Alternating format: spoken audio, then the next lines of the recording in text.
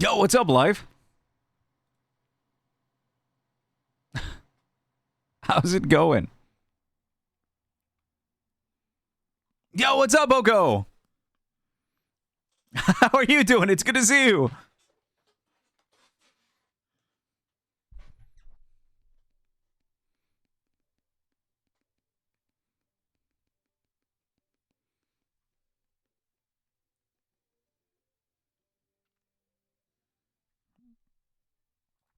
It's going, hell yeah. Now we're kicking back. Chillaxing today. Stuck at work again? Oh no. My god, Hoko, are you gonna stick around for a little Alan Wake today? Are you here to get woke?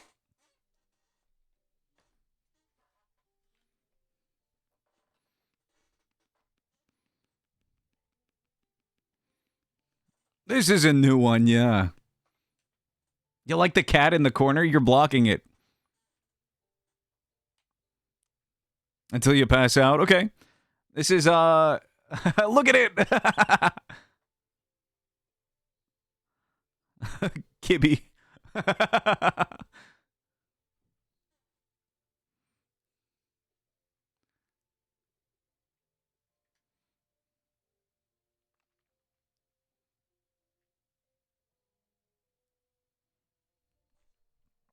This is so cozy looking in here. I love it. Yeah, no.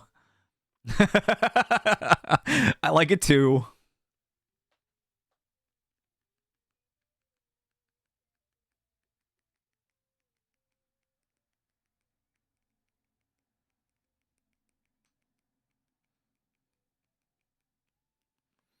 I'm already sweating. The heat has to go down soon. My god, it's fucking September. The heat has got to quit sometime soon. I swear to God. But yeah, like yesterday with Max Payne 3, we have a little bit of a prelude to get into.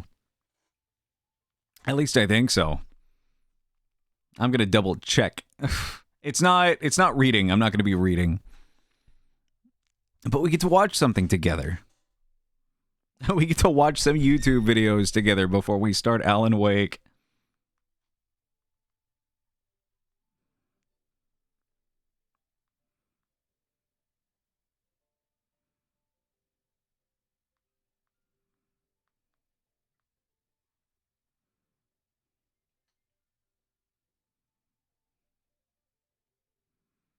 Kitty wants a pet. My cat wants a pet. No, she's eating.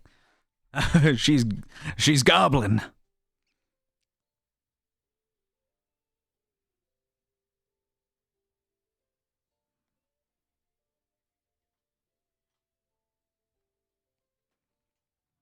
She's a man gobbler. I'm a cobbler gobbler.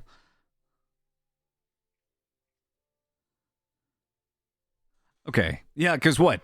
Back in 2010, when this game was coming out originally, the few weeks before its release, they would release small little videos, which eventually culminated into a little bit of a mini series that acts as a prequel to this game.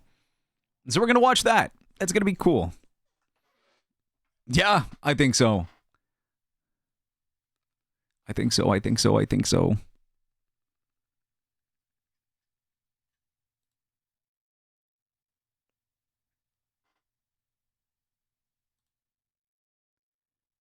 Um,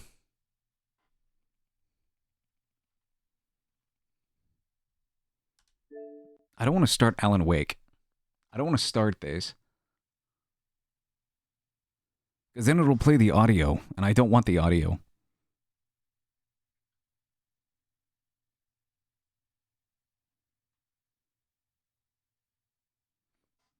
I'm already drenched.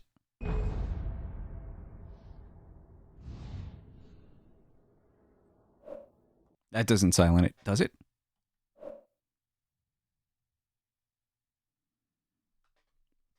I think it does.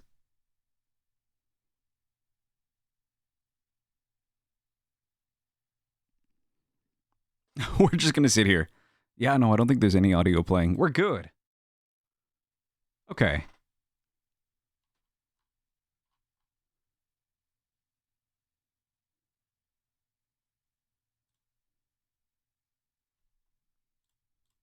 Sweet. Okay. Yeah, no, we're kicking it. God, it's hot in here. Holy shit. It's only been 10 minutes and I'm already drenched. Fuck. This sucks. Give me a second.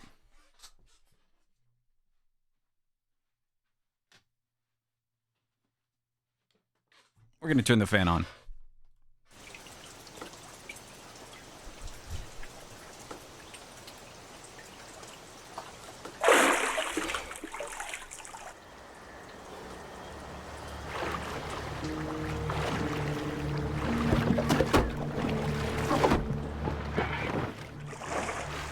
I hope you guys are doing well, though.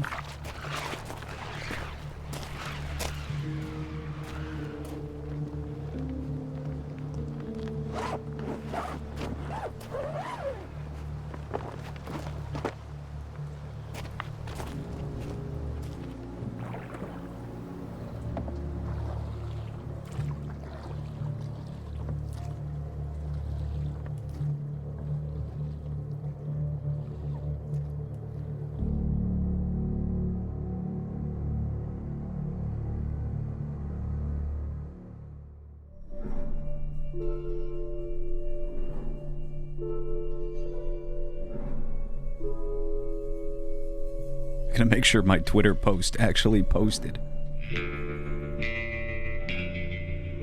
Oh, it did. Sweet.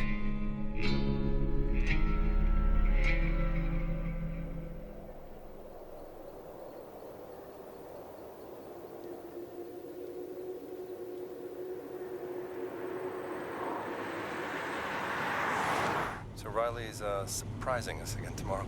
There's not going to be anyone left. I can turn on. Agreed. Turn on Jake? closed captions and see how accurate they are. You know Riley loves the book. I bet. Oh, and make sure to get him a signed copy. Are we done? Libby called again. Don't you Hold mean on a second, X? all right? No, fuck you! I'm running out of excuses. I gotta check my Zeet real quick. Hello? My Zeet's doing numbers. Sorry you had to deal with that. Have you been home? Come on, Hal. She, didn't know you were going to Bright Falls. Well, I guess she does now.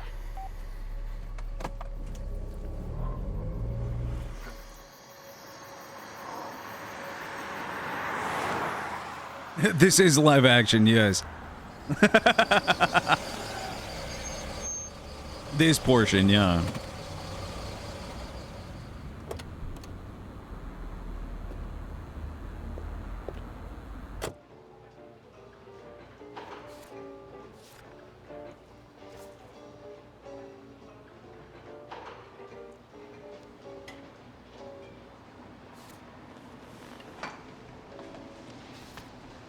So, what are you, a detective or a peeping Tom?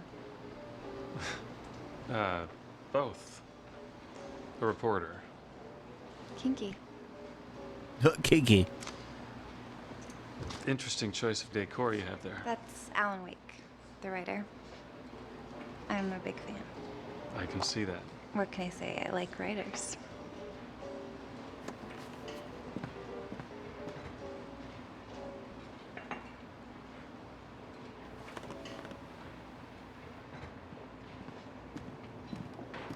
The fuck is that? Whoa, Oh my I didn't God. Order this. Happy birthday to you. Happy birthday to you. Sings happy birthday badly. Happy birthday. Happy birthday. Happy birthday. Happy birthday to you. Happy birthday.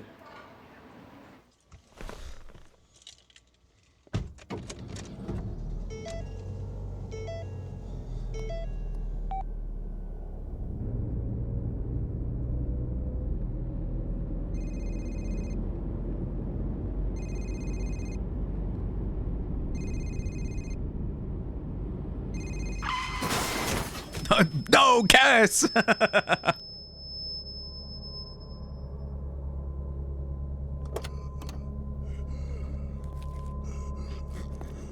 Holy shit, she's fucking dead.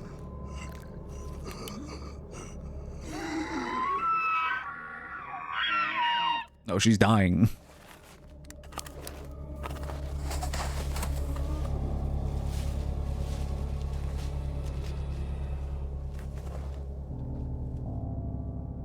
Oh, she's fine.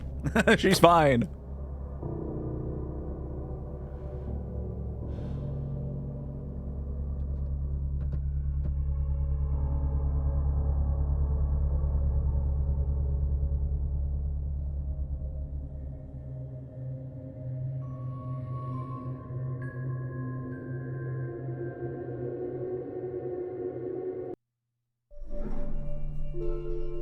We're kicking it. We got 6 5-minute videos.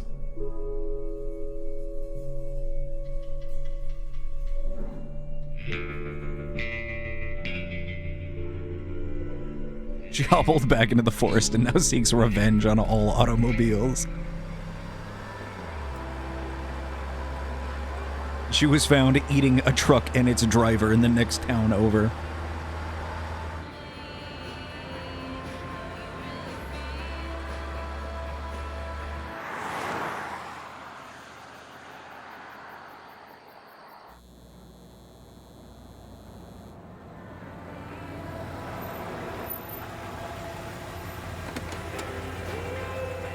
No one spared. The Eldritch Abomination. Cass, Alfredo, Anthony Fries.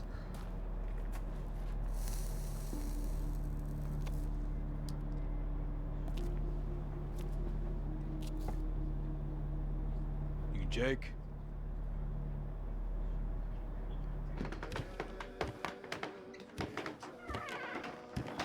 Oh my god, a child. Toilet backs up, jiggle the handle. Card machine's down, so it'll have to be cash. Let's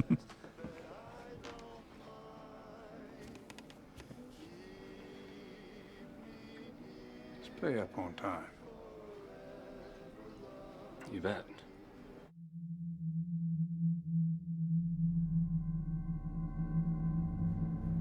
Is it always this quiet out here? What'd you do, get rid of all the critters in the woods? It's quiet ones you need to worry about.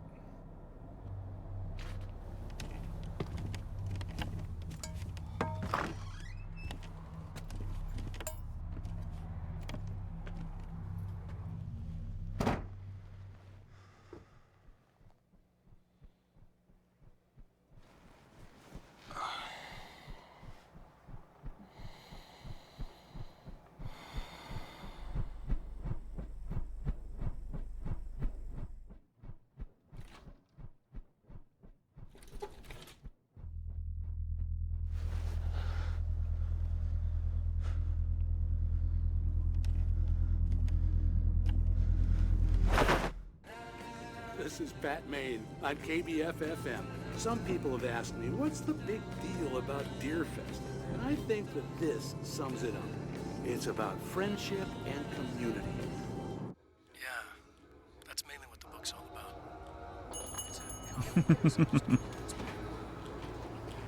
You're still here. Always. You ever sleep?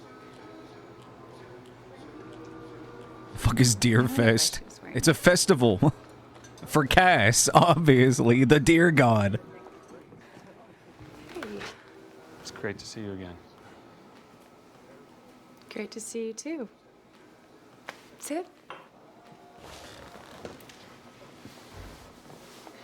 How are things? The same. Please don't ask me about the weather. How's Libby? Good. You know, the same. Well, which is it, good or the same? Forget it. Don't answer.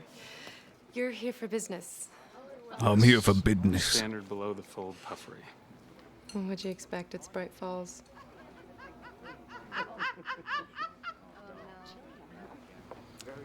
You know, I never figured out why you moved here. No, I guess not.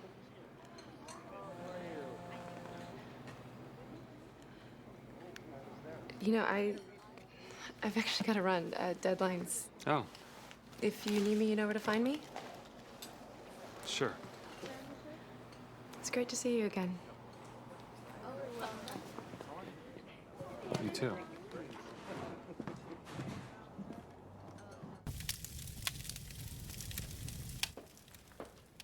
Hi. Jake Fisher, here to see Dr. Hartman. Go right in. Dr. Hartman, Jake Fisher. What have you got there? Oh, it's my camera. I use it to record interviews, if that's okay. You're a writer, aren't you? Yeah. So, right?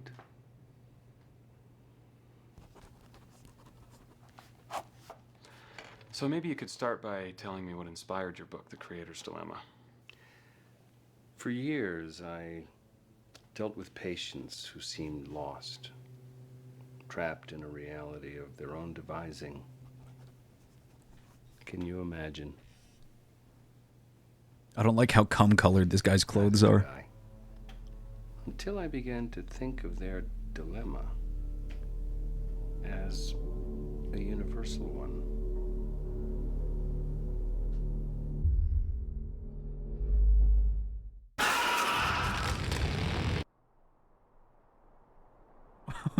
Wow.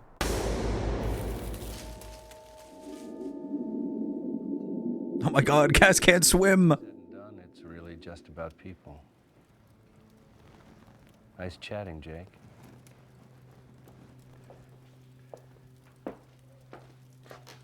If you need anything else for your article, let me know.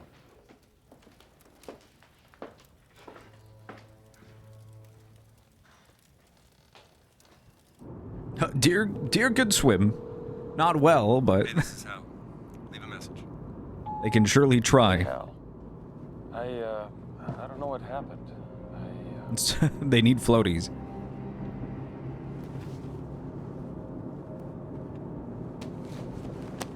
It just reminds me of that picture of like a deer at the bottom of someone's swimming pool.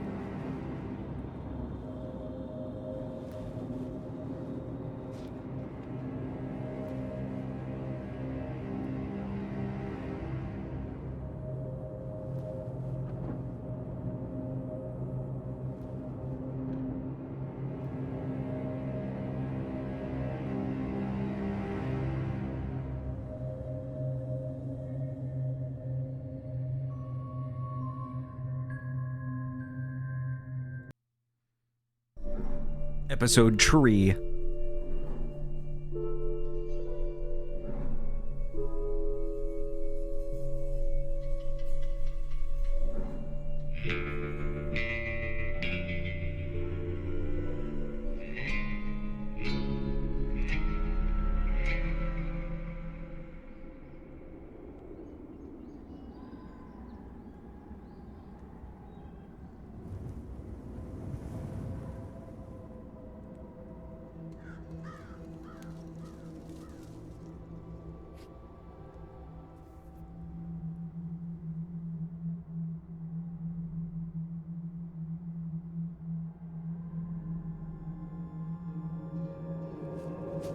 Hey, wait!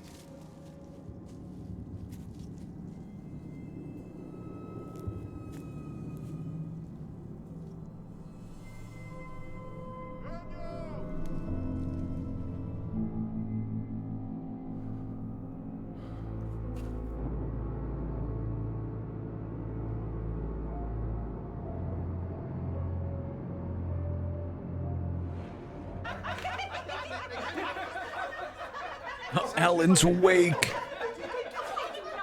God, I can't wait to get woke. Hey. Hey, can I talk to you for a second? Sure. Somewhere private? Okay. Didn't Hartman say anything? I don't think he knew. And this morning, I woke up in the woods, and my arms were just all covered in this, like, red mud. So what do you think happened? Making pottery in your sleep? No, I woke up in the woods. Listen, sometimes staying out here just gets into your head. I'm done with this story. I know. He got lost looking for the outhouse. Call me if you need anything. Would you ever live in a small town in the middle of the woods like this? You know, you're right. When you're done with your story, you really should go. Get back home. Clear your head. That's why I came here, El. I think you should leave.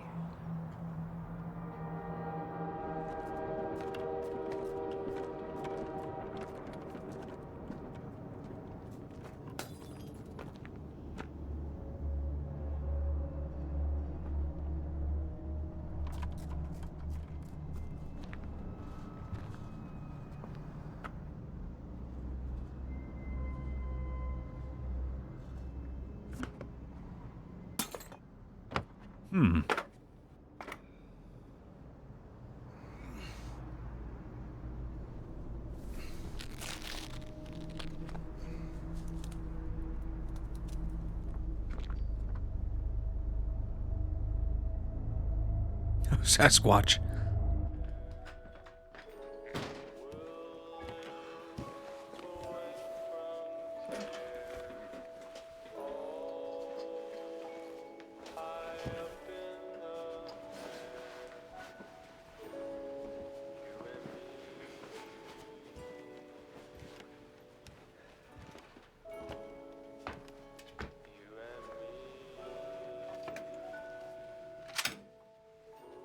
It's got a plug.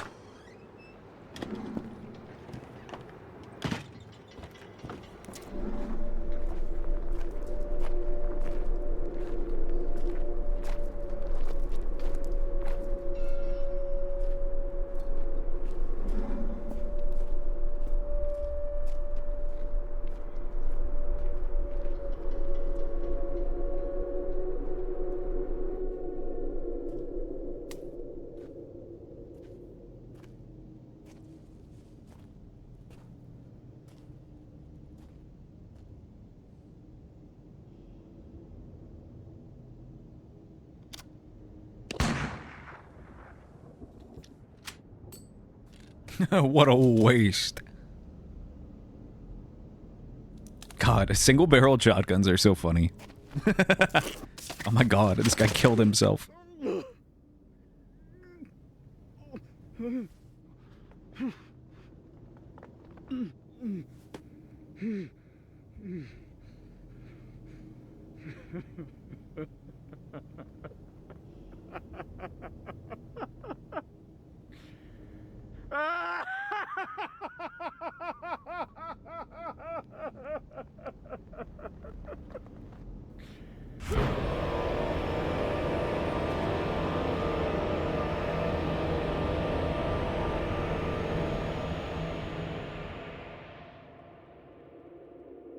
Ah, the Canadians got him.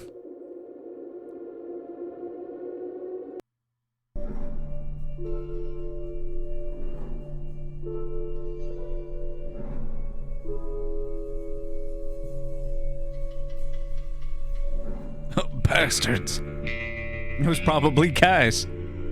Cass was hungry.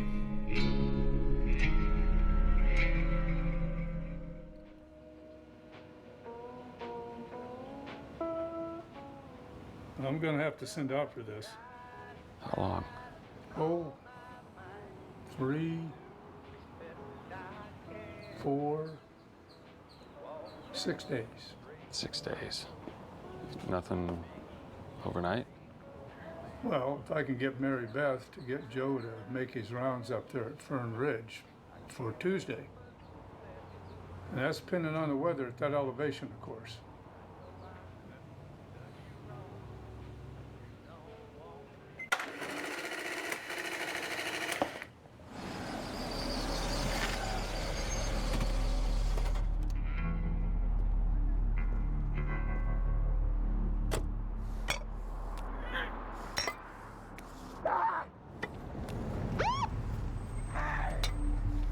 Oh my god. That looks like a normal resident from my hometown.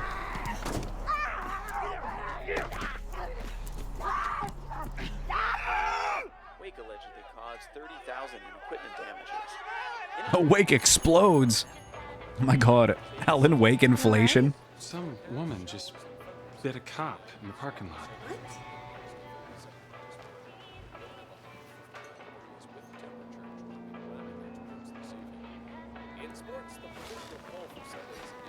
You don't look so good, Jake.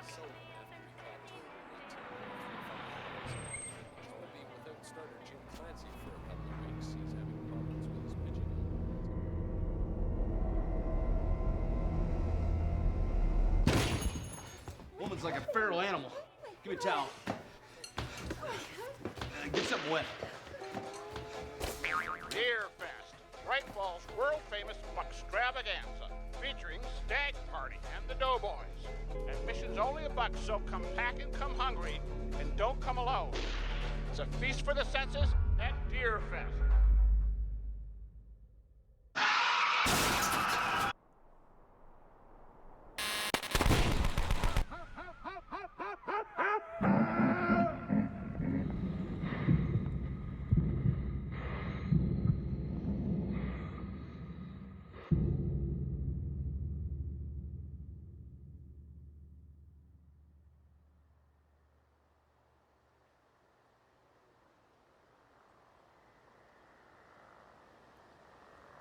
Gah! Now that's a gah moment if I've ever seen one.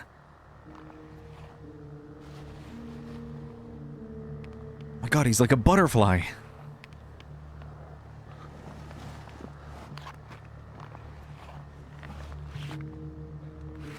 Oh dear. Boo!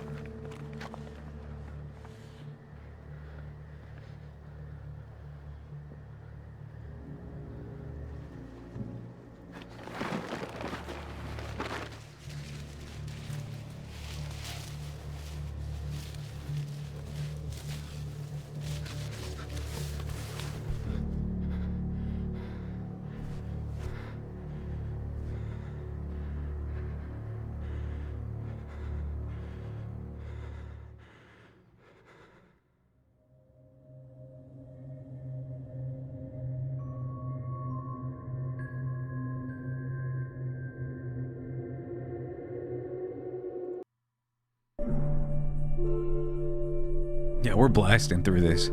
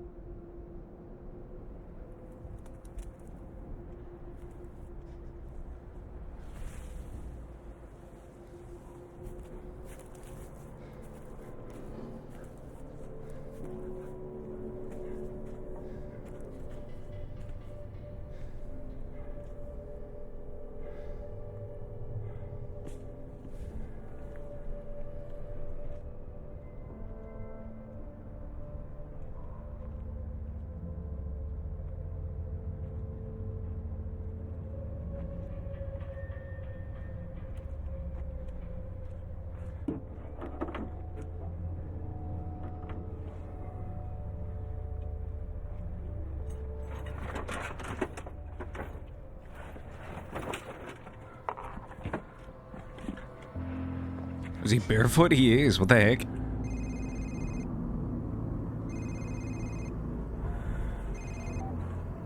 Jake, how we doing? I'm fine. Fine. Your message got cut. Everything go okay? Yeah, too bad. Oh, you get the book signed for Riley?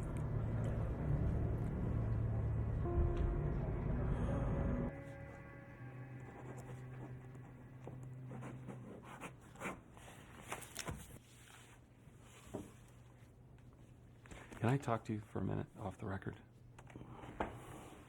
Of course. Since I got here, I've been blacking out and waking up in really strange places. What kinds of places? The woods, the lake.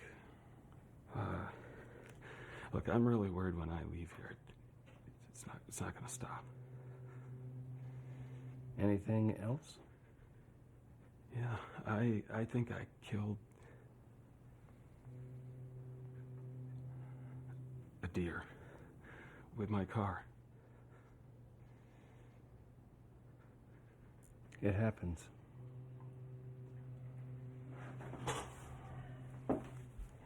May I? Oh my god, he's gonna dig his eyes out with his thumbs. You know, I help people with problems, just like yours. Stay with us. What the hell is that thing? Just a light.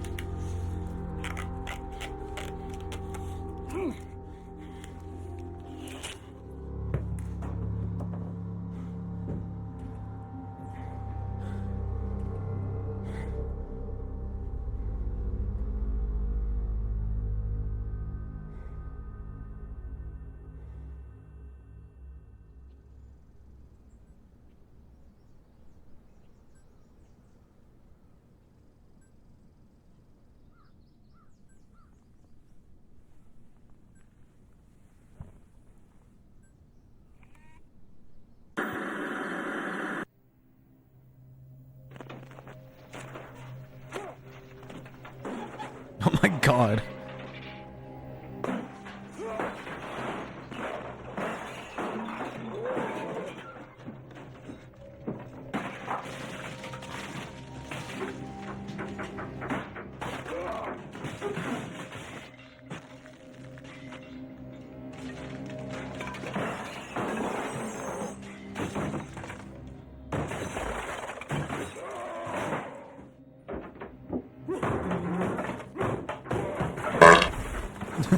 Shits himself.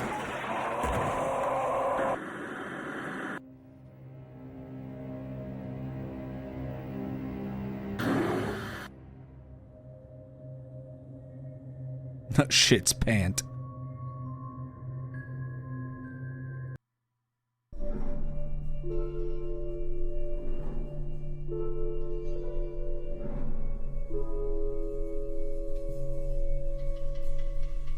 He turns into a fucking werewolf. Dr. Jekyll and Mr. Hyde style. And then he shits his pants.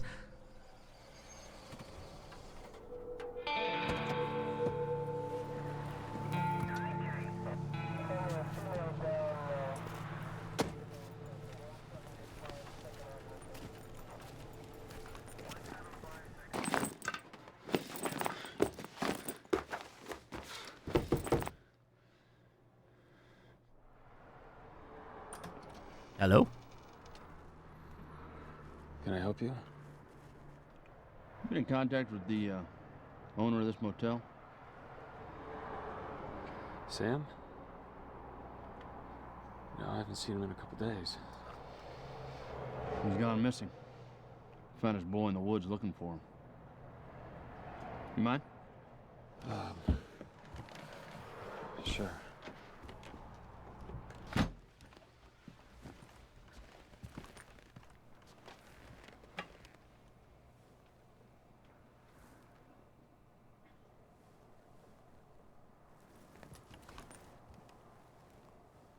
Well, in this particular. Well, I'm from the city, you know, and it's gonna sound kind of stupid, but I left the door open last night, and some kind of wild animal must have came in here.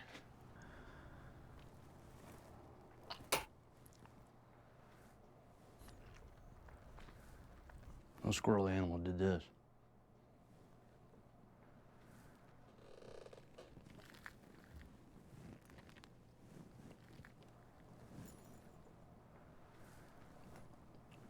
You Here's the markings. What I'd say is a 14-point stag. Yeah. See the pattern? Cut and buck. Horn-rimmed entry points. You get a trophy deer here. You know that? Imperial. Would have fetched old Sam a hell of a prize. Yeah. It's too bad he flew the coop. Probably on some bender. He's got a bad habit.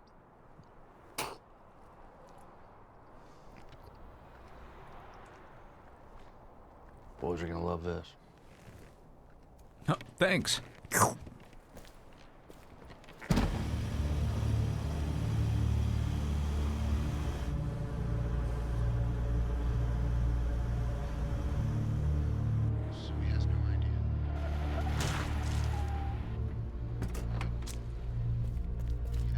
What's I wrong? need help. Come with me. You have to tell me what's happening. Just drive.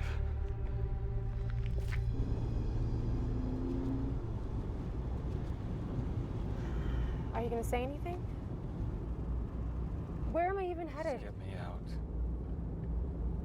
That's it? You just needed a ride out of town? Why did you even come looking for me? You could have just driven yourself. No, I couldn't have. I'm not in control. What does that mean? He shits his pants again. Jake! É somente pra você. Eu vou embora pra te seguir. Vou embora, coração. Eu vou embora pra te seguir. Pra que serve a minha paixão? A minha paixão.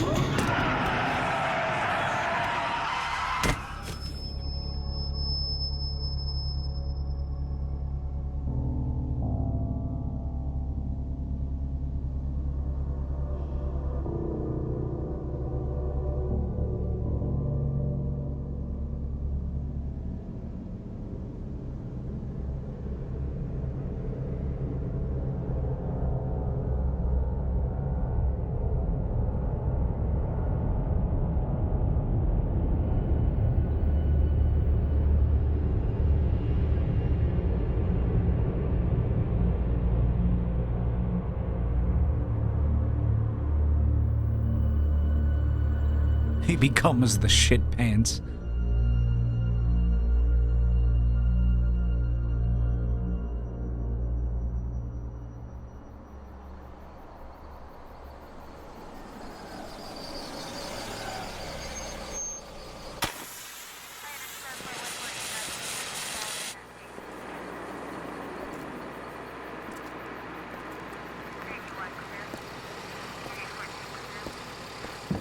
It's our boy! What happened, officer? Some guy missed a turn here. Probably a deer or something. Just be careful through this next stretch of road. Okay, thanks.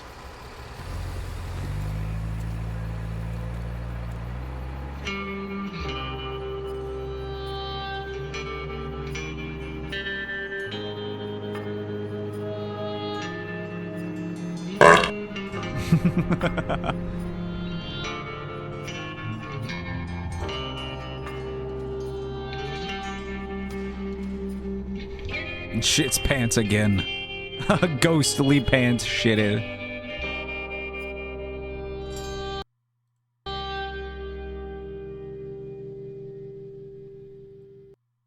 Okay, cool.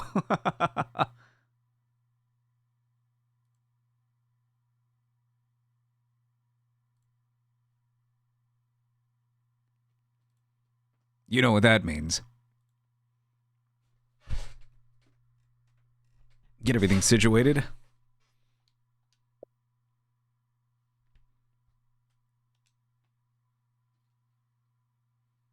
We're good to go.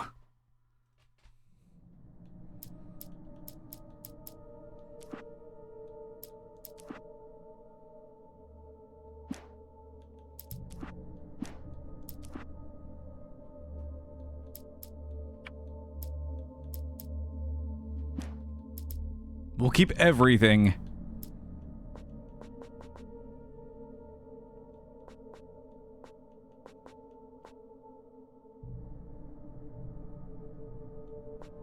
We'll keep everything, but we'll turn off the motion blur. Oh, we'll try it with the motion blur. If it's awful, you know what we're doing. On normal mode. Stephen King once wrote that nightmares exist outside of logic, and there's little fun to be had in explanations. They're antithetical to the poetry of fear. In a horror story, the victim keeps asking why, but there can be no explanation, and there shouldn't be one. The unanswered mystery is what stays with us the longest, and it's what we'll remember in the end. My name is Alan Wake. I'm a writer.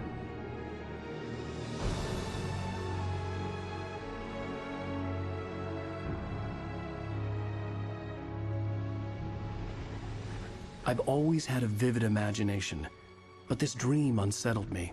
It was wild and dark and weird, even by my standards. So yes, it began with a dream.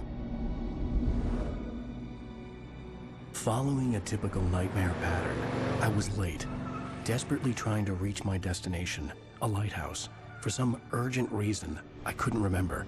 I'd been driving too fast down a coastal road to get there. Damn, shit's pants. I'd seen the hitchhiker too late.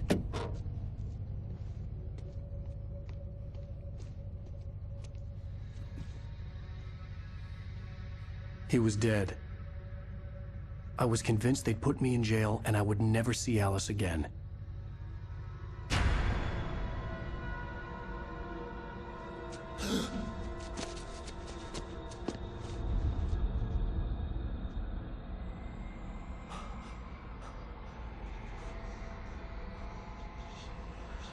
Suddenly, his body was gone.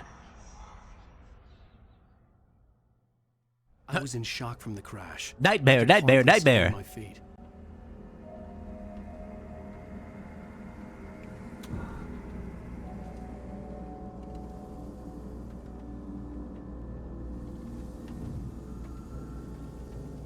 No. We are turning this down, though. Holy shit.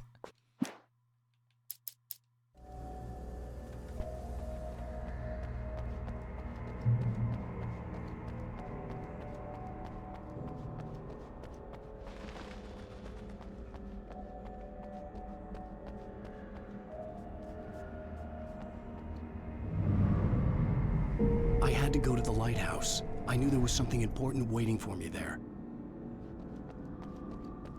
Okay, but what about here? The bridge had collapsed. Coffee. I'd have to find another way to the lighthouse. 100 coffees? That's a lot. That's a lot of caffeine. That's a lot of bean.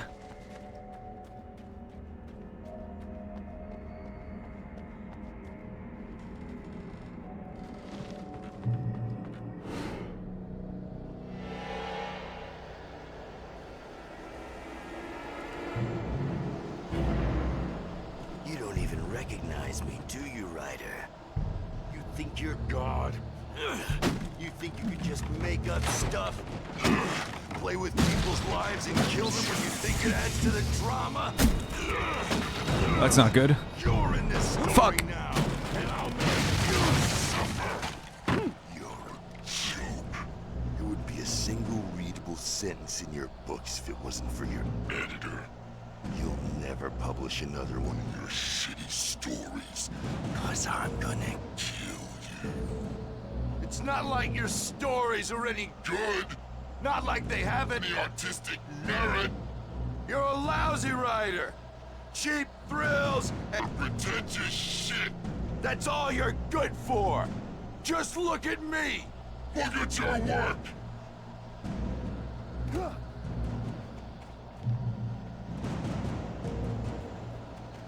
A normal writer's nightmare. Exactly.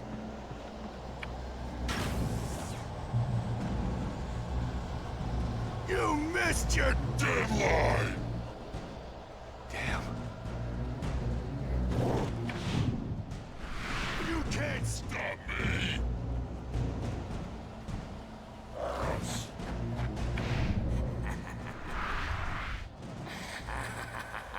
I realized that the hitchhiker was a character from the story I'd been working on.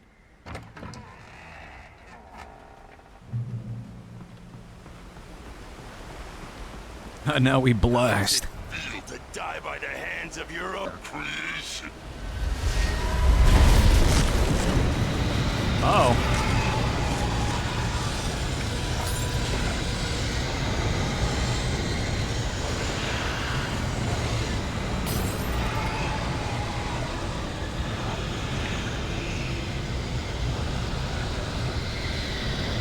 He's tired.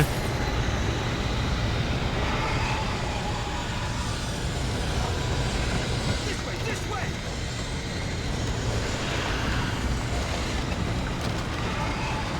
Hurry!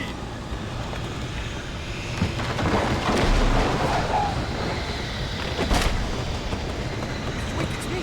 Clay Stewart, remember? Quickly, get inside! There's no time to lose! Mr. Woke! Oh no! Stop! No! Damn it, die! No! No! No!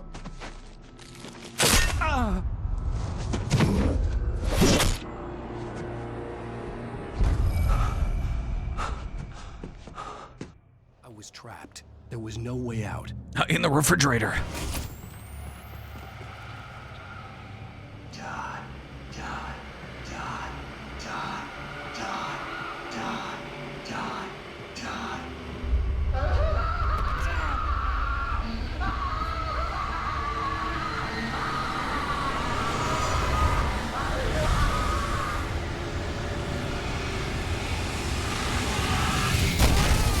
cabin was a death trap. I had to get out.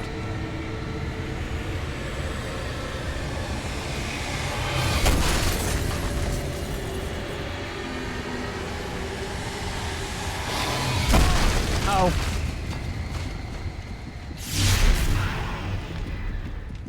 Follow the light.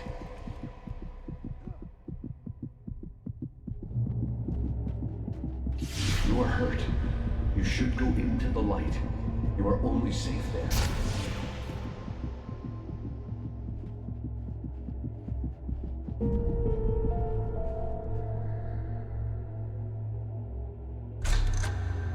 Well done. I have something important to tell you. It goes like this. For he did not know that beyond the lake he called home lies a deeper, darker ocean green, where waves are both wilder and more serene. To its ports I've been. To its ports I've been. Do you understand? No. Follow my light. No.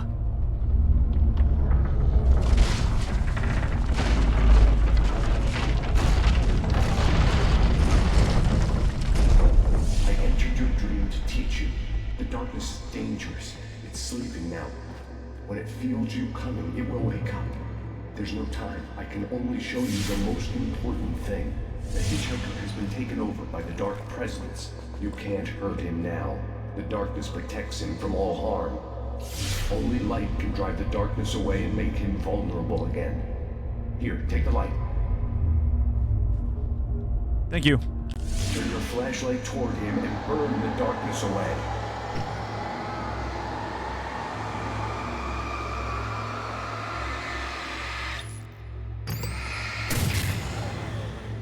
You did it. Now the darkness no longer protects him, but it's still inside, controlling him. He can't be saved. He's still a threat. He is still your enemy. Gun. Here, take the gun. Now you'll die.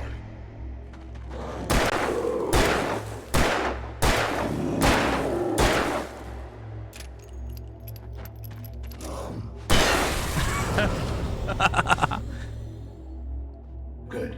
You've done well. Remember what I've taught you. That is all. I will give you back your dream now. I forgot this game has panic reloading. In the nightmare, a terrible darkness was taking over the world. The lighthouse was the last safe place on Earth.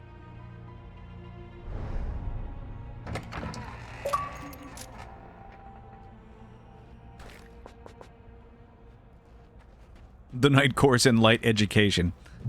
Funny. You made me this way, and now I'm gonna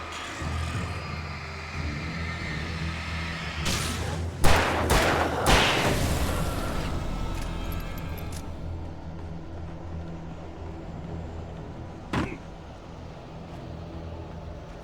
This is it, Ridge.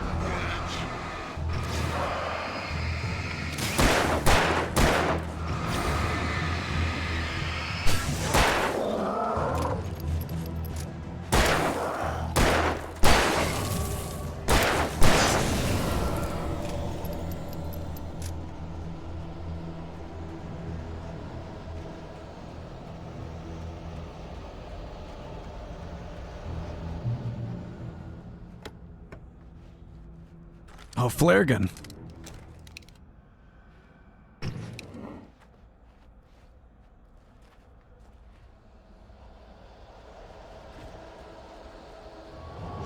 Dead, just like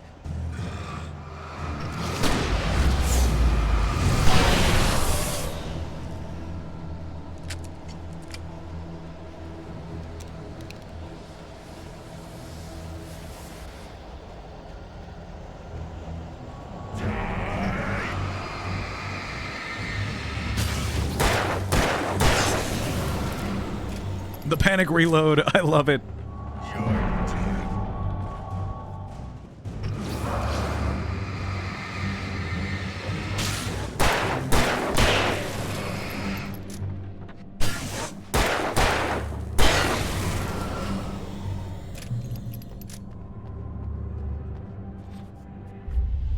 I can keep this up forever.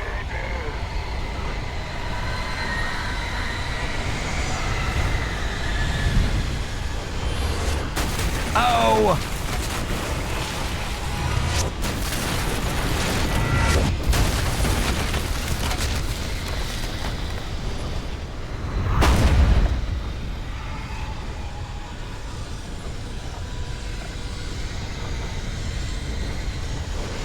Coffee! Thank you.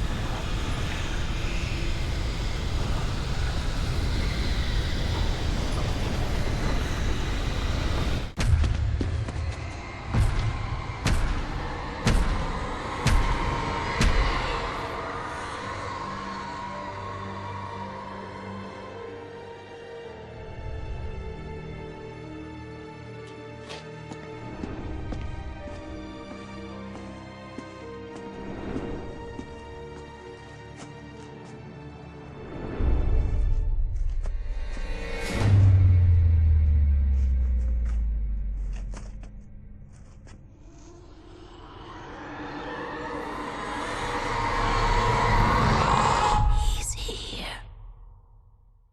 Alan, wake up. Shh, baby. Just another nightmare. Everything's fine. You dozed off. Right. Anything more than dozed off would be news for everyone. Cheer up, handsome. We're here.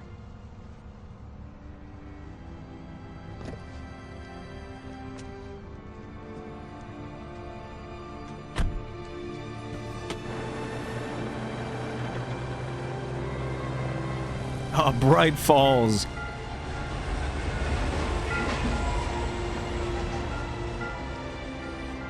I wonder if they have a deer festival going on right now.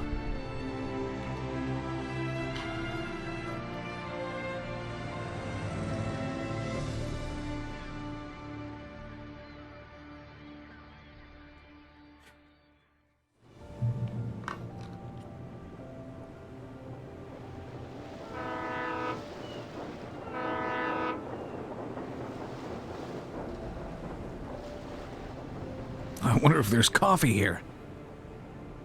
Let's act like we're on vacation. Go stand next to that old gentleman there. I want a shot of you with the town in the background. Give me a second.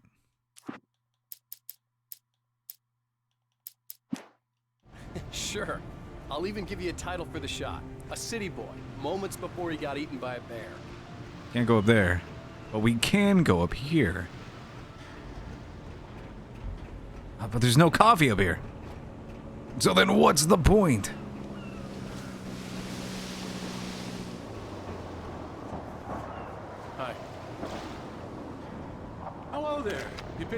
time to visit our town. Deerfest is just 2 weeks away. Deerfest, huh? Did you hear that, honey? You have a lovely wife. If you don't mind me saying. I'm Pat Maine, by the way. Nice to meet you. Pat Maine.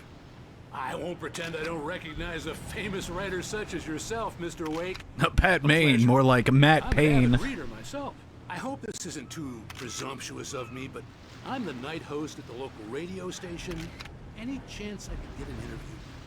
Look, Mr. Maine, I'm on vacation. In fact, I'd appreciate it if we could keep my being here just between the two of us. I'm sure you understand. Fair enough. You can trust me to be discreet. Not a hard man to track down if you change your mind, though. I hope you two have a lovely holiday.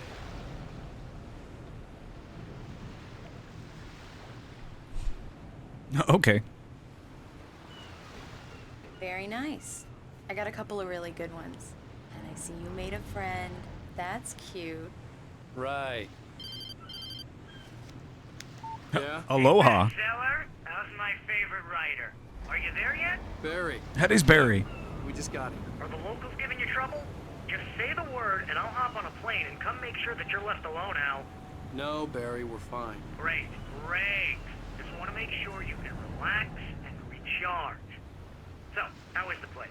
Has it gotten your creative juices flowing? Barry, we're just settling in. Okay, Al. I'll call back later to make sure you're doing okay. And you Oh my God, look at that big deer. problem, okay? Okay.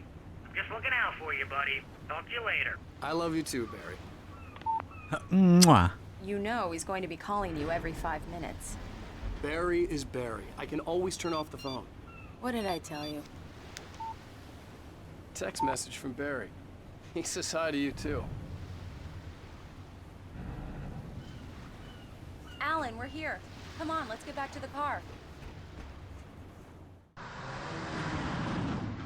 We need to stop at the local diner to get the cabin key from the landlord, a Mr. Carl Stuckey. He's waiting for us.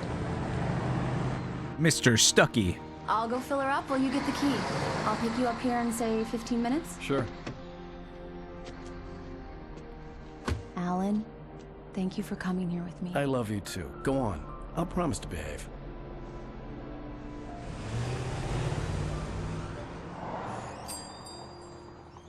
I'd forgotten there were still places like this. Towns where everybody knew everybody. Welcome to the Oh Dear Diner. Hi, I was wondering if you could help me. I'm looking for... Mr. Wake. Alan Wake. Oh, God! I am your biggest fan. I know people say that all the time, but I really am. I'm glad to hear that. Rose. Rose, I'm looking for Mr. Stuckey. Carl Stuckey? Carl? Oh, of course, Mr. Wake. He must have gone to visit the restroom. He'll be back in a moment. I can't believe it. I see coffee. Books. I got the cutout from the bookstore when they took it out of the window. And you keep it here. Well, okay. Good for you.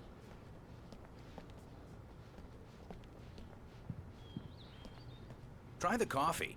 Just don't blame me when you fall in love, 'cause it'll break your heart when you have to leave. Rusty here is no longer human.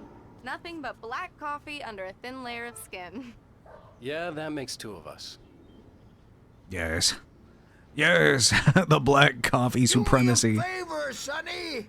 I could really use a tune right now. Coconut, number 6 in the jukebox. I'd do it myself, but both of my legs have gone to sleep. Bad circulation. Yeah. Are you serious? Coconut again? You disgust me.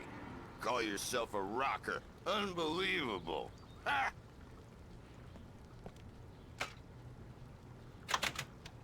You put the lime in the coconut. Drink them both up. Just because we're brothers, don't It think does I that. won't Get murder stuck. you in your Yeah, sleep. you need to give it a good solid whack. Yes, that's my favorite tune. Coconut. Now that's what I'm talking about. Yes. This is it. I've died and gone to hell. Fucking DiMaggio. Coffee.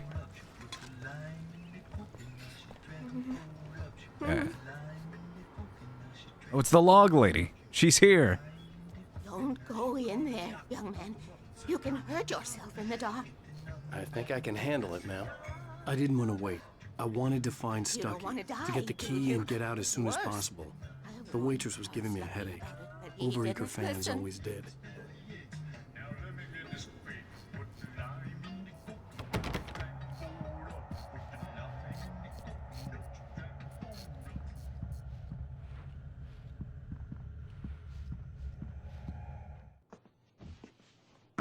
Hello?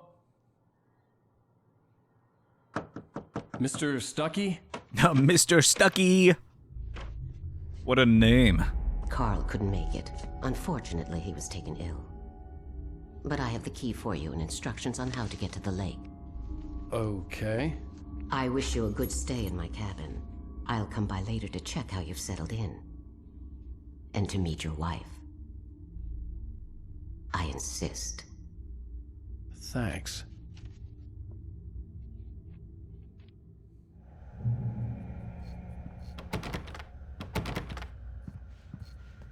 Cauldron Lake is a special place. Very inspiring. Thank you. You got lucky this time, young man. You can hurt yourself in the dark. This really ought to be fixed, and then I must remind Sarah to change the lights at the station. It's been too long already.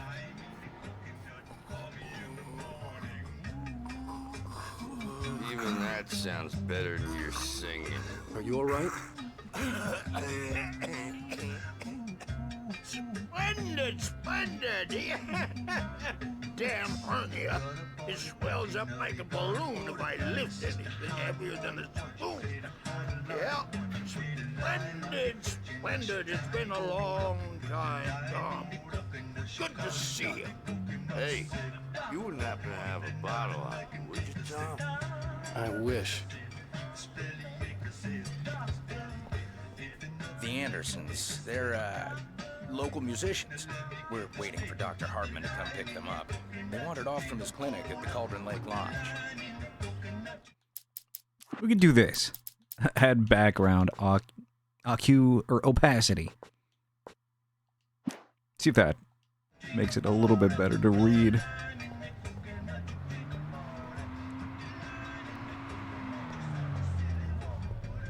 No more coffee for me. Back to work as soon as Dr. Hartman gets here, Rose. Oh, but I'm not. It's a little bit better. Half? Looking forward to the poison we have at the Park Cafe. That's pretty good. Bye, Mr. Wake. Goodbye. Mission accomplished. The key and the directions. My hero. I got some flashlights, just in case. Hey, wait! Mrs. Wake! Your keys! Oh. That diner was a real nut house.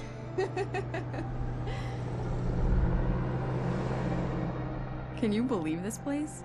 This would make a wonderful setting for a book. We're supposed to be on vacation, Alice. I'll figure it out when we get back home. Okay? Okay. We can talk about this later. Bad man here on KBFF. I didn't want to talk about it. I wanted to bury my head in sand. Here's another one of my favorites to go with it. Once upon a time, I was a successful writer, but that was a long time ago. I hadn't been able to write a word in 2 years, not since my last book. And now the weather. It's gonna be a clear night, so you folks in the big city might want to look up every once in a while. See those stars winking down at you? It gets pretty dark out here, but they'll light your way.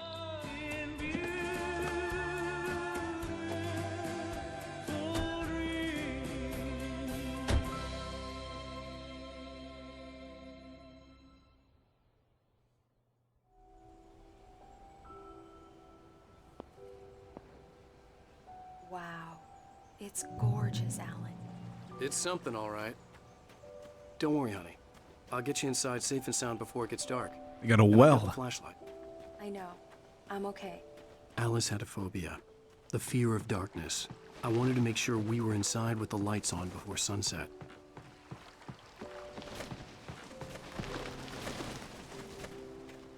Bird Leg Cabin. Okay, but did anybody leave us any coffee outside by any chance?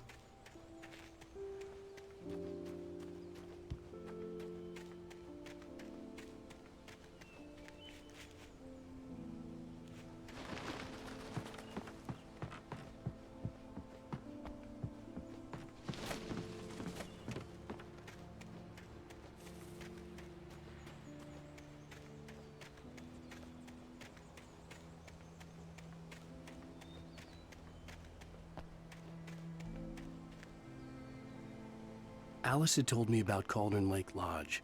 The old building used to be a hotel, but these days it was no longer open to the public.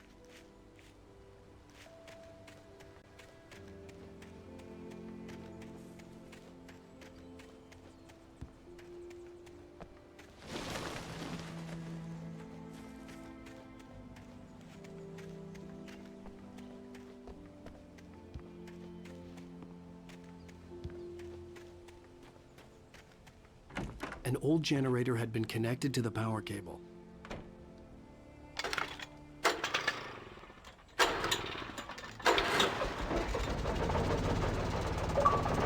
Nice. The lights are on. Good work, honey. I'll freshen up a bit and start settling in. Okay, I'll look around a bit. Sure thing. Have fun. The island had one. It was a beautiful place. I told myself I could rest here, sleep here, and forget about my work.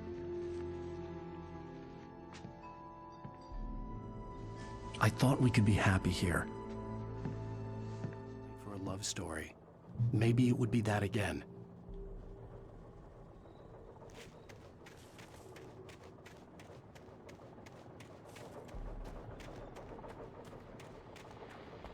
A cellar.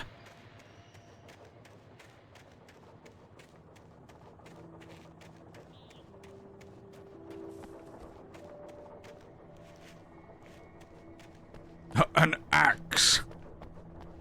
I'll bend my bow to your will, sir. Ooh.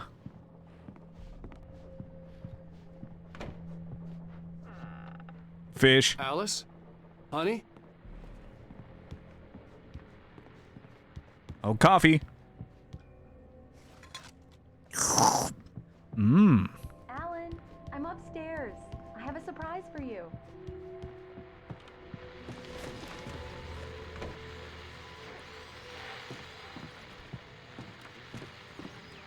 The Deerfest guests have already started to arrive. Just ran into one on the ferry.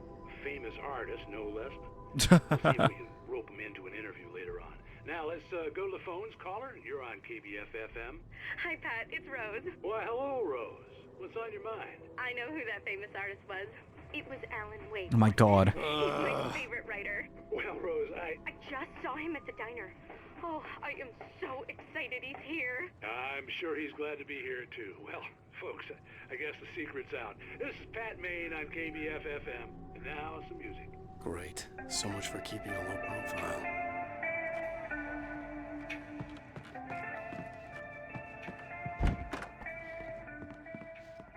Is there a TV in here? Alan, come here, Slowpoke. I'm waiting. Oh my God. Ah, pants. You know what that means. Surprise! Alice? What is this? I guess I have a small confession to make. I thought maybe you could write here that a change of scenery would get you past... Damn it, Alice. Everyone keeps... Hey, just hear me out. There's a local doctor, Dr. Hartman. I read a book of his. He has a private clinic here. He specializes in helping artists. Maybe... So now you want to get me committed? No, it's not like that. That's not... Alan? Alan? Just don't! I don't want to hear it! God damn it, Alice! God damn it! I knew she wouldn't follow me in the dark. I needed some time alone to think things through.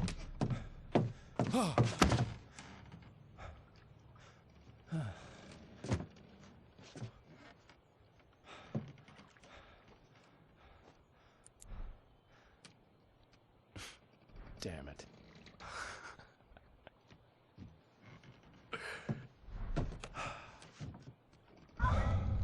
Alice? Alice? Alice! The cabin had gone dark. All the lights were out.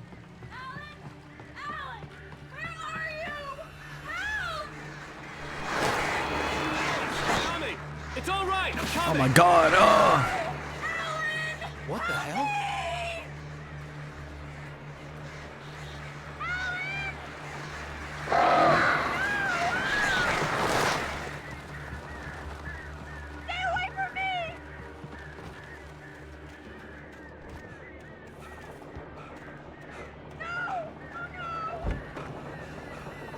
The generator's not out.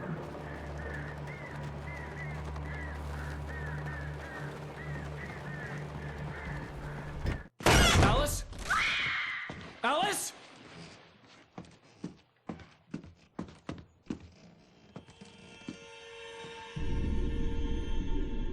Oh no!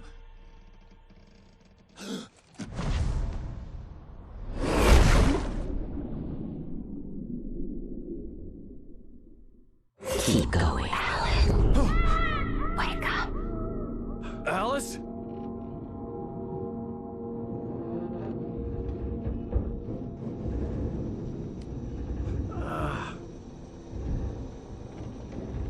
Waking up in the crashed car felt like I had woken from one nightmare and entered another.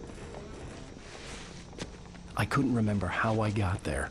All I knew was that something terrible had happened to Alice. The phone was dead. I'd have to find help on foot.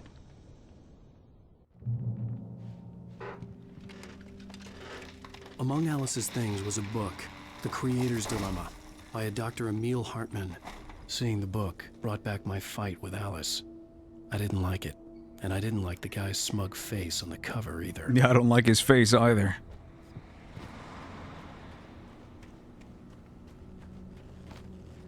The gas station was my best bet.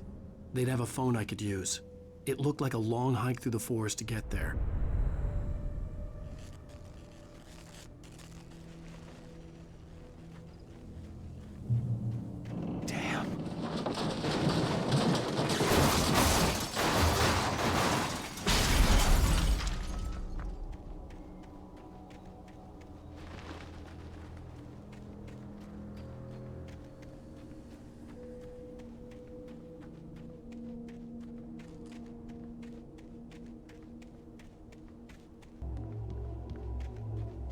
Hello?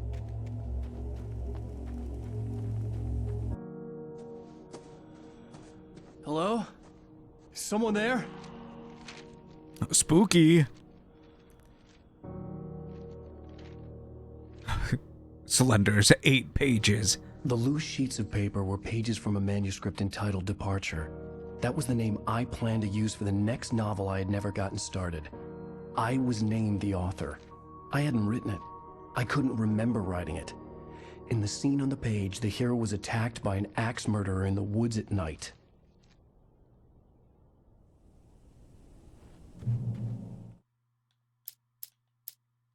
Departure by Alan Wake. The man turned to face me. His face was covered in shadows. It was hard to make him out in the darkness of the forest that surrounded us, but the axe he lifted was plain to see. It glistened with the blood of his victim. He grinned madly. The shadows were alive, distorting his features. It was a scene from a nightmare, but I was awake. He was Alan Wake.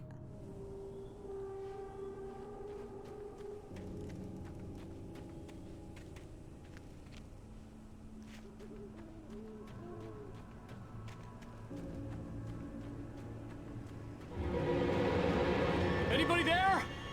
Please, I've been in an accident.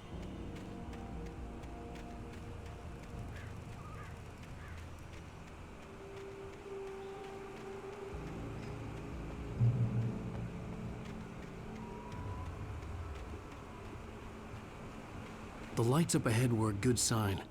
Maybe I wouldn't have to hike all the way down to the gas station to find a phone.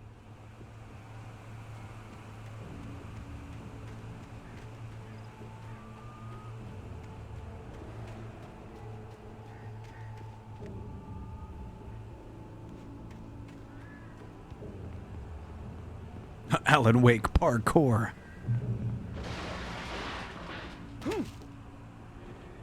Anybody there? Please, I've been in an accident.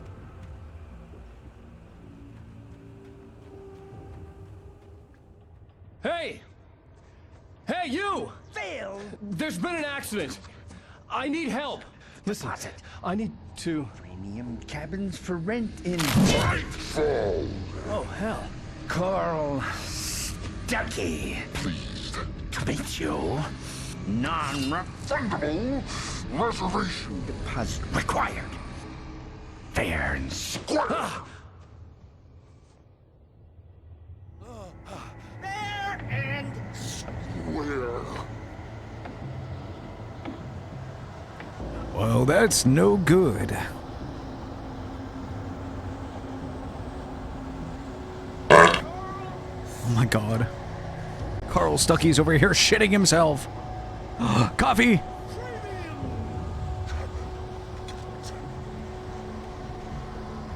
That's what happens when you drink too much coffee. You absolutely shit yourself. Oh my god.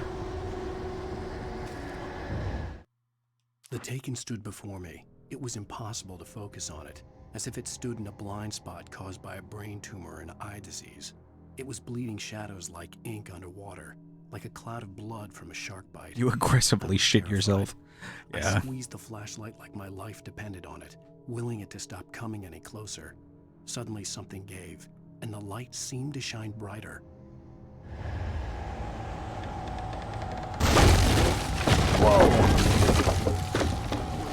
Oh, that was close.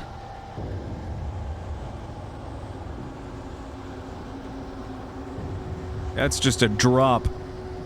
That'd be funny if I just jumped to my death.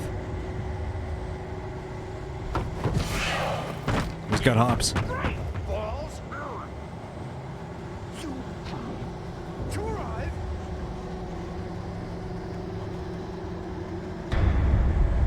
You lose. Shit. Deposit.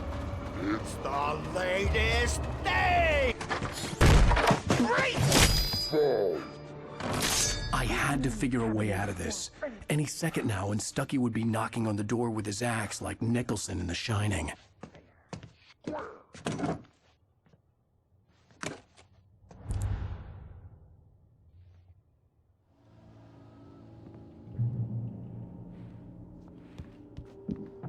During your trying walking, it's the latest thing. Yes. In Right ball, Sheriff Station. Only a... proven. Hello? Oh, fuck. One stone. This is bad.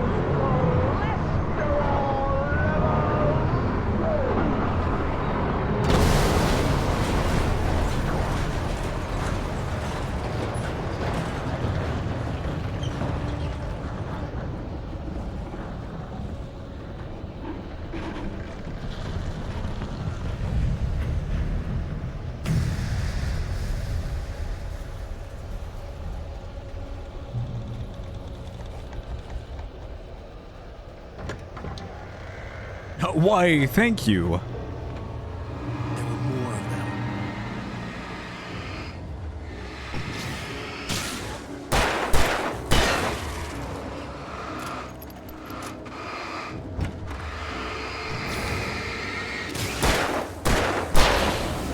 My head pounded with the concussion. I'd never fired a gun outside a shooting range, and now I just killed someone. Or something. There were no bodies. They just disappeared.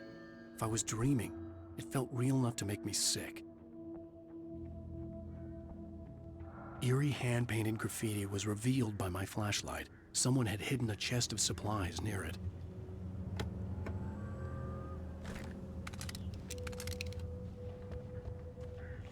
Nice.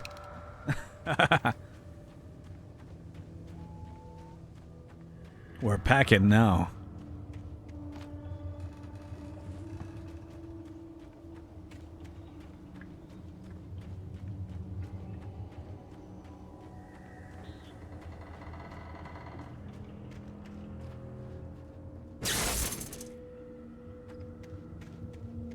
The dark forest was the last place I wanted to go, but I had no choice. I had to get to the gas station. It's rabbit season!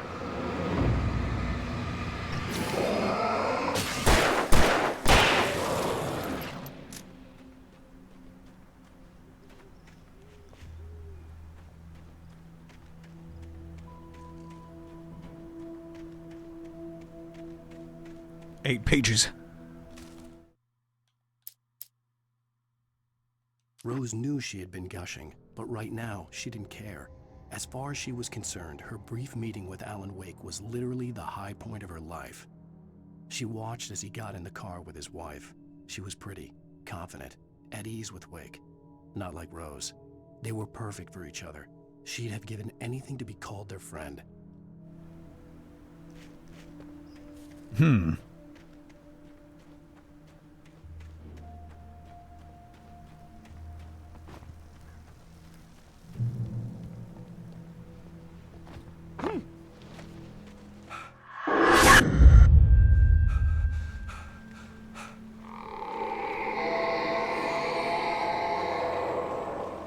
What the hell was that?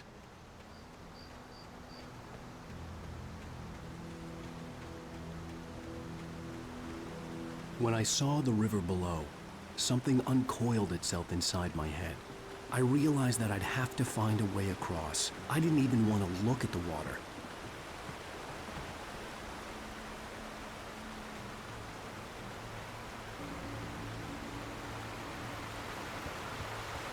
Coffee.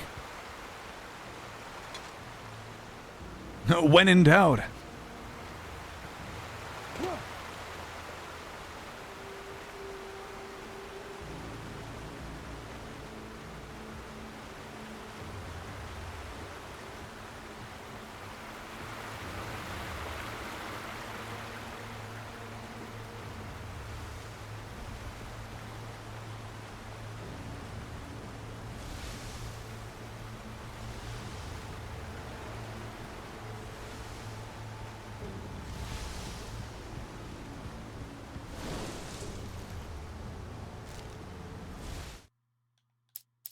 Barry Wheeler was bouncing off the walls.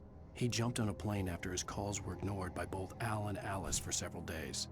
It could mean that they were both on a second honeymoon, but Barry didn't buy it. Al had been way too unstable for that, not sleeping, messed up.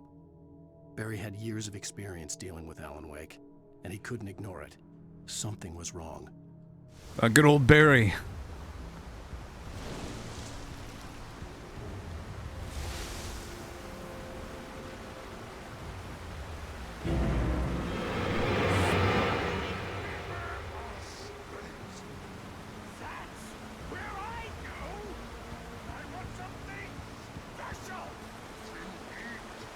Stucky was still out there, in the dark, stalking me.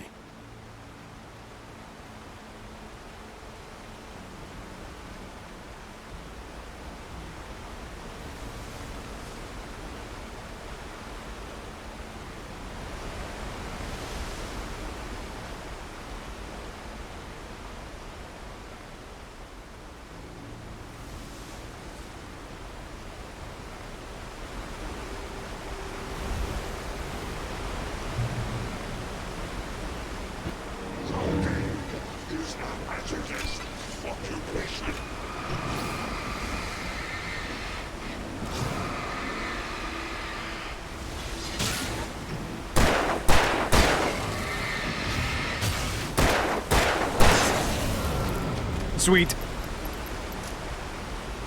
God, the atmosphere of this game is so good.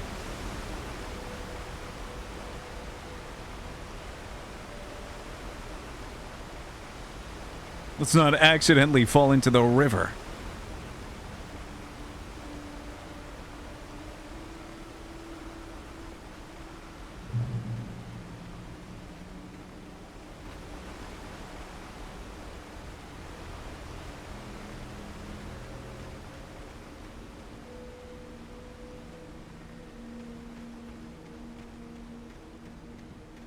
Yo, what's up, Beach? It's going well. We're doing just fine. The staircase was broken. I had to make my way. How are you doing? It's good to see you.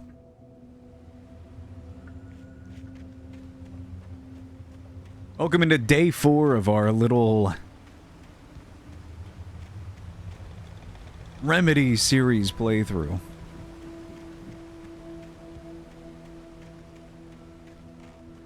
We're getting awoke. There's nothing here. Been on a diet for about a week and I've lost 6 pounds so far. Nice! Yo, that's awesome. What kind of diet are you rocking?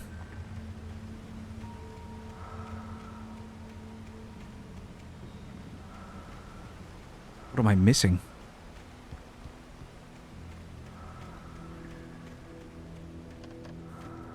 Oh, there's a ladder here.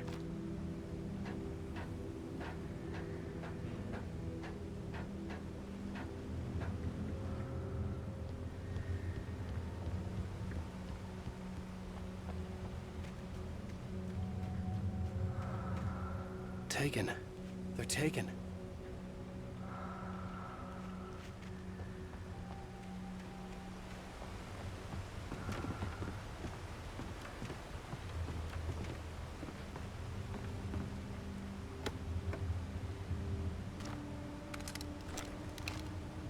My god, we have so many batteries now, it's not even funny.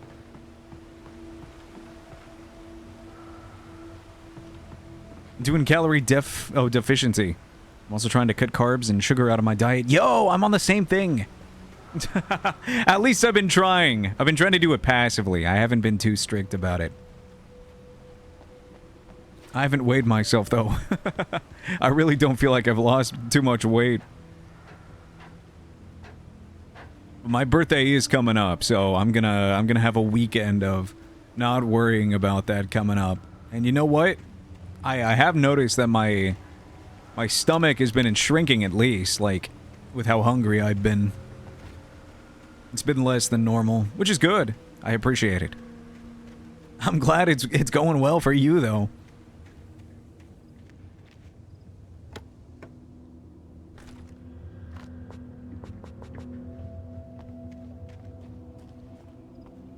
I couldn't stay here.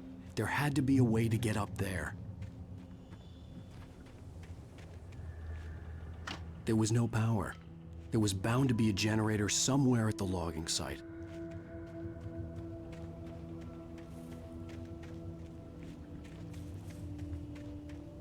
Hell yeah. Okay, but what's up here?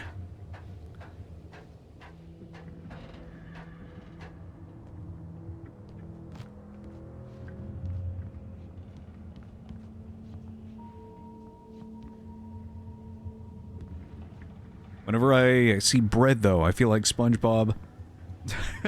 I'm not a big bread guy. With all this forestry equipment around, but it is what it is. Something I could use to reach the top. I could go for a good roll every now and then, you know. Sure. Like a sandwich roll. Or whatever. I don't trust that.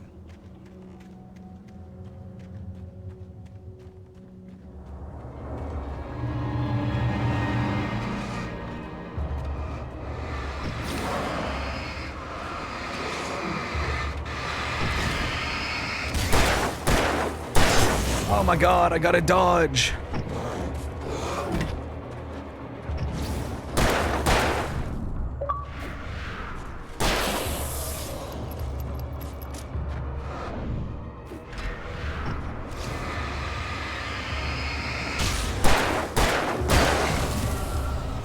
We're doing well. Nice. They didn't stand a chance. Okay, but what's in here? Coffee? Oh my god, a shotgun. Don't mind if I do.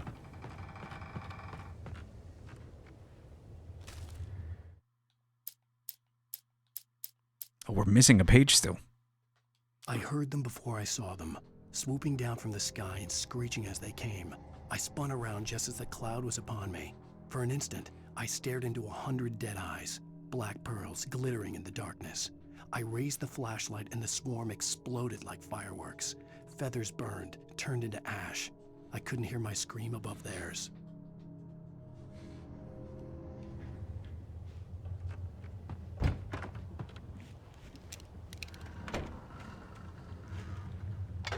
Start that shit.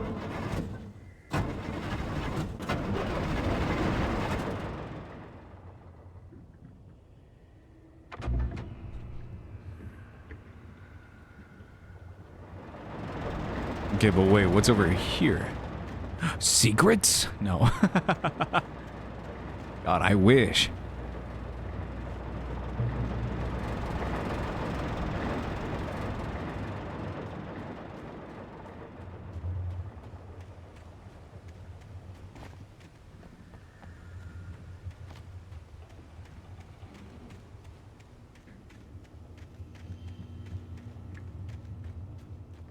Oh, there's coffee over here.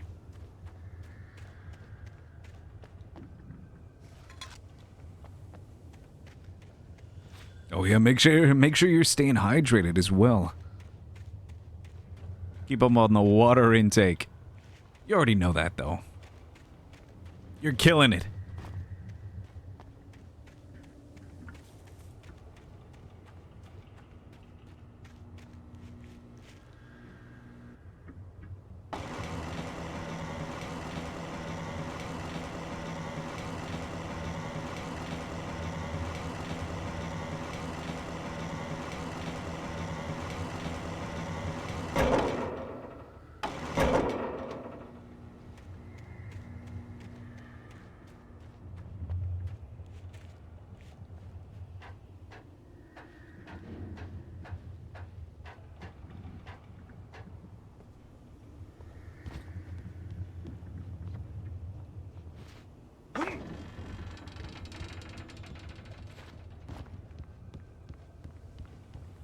Nice dodges. Right.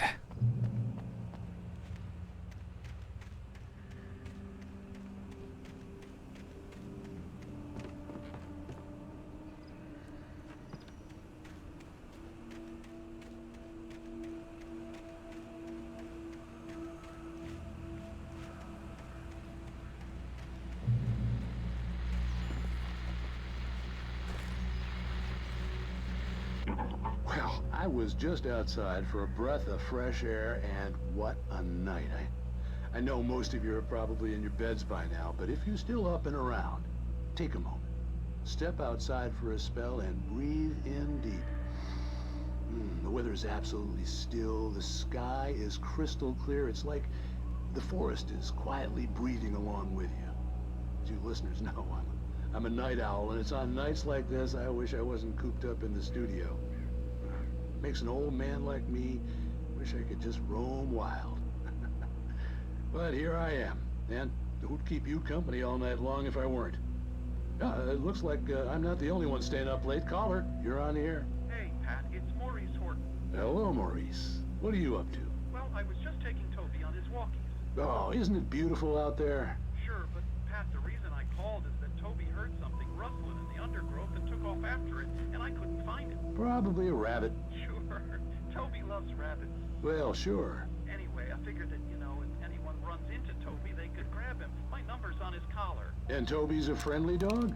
Oh, Toby loves people. Usually he comes back, but we were pretty far from home, and it sounds like he went pretty wild there. Great dog, but he's just too dumb for his own good. Well, Maurice, it's out there now. Hope Toby comes home soon. Yeah, thanks, Pat. You have a good night now. While I was at work, a random guy asked me if I could buy their groceries for them because they had a frozen pizza in their hand and a pie, and I said no. But I'll take those items that you're not going to... Oh, I'll take those items. You're not going to buy them. And I took the food away from the guy. I was thinking to myself, the fuck? That's funny.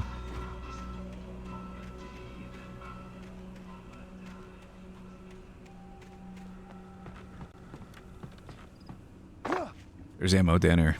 I'm not gonna miss it. Don't mind if I do.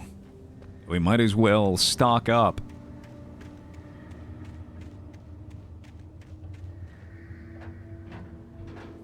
But yeah, no, I gotta want some. Honestly, I think I'm just going to just really cram on the diet and the calorie deficiency stuff and avoid everything. Like carbs and sugars and stuff. until my vacation. And then I'm gonna go hog wild. And then come back and just get right back on it pretty casually. That's kind of the plan.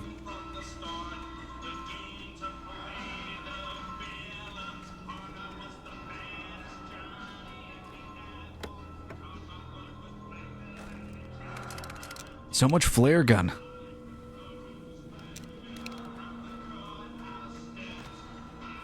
No, we're strapped. Sounds like a good plan. Yeah, tell me about it. It's gonna be a good weekend. I don't want to hold back for the weekend, though. At first, I kept finding the pages as if by accident. The book I couldn't remember was either a terrible and true prophecy or an act of creation that had rewritten the world. I began to hunt the pages feverishly, for they held the answer to the mystery. With it, I could save myself. With it, I could save Alice.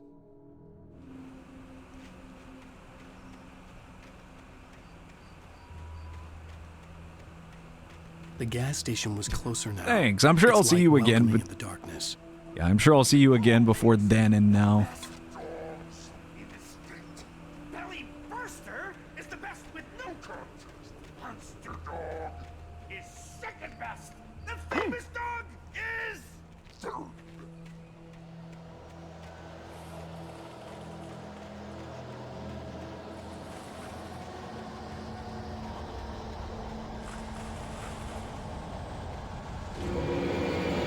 Uh-oh.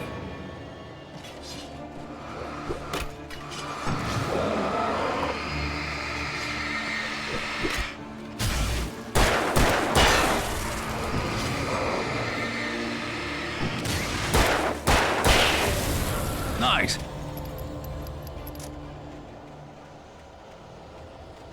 Killing it.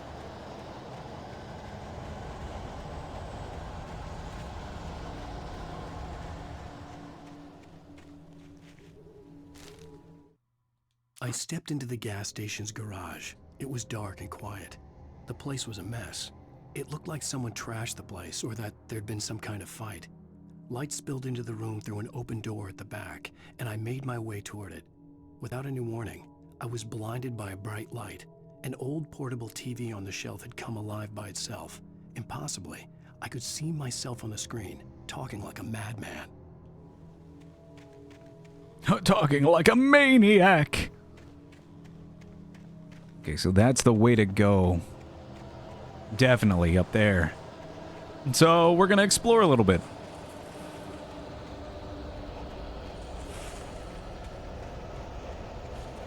Up.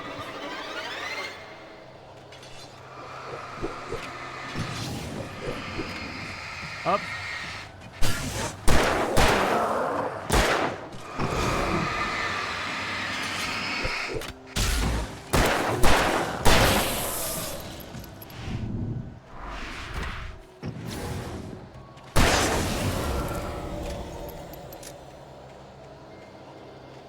Yeah, no, we're cool. There it is.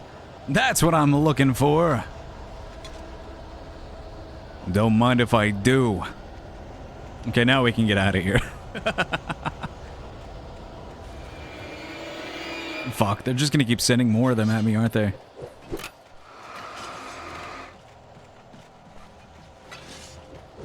Ouch. Oh, I dodged into that one. That one I didn't dodge at all.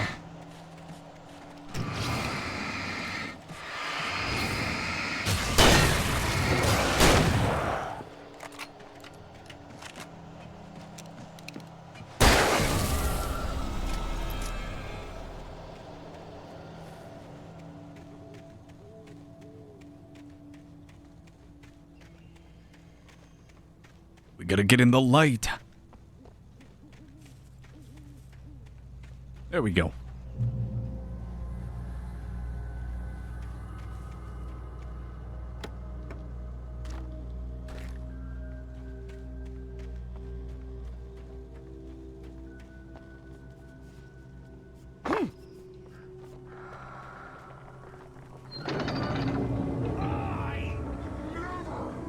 Salad, though. A man like me needs a half, Steve.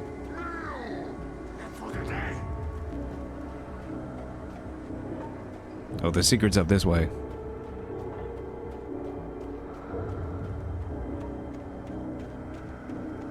Yeah, don't mind if I do.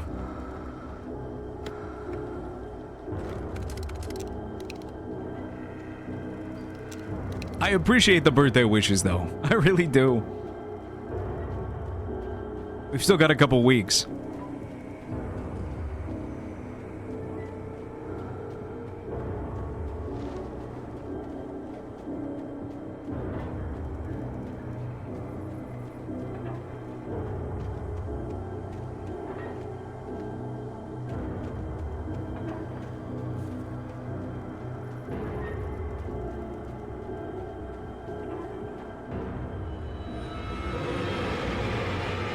Okay, well, I'm not even gonna hesitate.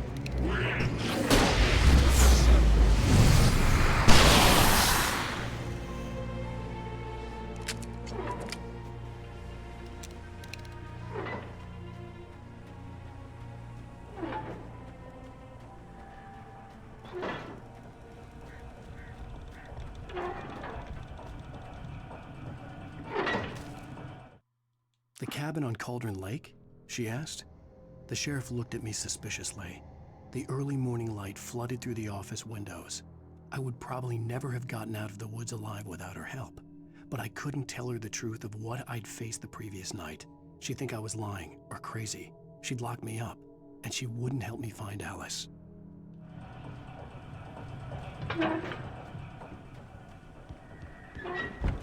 Oh my god, look how small he is compared to this door.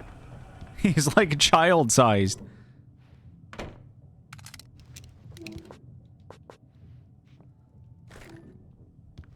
Oh, our first TV. Science. It bestows immortality on those who advance it to elevate all of mankind. Newton, Einstein, Sagan, princes among men. But the price for such a legacy is steep indeed. In Night Springs. Tonight's episode, a quantum suicide. If our lives are already written, it would take a courageous man to change the script. Having called a press conference, Dr. Barclay Colvin is about to demonstrate that very courage. Ladies and gentlemen of the press, I am Dr. Barclay Colvin, and I'm glad so many of you could join me here at the Moorcock Institute. Moorcock? I'm going to give a practical demonstration of the many worlds interpretation. As you can see, this is a loaded 9mm pistol. It shall be part of a thought experiment. This is a gun. A real experiment, known as a quantum suicide. Did he say suicide? Is that a real gun? He's kidding, right? Please, stay calm. There is no risk. Observe what occurs when I place the weapon against my own forehead. Now, you might think this round is merely a dud. Not so. Observe the flower pot. And yet, I myself cannot be harmed with this gun. With each pull of the trigger, two new realities branch off. One in which the weapon didn't fire, and one where it did. With my machine here, I have ensured that this reality is always the former. I have bestowed upon myself quantum immortality. Under no circumstances can this gun kill me. So wait. What you're saying is that every time you pull the trigger, in another reality, you die? Yes, of course, but that's completely trivial. There's an infinite number of things that could happen at any moment, and they always do happen somewhere. The point is, this one thing did not happen here. You're insane, Colvin. Insane? Insane? Hey, was this thing supposed to be plugged in? I stumbled on it. You fools! Gaze upon quantum immortality.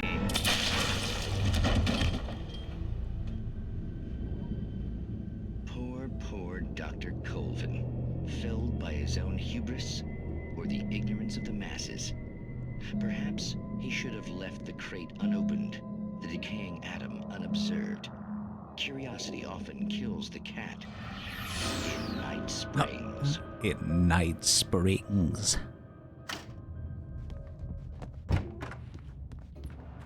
A classic.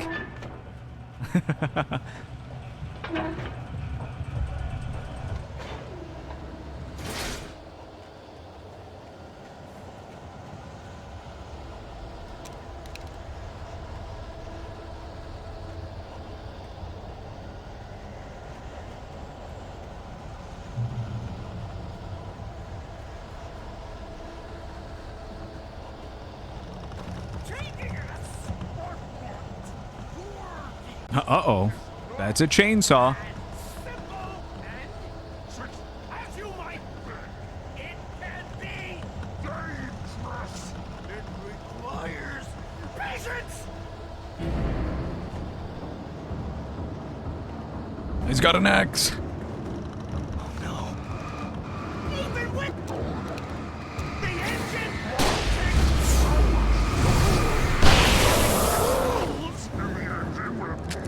bounce isn't easy and fatal.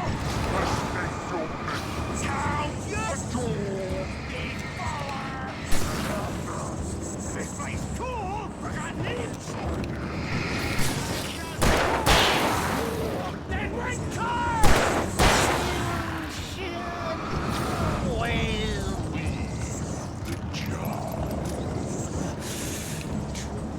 Professional.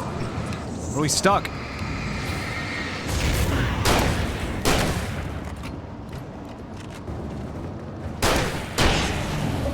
Nice.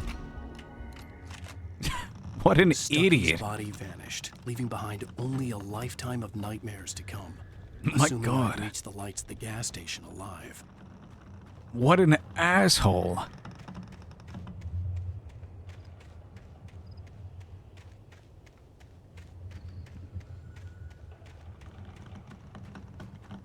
At least he's fucking dead.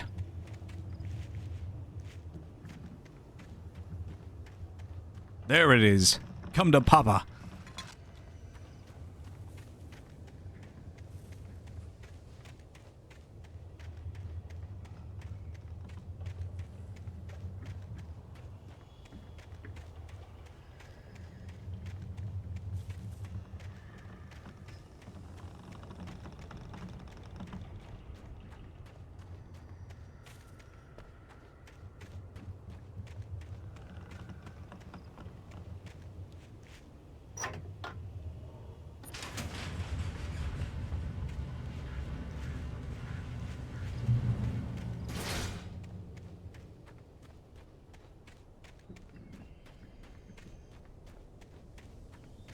There's the big deer. I recognized the parade float I had seen in Bright Falls when I first arrived with Alice. Yeah.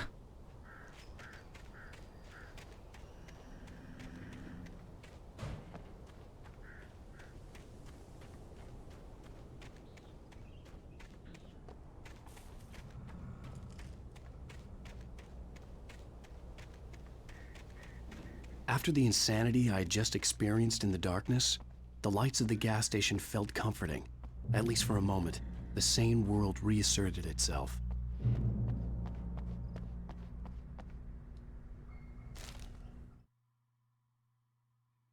Stucky spat on the garage floor and tried to shake the cobwebs from his head. Ever since the couple never showed to pick up the keys, things had been fuzzy. Something, a feeling caught his attention. Stucky looked up and stared as his brain tried in vain to process the horror before him. He stumbled back, knocking over a can of oil. A black pool spread across the floor while he struggled for a brief moment, then let go as the unrelenting darkness engulfed him.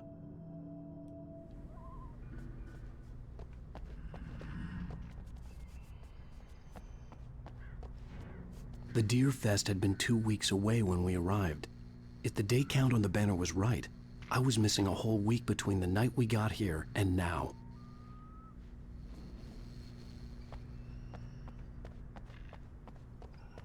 Those are some good prices. if I do say so myself.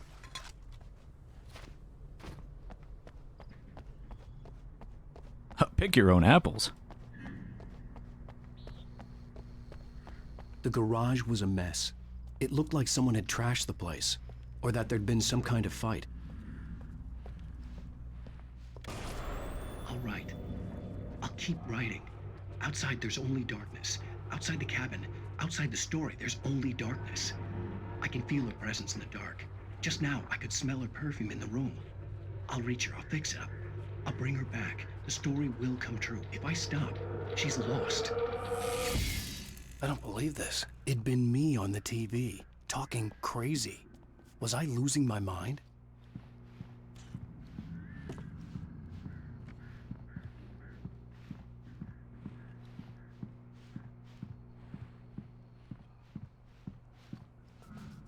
What is that? The 68th Annual Deer Fest, September 15th to the 18th. Yo, this is the perfect time to be playing these games. Games and activities, raffle tickets, fishing competition, pie contest, and surprise competitions, live music. For the children, Bucktooth Charlie, afternoons, and Montgomery the Mystic's Amazing Phantasmagoria, evenings. Don't miss the legendary Deerfest Parade. That's awesome. This is the perfect time to be playing these games. Deerfest is a countdown to my birthday. Bright Falls Sheriff Station. Hello.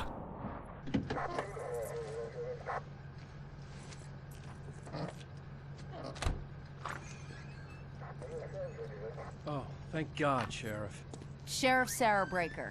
You are... I'm Alan Wake, but listen. I was in a car crash. My wife, Alice, she's missing. Calm down, Mr. Wake. We were staying in a cabin on the island, on Cauldron Lake. There's no island on Cauldron Lake, not since the big eruption in the 70s. Please, I can take you there, okay? You look like you've taken a pretty bad knock to the head. Are you okay? Listen. We'll figure this out. Please get in the car. We'll swing by the lake and then we'll go to the station, okay? Mr. Wake, have you seen Stucky, the guy who owns this place? I realized I couldn't tell her what had happened in the forest. She wouldn't have believed me. And then she wouldn't have helped me with Alice.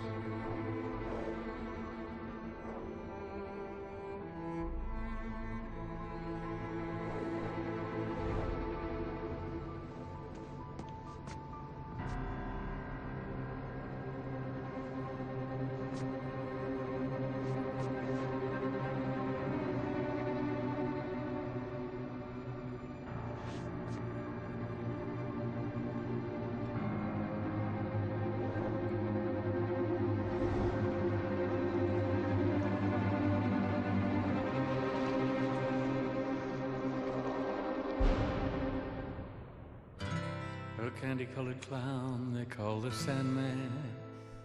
Well. Goes to my room every night, and just to sprinkle stardust and to whisper, "Go to sleep, everything is all right." I close my eyes, then I drift away into That's episode 1. There's 6 episodes in this game, and there's 2 DLCs. We should be able to split this game up between today and tomorrow, hopefully. We're gonna turn that down a little bit. How are you guys doing so far?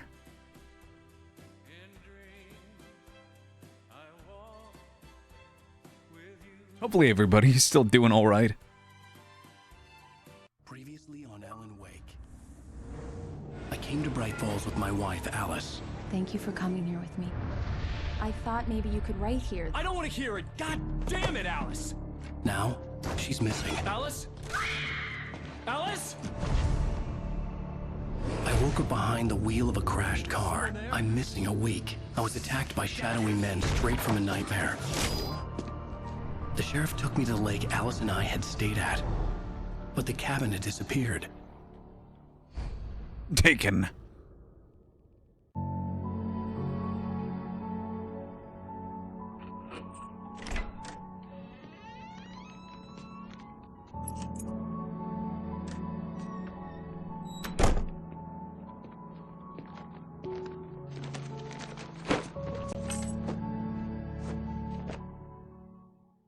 Honey, I'm home.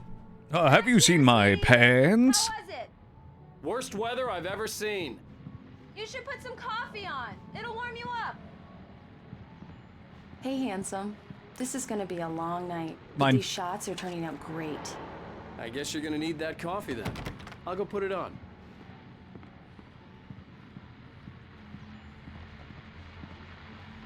The radio's in this back room.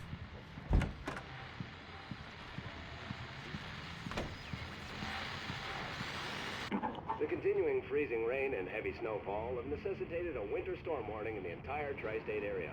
People are advised to stay indoors as many roadways are already closed, and city officials are not expecting snow crews to keep up with the weather. We're now on the third day of the blizzard, and the weather is not expected to clear up anytime soon. Nice.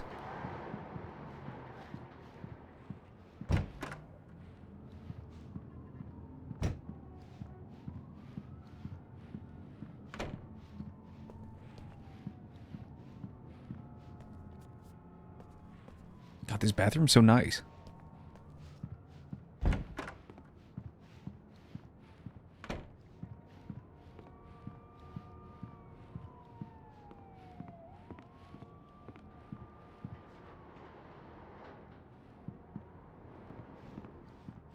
I seem to have noticed they don't have a TV. What's up with that?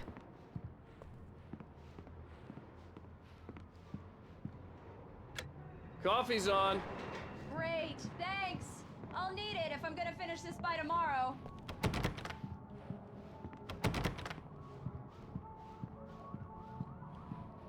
Oh, hey, I just finished those cover mock-ups. They're on your desk. Tell me what you think.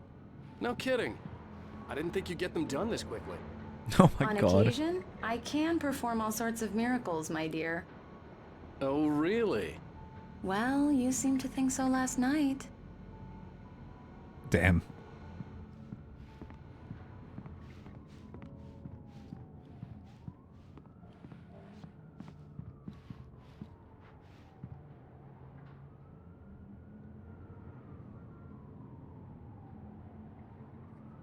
Return to sender, what I can't forget. Alex Casey. The things that I want in the fall of Casey. Yeah. That's funny.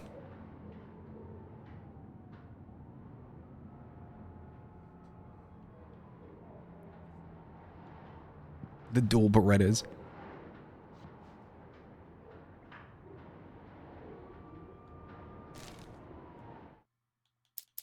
It's true what they say about the fall and the sudden stop at the end. There it is.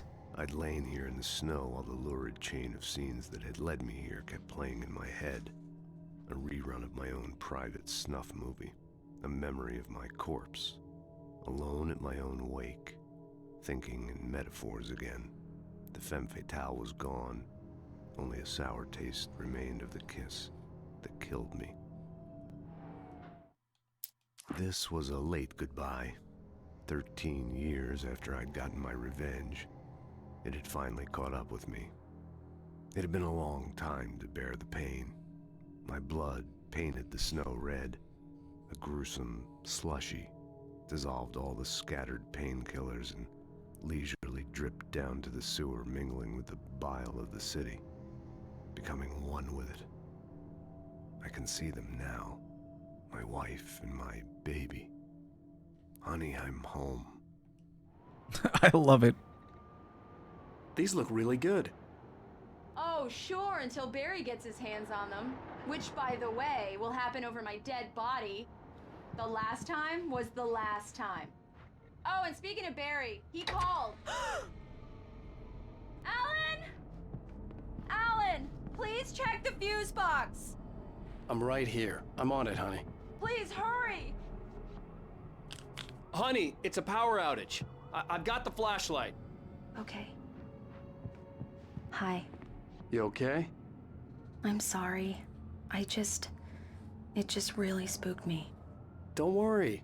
We'll just break out the candles. I know it's stupid, but it's just... Especially when I'm not prepared for it, you know?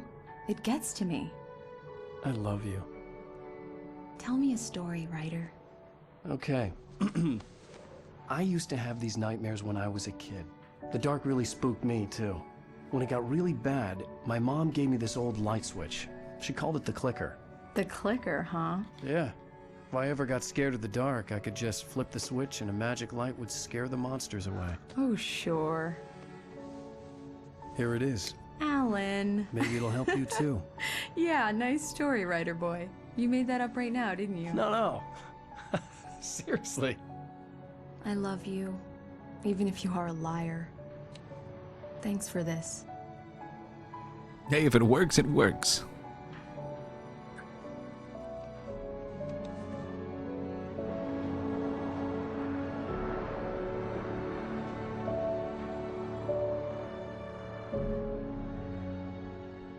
The present day.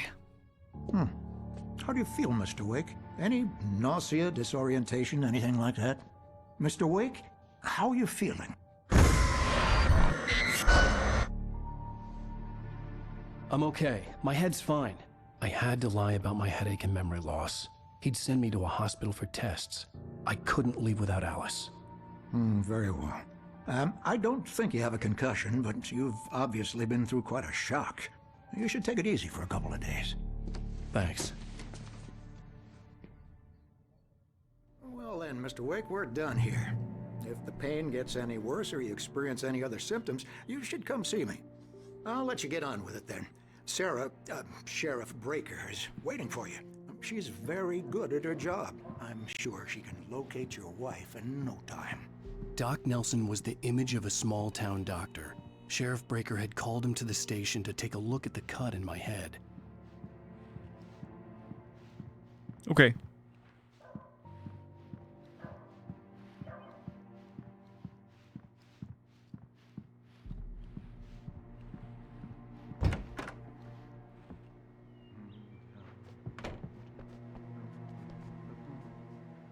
Thank you for testing the lights, Miss Weaver. Have you seen this man? Disappeared on June 20th, 2007.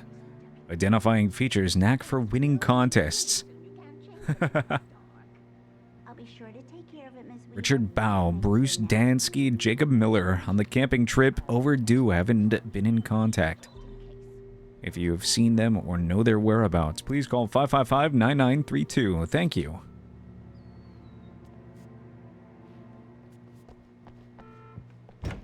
Come in, Mr. Wake. Your phone's on the desk. The battery was dead. It's charged now. We're not going there yet. Give us some exploring to do. Mr. Wake, the sheriff is waiting for you in her office down the corridor. That was Cynthia Weaver.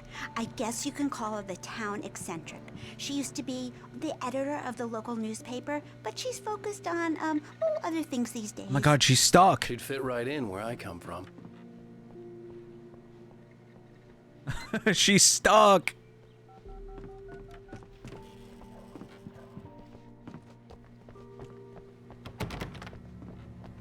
She can't fucking leave. Coffee.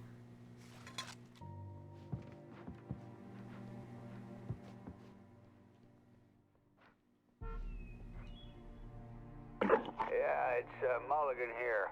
I'm at Stucky's gas station with Thornton. There's no sign of him. Over. Wait. Yeah, this is Thornton. Look, we've located the brake float. It's here. That's some good news, right? Stucky was supposed to be driving it at the rehearsals today. Over. Oh, give me that. Mulligan here. Looks like someone really thrashed the garage. Over. Okay, roger that, guys. Keep looking for Stucky. Jane's out.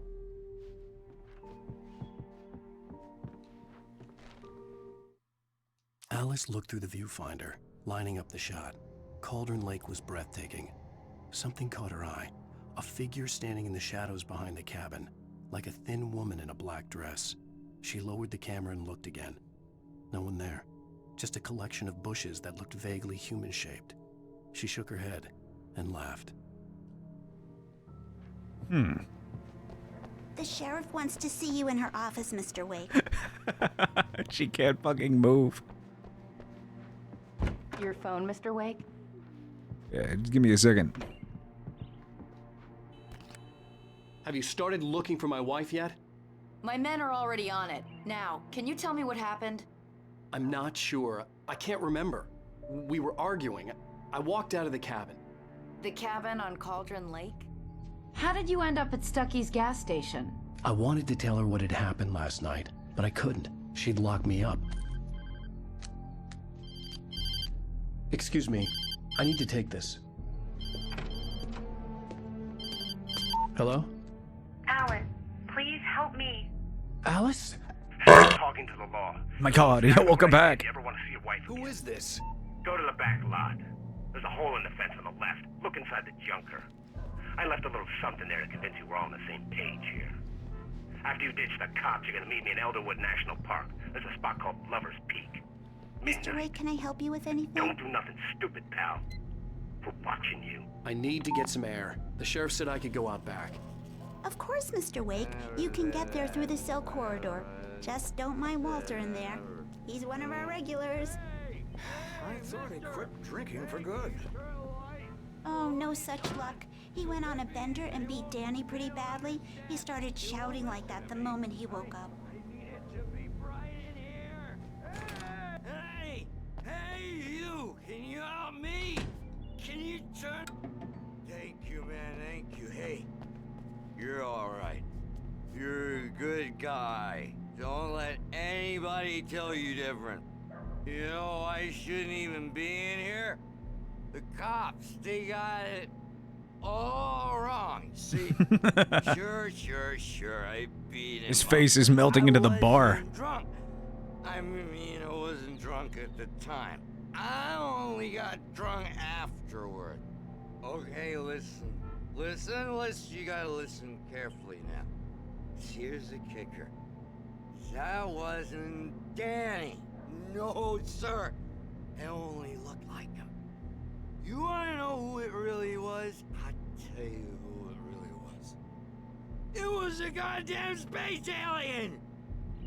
I know it sounds like something a drunk would say, but believe me, I wasn't drunk then.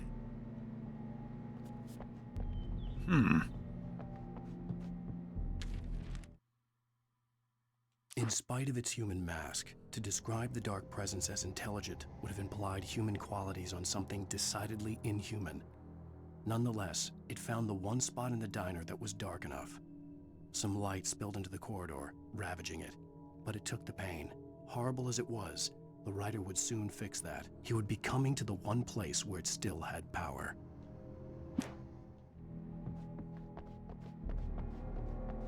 The early morning light hurt my eyes and made my head ache. The man on the phone had said, go through the fence on the left.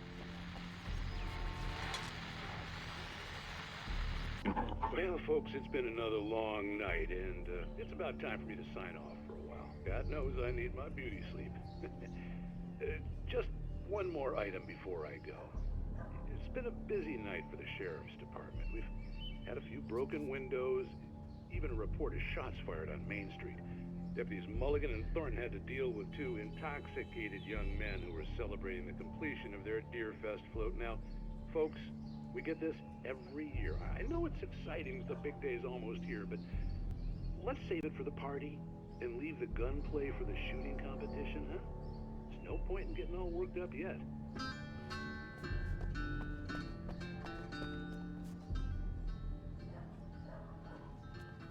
Okay, so it's just a shithole.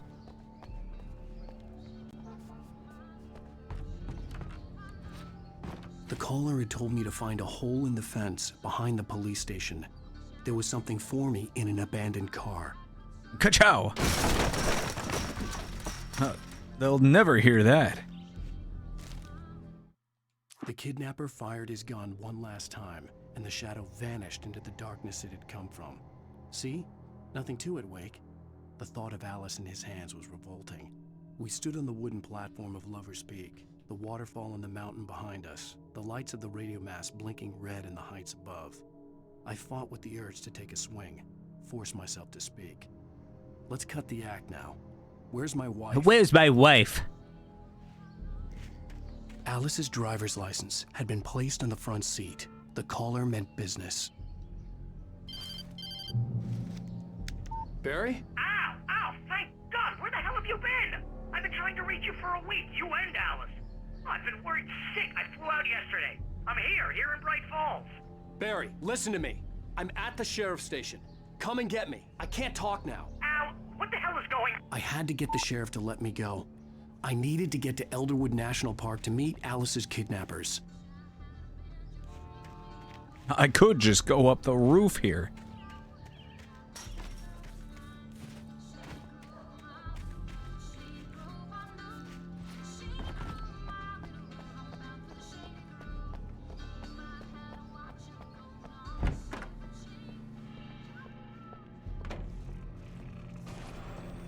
A writer is a light that reveals the world of his story from darkness, shapes it from nothingness.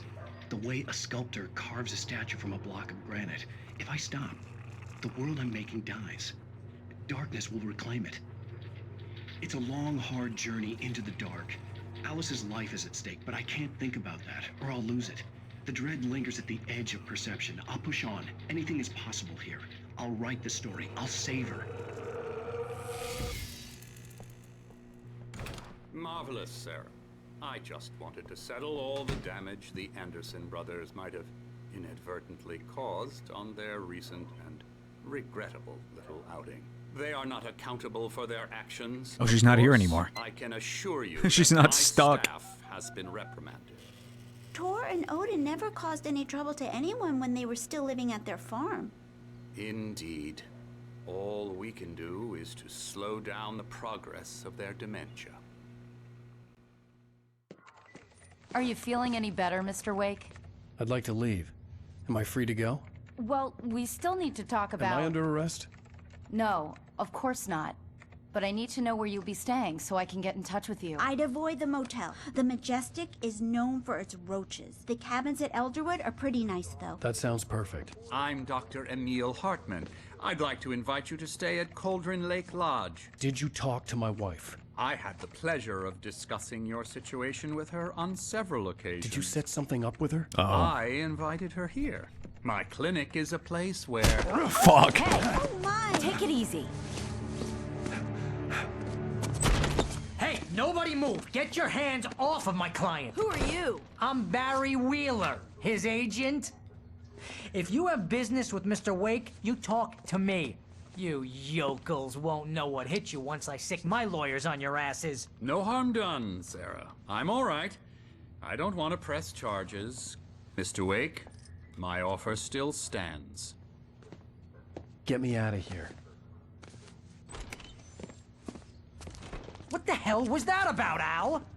We don't need a replay of that thing with the paparazzi. I thought they were gonna lock you up. I had to talk to someone. I told Barry everything. He thought I was certifiable, but when he heard about the manuscript, I had him. The fact that I'd written something, even if I couldn't remember it, was enough for him. He smelled money. And he believed that Alice had been kidnapped. Anything beyond that was another story. I had a midnight appointment with the kidnapper in a place called Lover's Peak, somewhere in Elderwood National Park. The plan was to rent a cabin. I don't like it, Al. I don't like any of it. It's not good. In fact, it's the absolute opposite of good. Mr. Wake! Barry, you found him. Hi, Rose. Oh, wow. I was just thinking about you, too. Great. I was just bringing Rusty some coffee. He's on the balcony, looking after Max. Poor thing. I really need to go. Great to see you again, Mr. Wake. Later! Oh, come on, Barry. Max.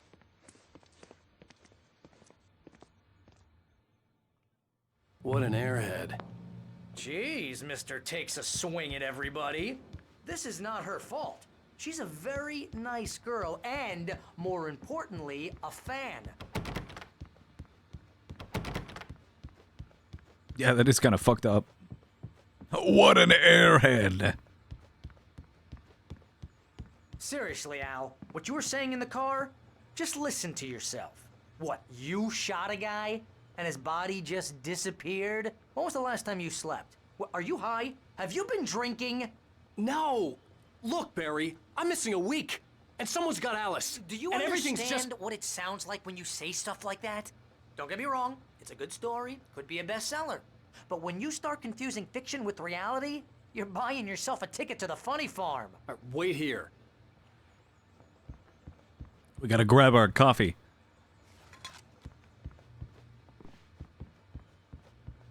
There's bound to be a manuscript around here somewhere. Maybe not here.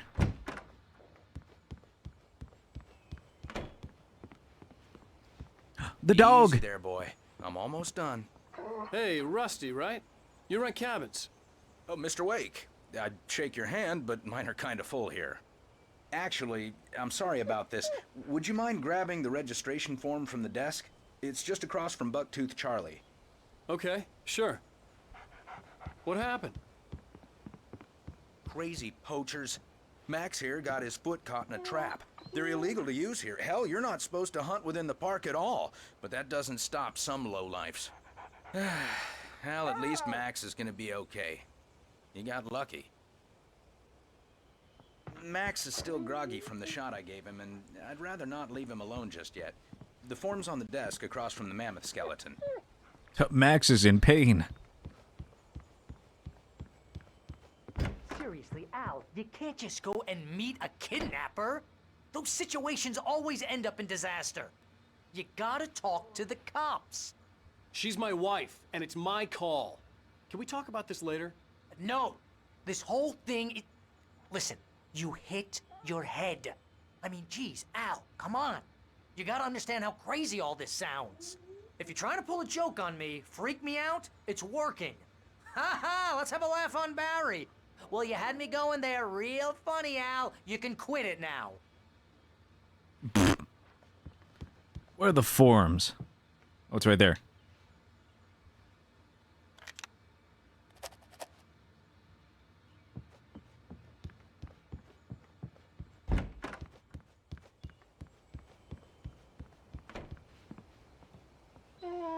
I think this is the form you wanted. And here are the keys. Okay, you're all set, Mr. Wake. Glad to have you staying here. Thanks. Can you tell me how to get to Lover's Peak? Oh, sure. It's at the end of the nature trail. Just follow the paths, you'll get to it eventually. It's an easy walk. Nice spot, too. Sweet. Look, Al, you're asking me to believe that you shot a dude who went poof into thin air, a guy who was bulletproof until you pointed a flashlight at him. You hear that from people who end up spending time in padded rooms, strapped to their beds, wearing white shirts with too long tangled up sleeves.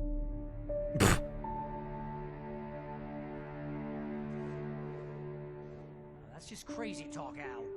Al? Al? We should go to the sheriff or call the FBI. Damn it, Barry, they'll kill her! This is not a goddamn debate, Barry. I'm going to Lover's Peak. He said to come alone. Okay then. I understand. You're my best friend, and I'm worried that you're not right in the head. Tell me what to do to help, and I'll do it. You stay here, and if I'm not back by morning, call the cavalry. Achoo! Achoo! Just be careful with the natives, Al. These yokels are dangerous. Everybody hates a tourist, or it'll be Deliverance all over again. Achoo! Bless you. Coffee? Yes. A manuscript? No.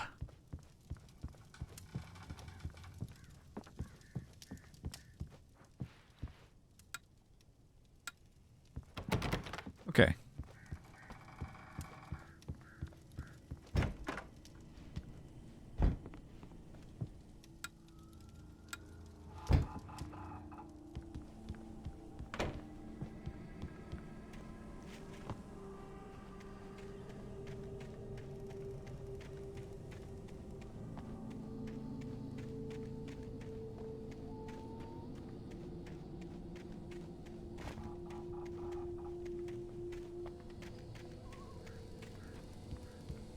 Oh my god, I was gonna say, I want to make sure I'm not missing anything. I would have missed this coffee if I didn't come over here.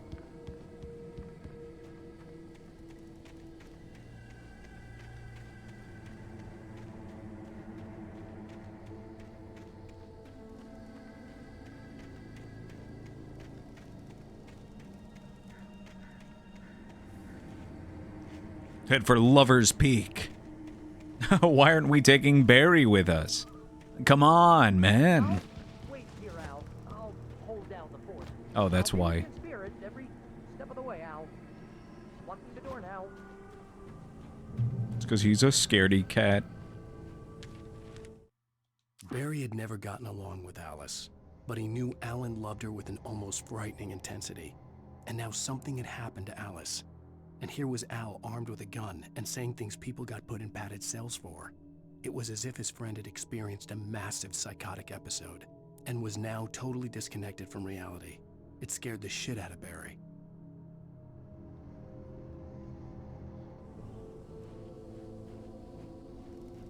Anything of value? No.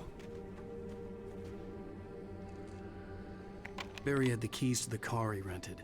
Wasn't a long walk to the visitor center, and it wouldn't be any use to me in the forest. I guess. I knew I should have gone to the cops. This wasn't the smartest thing I'd ever done, but I was still angry with Barry for trying to talk me out of it. These people had called me right in the sheriff's station. The cops wouldn't scare them, and they had Alice.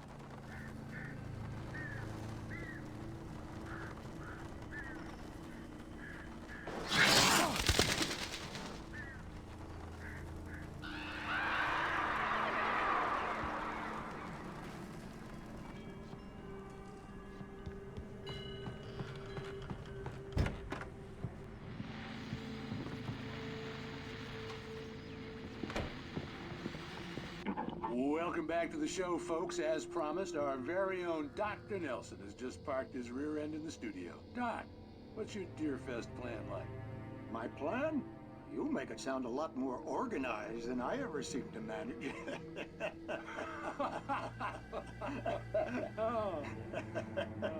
No plan, really. Just taking the atmosphere. I'm getting a little too rickety to do much more than that, you know. Oh, tell me about it. No sack race for us older gentlemen, huh? Yes, exactly, Pat. But I'm going to check out the parade, of course. And I'll be one of the pie contest judges, too. Well, that takes a different kind of constitution. Oh, yeah. It's my kind of exercise. Now, Doc, seriously, you're in pretty good shape, though. You're the outdoors type. I know for a fact you're an avid fisherman. That's right. Matter of fact, just caught a heck of a largemouth bass early this morning. But you're not taking part in the fishing contest? No, not this year. See, Pat, I'm just not that competitive anymore. Now I just like to take my time and enjoy the piece of it. It's no fun if I need to worry about what I'm catching, you know? Considering your track record, the participants are probably pretty happy you feel that way. Well, Pat, that's kind of you to say. Yeah, I'll take more ammo.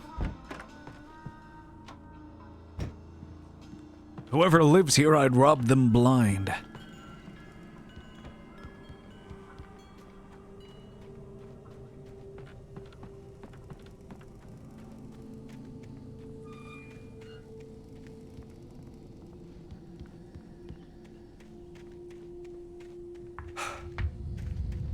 Ah.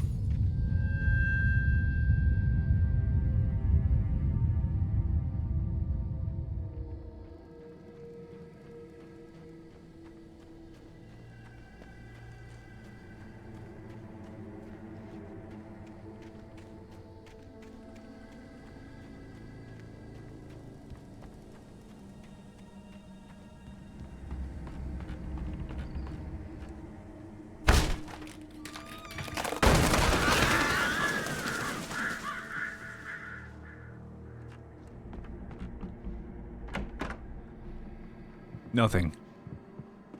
Oh, here we go.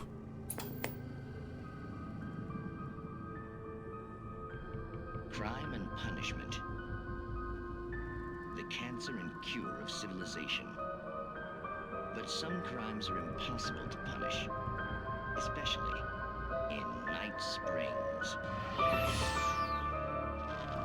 Tonight's episode, The Man in the Mirror.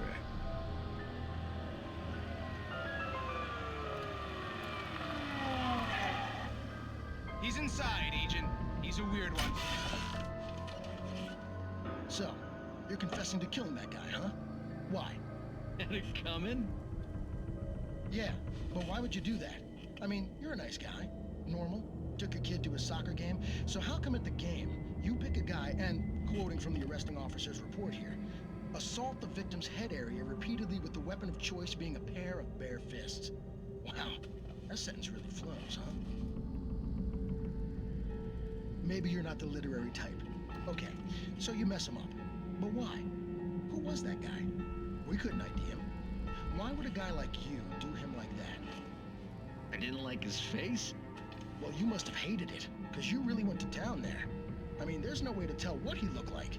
No ID on him either. That must be difficult. But then we ran the fingerprints. Got a match. Your prints. Identical. Huh, how about that? Your son said you were wearing a white shirt when you took him to the game. The white shirt is on the dead guy. It's plenty red now. You won't get away with this. Do you really think that's in any way relevant to me?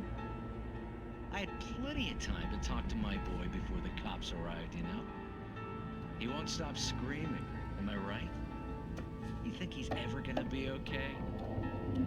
I left my mark. Believe me. You bastard. What? You gonna shoot me? What's the point? I'm going to prison. You got me.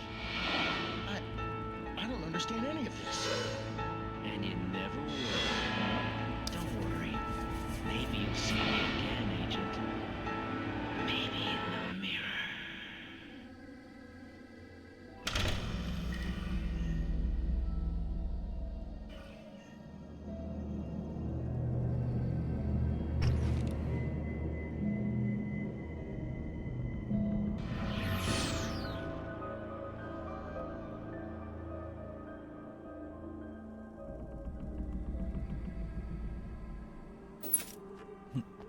Night Springs.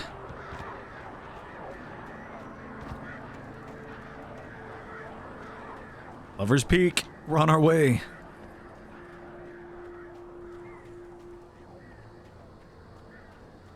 There's a little trail up here.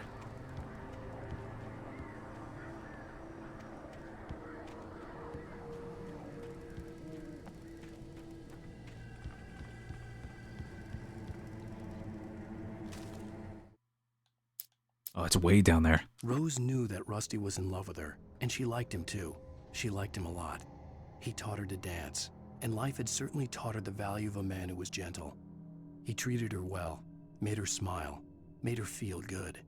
But Rusty wasn't the prince of her dreams, and that tended to underline the unbearable truth. She was no closer to that Hollywood magic than he was.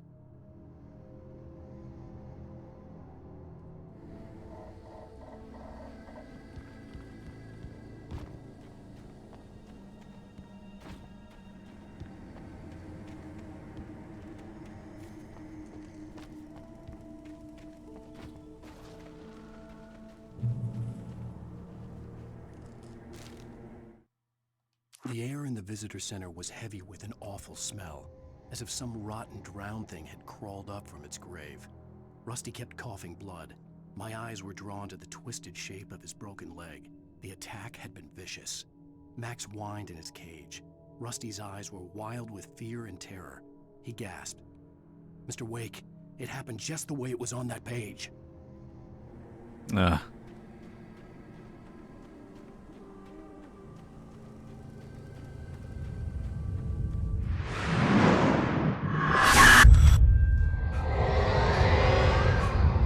vision left me weak. This was no head injury.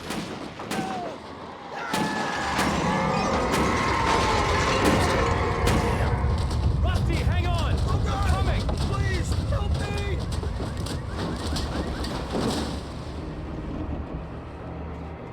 Anybody? Help me! Help me! Coffee.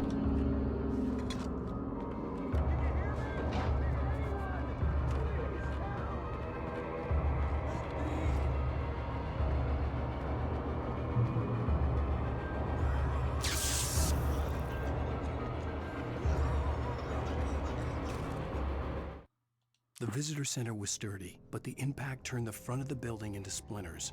Rusty was thrown across the lobby like a rag doll and hit the far wall hard.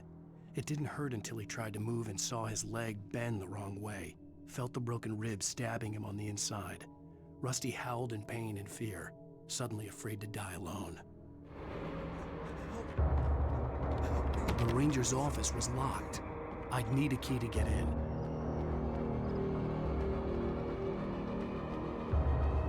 Oh, there he is.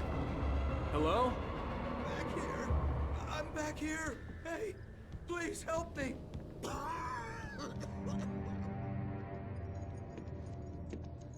Mr. Wake? Oh, hell. It happened just the way it was on that page. I found. Came true. It knew. So dark. It'll come back for me. You must... The lights. In the office. I have the key. Okay, Rusty.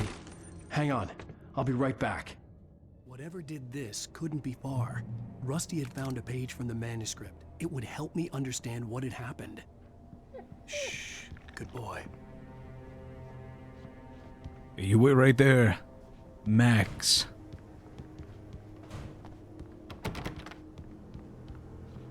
Up. I can't go that way. There we go.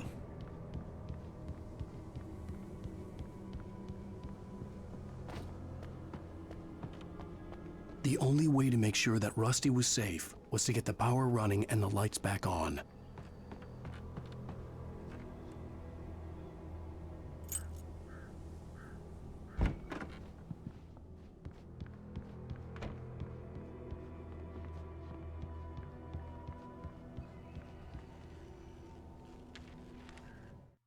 At the last instant, I changed direction and threw myself down.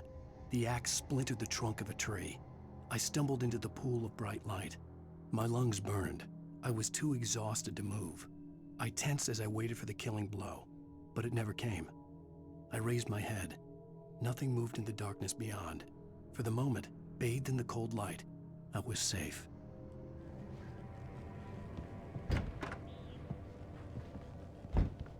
Can I not go this way? No, I can. Okay.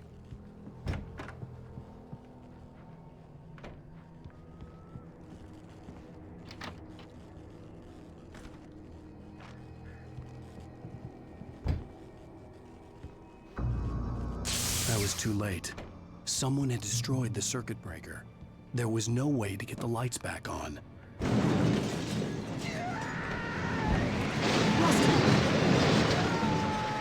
Rusty! The ground was covered with glowing patches that looked like liquid darkness.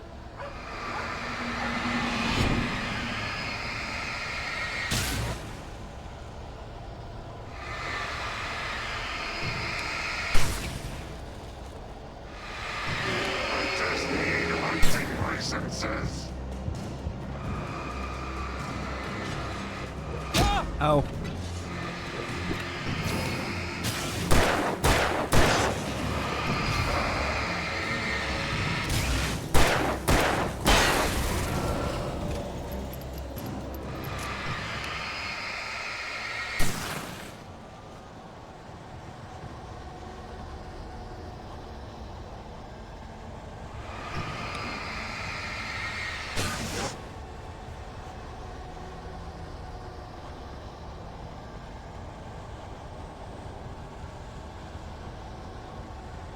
Something had torn a mammoth-sized hole in the wall. Please don't feed the animals. Oh no. Fishing! For those visitors who purchase a park fishing license. Obey the park ranger's instructions at all times. Rusty? Rusty, no! Never. Two bears and wolves never approach any other wildlife closer than. Pets must be leashed. Never leave your pet unattended. Oh, for the love of God. It is against the law door!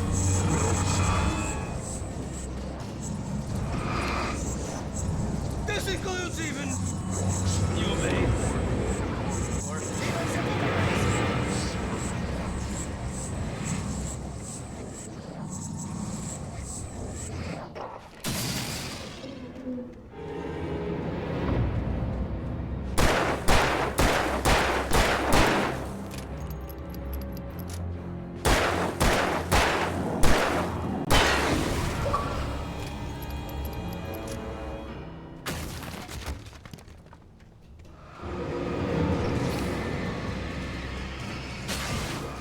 Ow.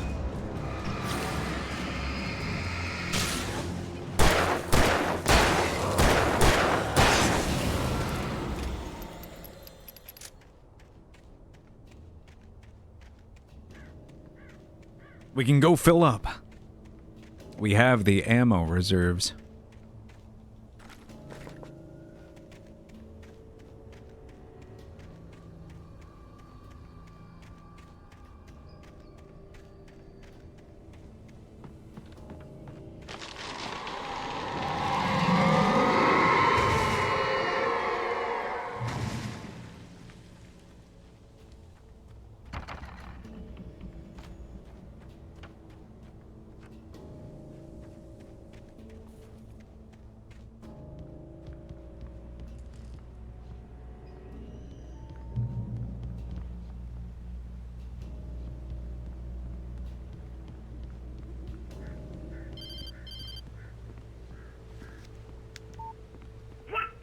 What the hell was that?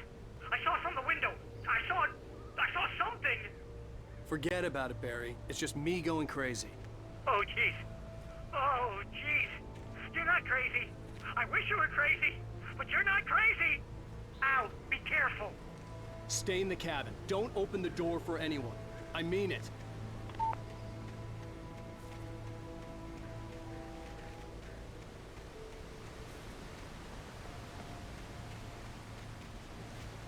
I'm afraid there's gonna be hidden coffee out on like random ledges now. I'll just stick to the main path. If I miss it, I miss it.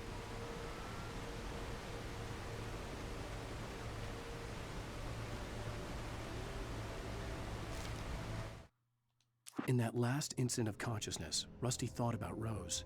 He was older than she was. Rose was barely out of her teens, but she made him feel young and forget what a train wreck his long-dead marriage had been. He still wore the ring. He'd been waiting for her to tell him to take it off. Now she never would.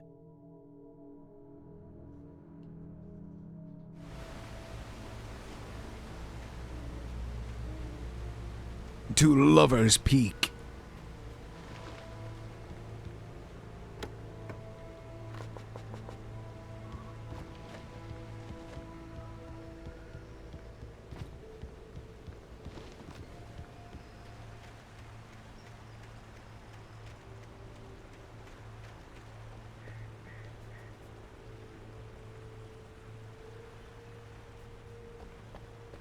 That's wishful thinking.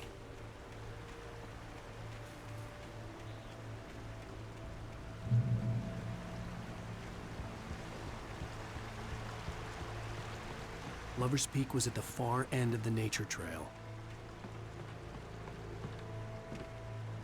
Okay, but what's over here?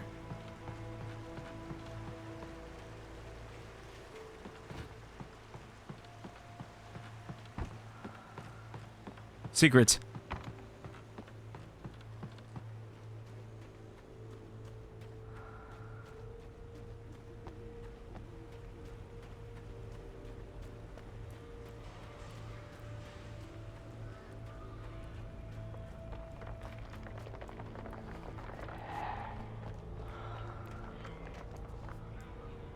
Moonshine Cave. This cave was the site of frequent and lucrative bootlegger activity throughout the Prohibition, 1919 to 1933. It was mostly used for temporary storage of alcohol smuggled from Canada. But at times, alcohol was also distilled on the premises.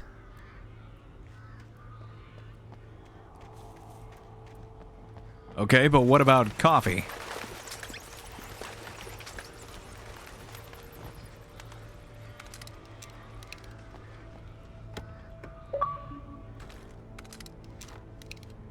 Finders keepers.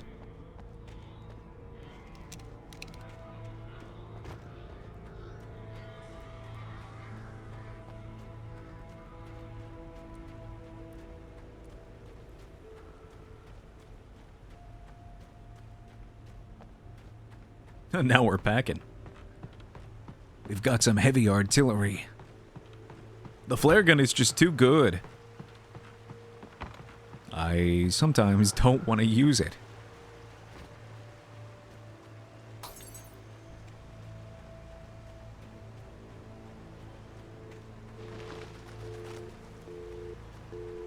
Oh, Jesus Christ. That scared me.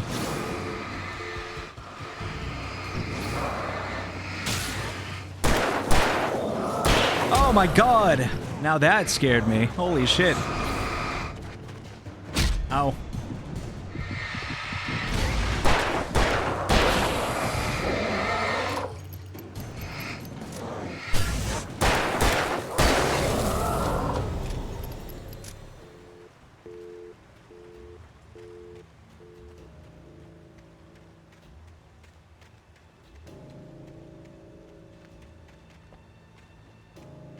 Well, there's something down there.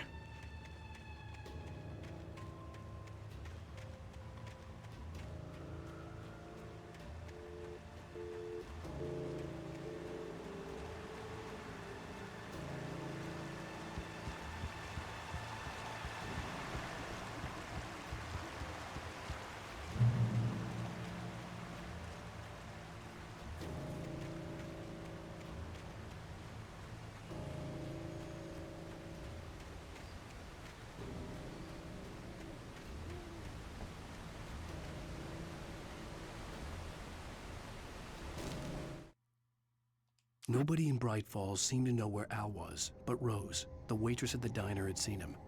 From what Barry could tell, Al pretty much fell off the face of the earth when he left the diner. Rose was just the kind of fan that Al hated, but she really tried to help. She was smart too, knew a lot about what was going on in the town, knew a lot about Al, even knew who Barry was. Barry liked her. That was no big surprise. When it came to women, Barry and Al rarely saw eye to eye. It's because Barry's a sweetheart.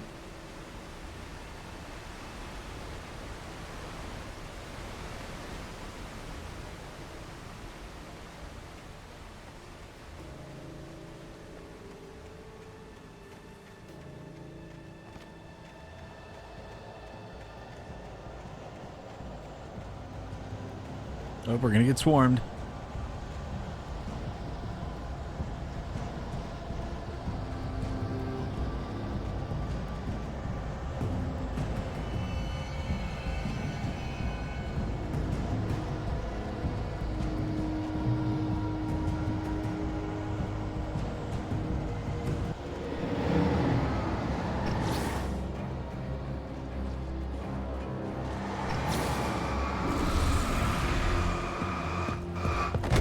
Ow.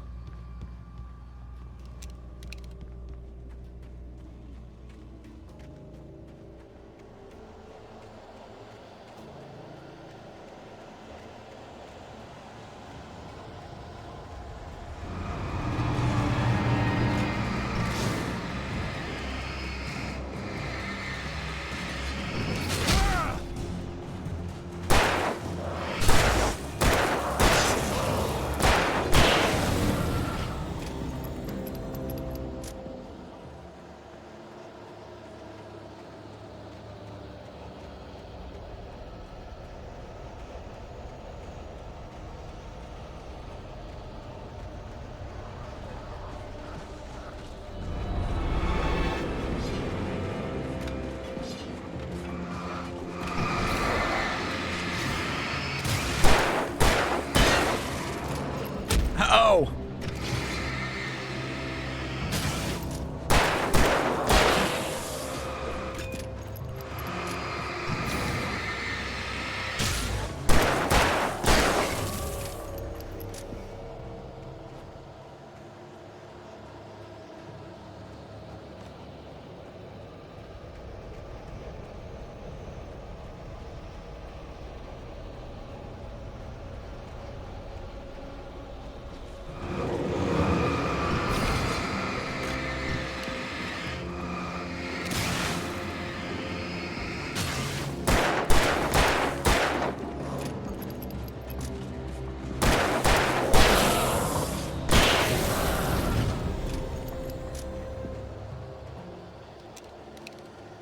running out of steam.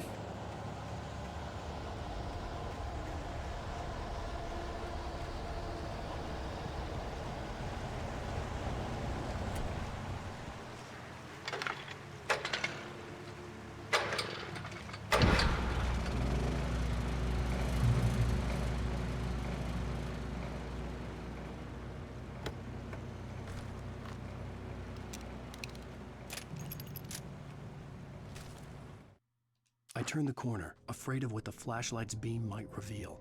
Suddenly, a roughly painted symbol of a torch glowed in the light. Behind it, hidden by a rock, sat a battered metal trunk. It was here for a reason, packed with supplies, batteries, flares, ammo, things you need to make it through the darkness of the night. Something left behind by someone who knew what I knew, and more.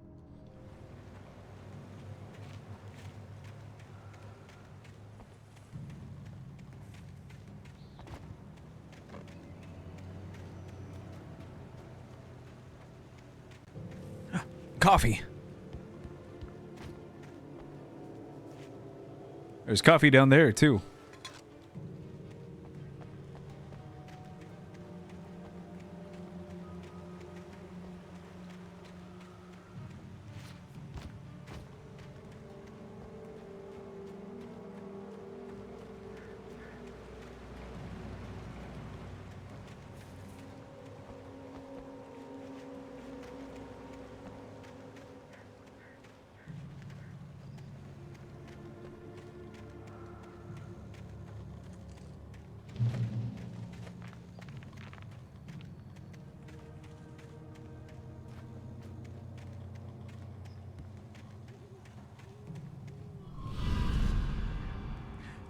Well, that's not good.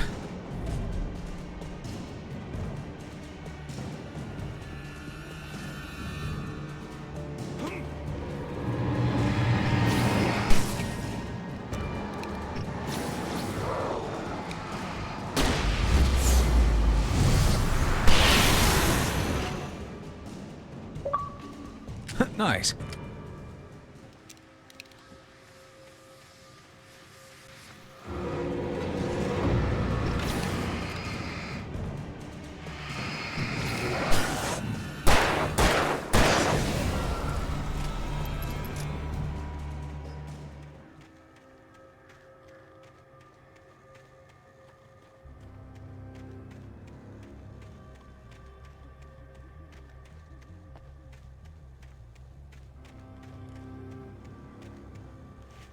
It's not out here.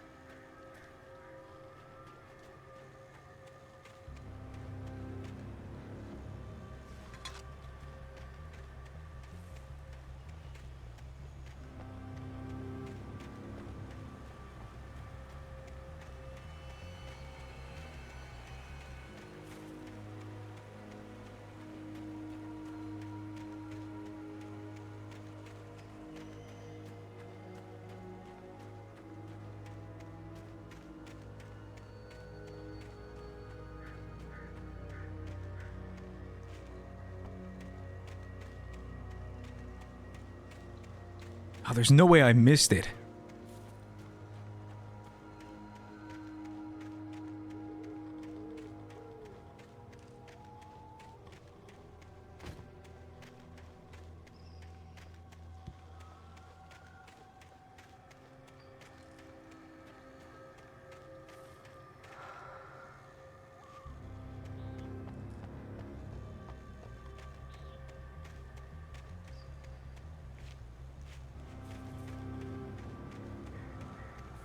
Yeah, that's there.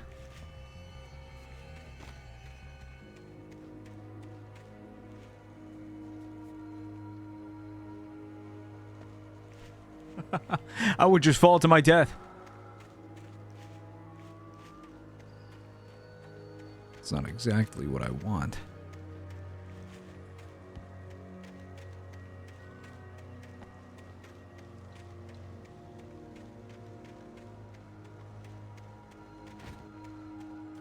We'll just keep going.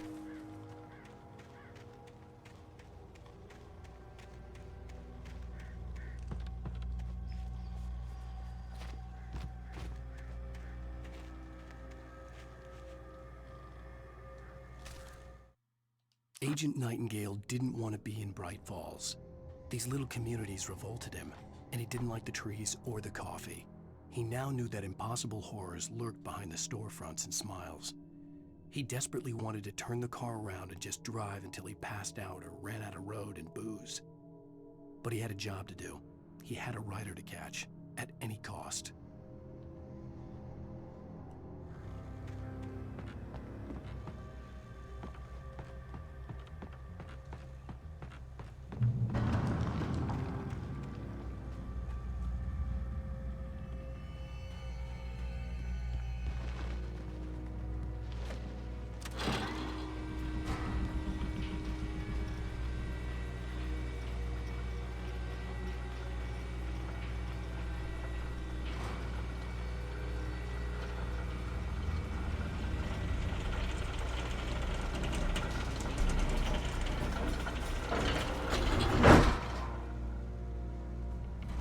Sweet.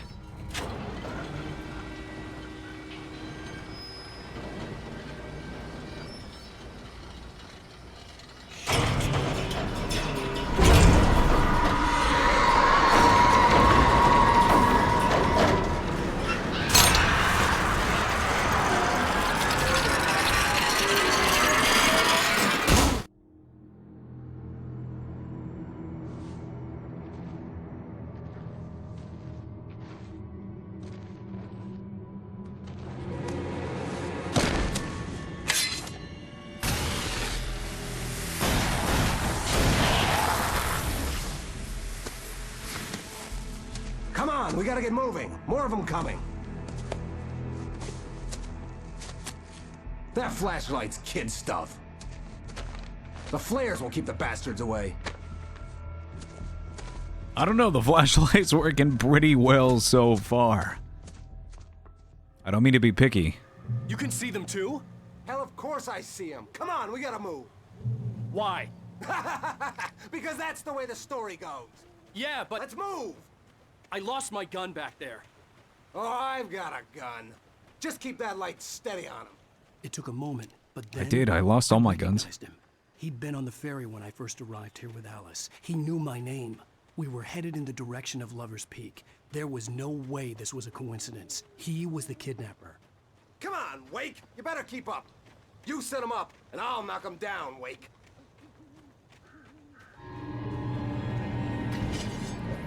Hear that? It's them. Ow.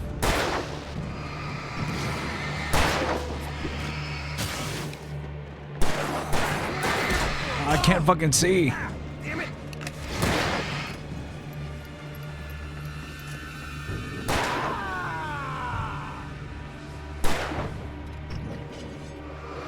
Monster!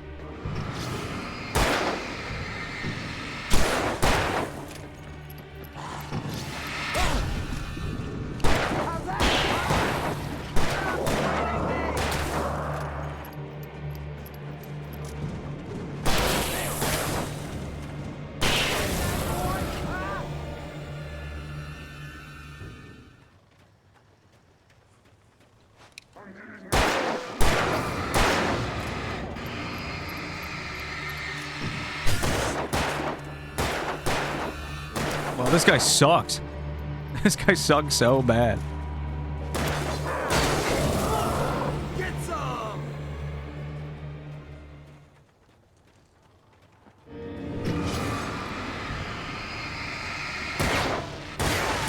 That's right! Die already, die!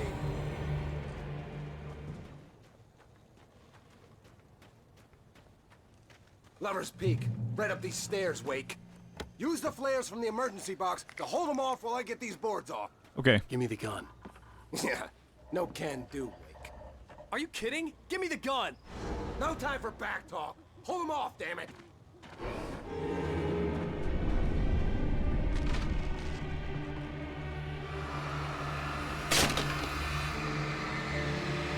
Just a little longer. Scare them off.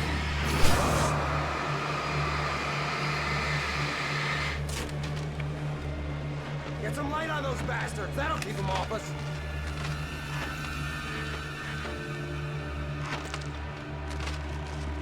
Just a little longer. I almost got it.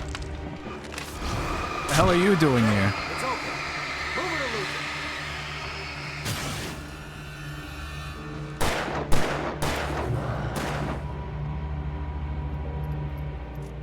Wait, where'd that one go?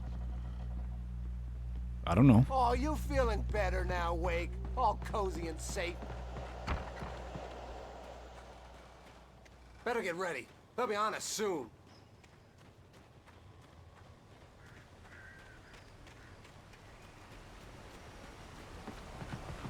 This is it, Wake. The last stand. There's more flares here. Get ready. We fight them as long as they keep coming. Give me the goddamn gun! They're coming! That's not how this goes. Get with the program, Wake.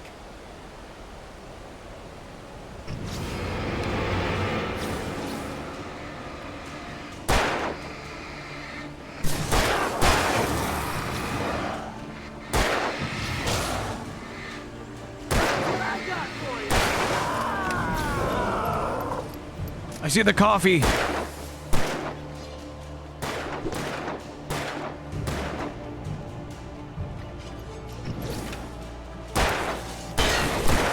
Oh my god.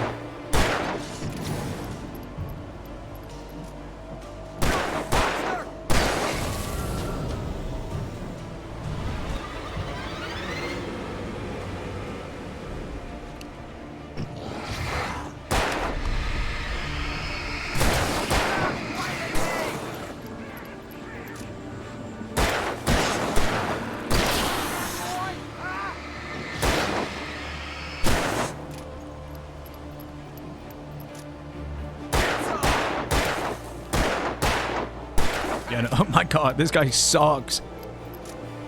This is a piece of cake, Wake.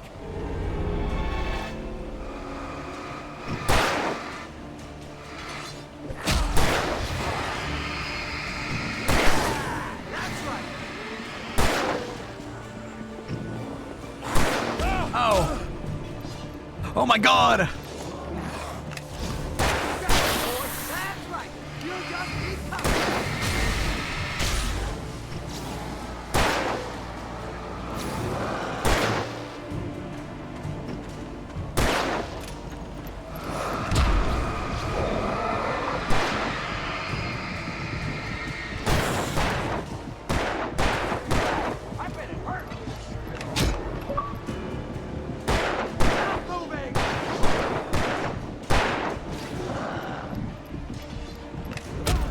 Ouch.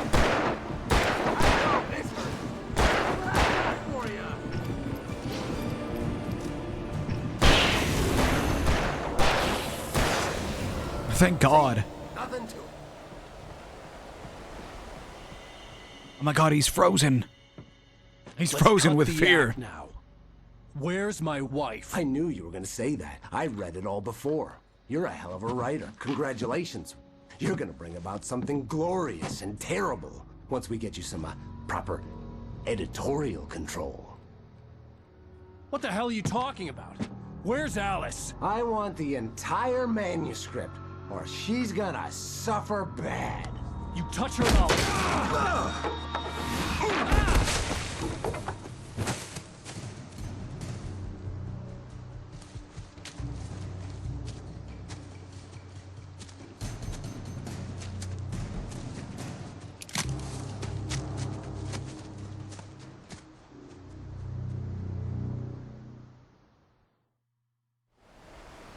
You're gonna give me the manuscript or you'll be sorry! No! Come back here! I swear I'll kill you if you hurt Alice! Do you hear me? Come back here! He had Alice, and he wanted the manuscript because he thought it held some magical power. Well, he But I missed a had piece no of it right manuscript here. to give him. I had to get back to Barry and figure out my next move.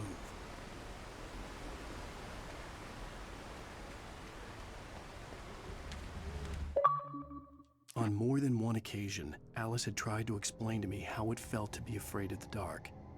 To her, darkness wasn't simply the absence of light, but something more tangible than that. It was something you could touch and feel. Worse than that, it was something with a mind of its own, something malicious and malign. For her, things changed when they were wrapped in darkness. They turned into something else, something foreign, and nothing was safe or innocent anymore. I'd never really understood what she meant, until now. Oh my god, let's not fall to our death. Oh no!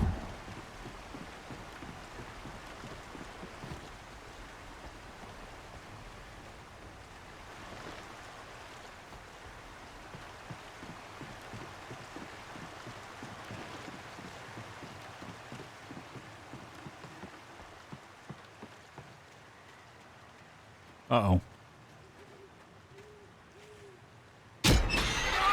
What the hell? So that's what it is. Ouch. It hurt like hell. I was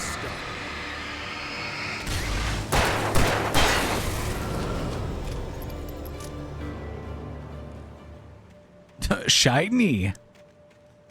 Sorry, that was my thought process. Of course there's bear traps out here.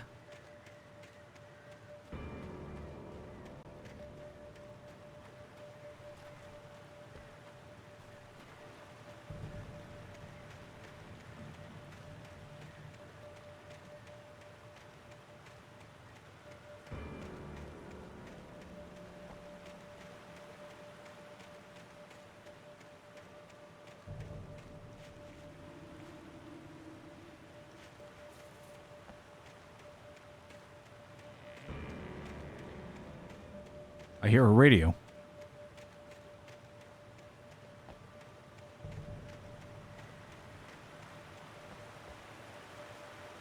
Oh my god.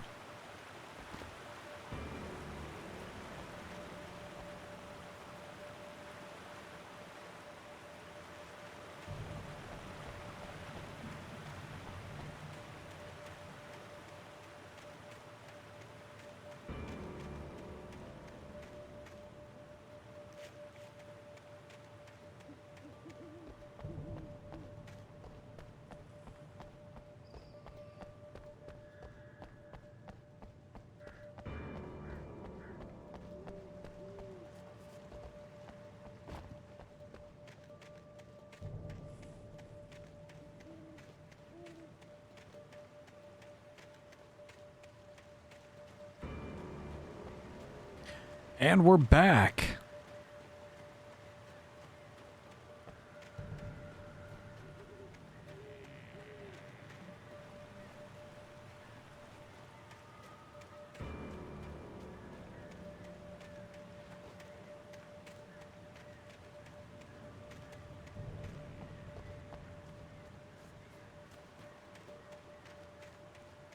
Am I just going insane?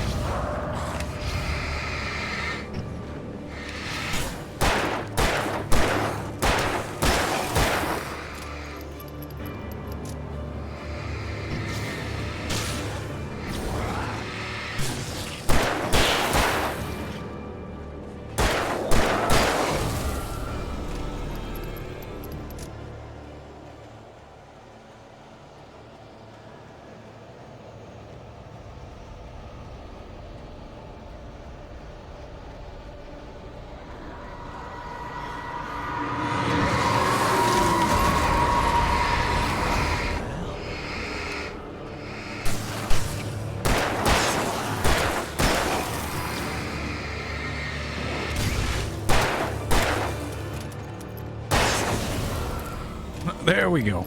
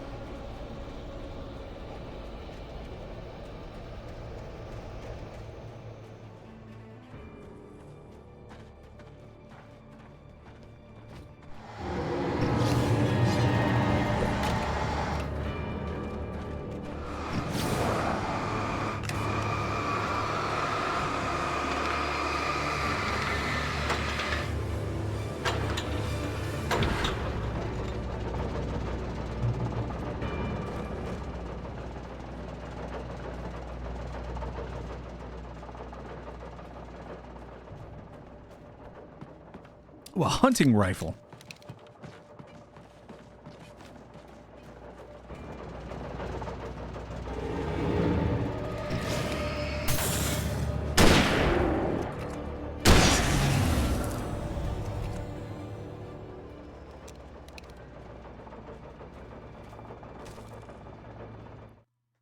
The night had been one desperate situation after Oh. another. I was exhausted, and my body felt as though it had been chewed up and spat out. The flashlight was heavy in my hand, and each pull of the trigger sent a painful shock up my arm. But I was finally out of the woods, and things were looking up. That's when I heard the chainsaw.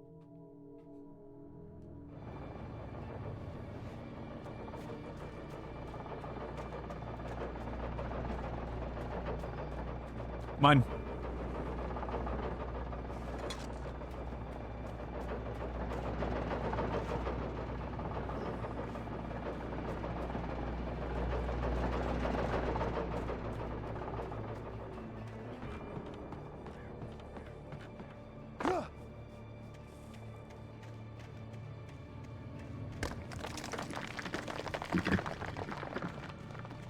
I had heard the plane fall. It made no sense. It was clear that it had just fallen here, but it was very old and obviously hadn't flown in decades. Looking at it sent a shiver down my spine.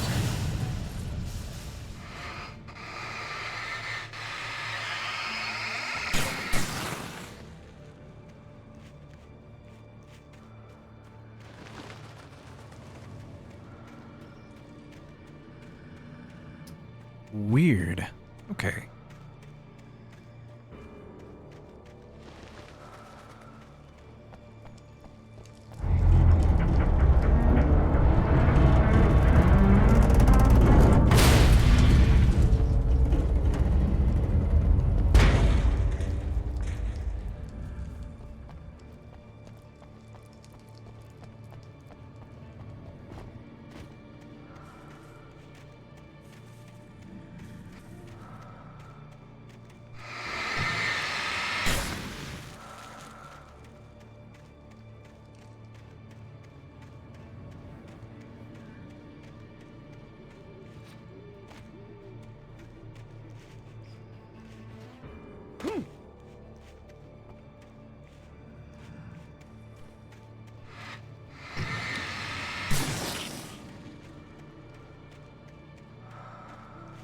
Oh, I see.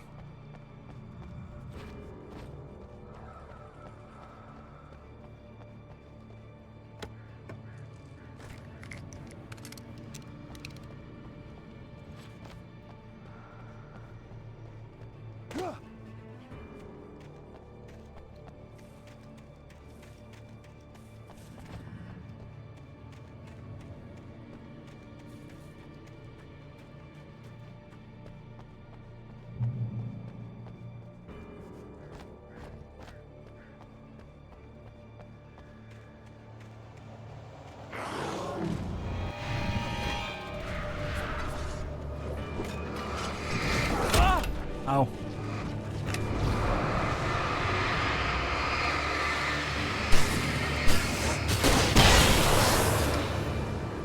That's not good.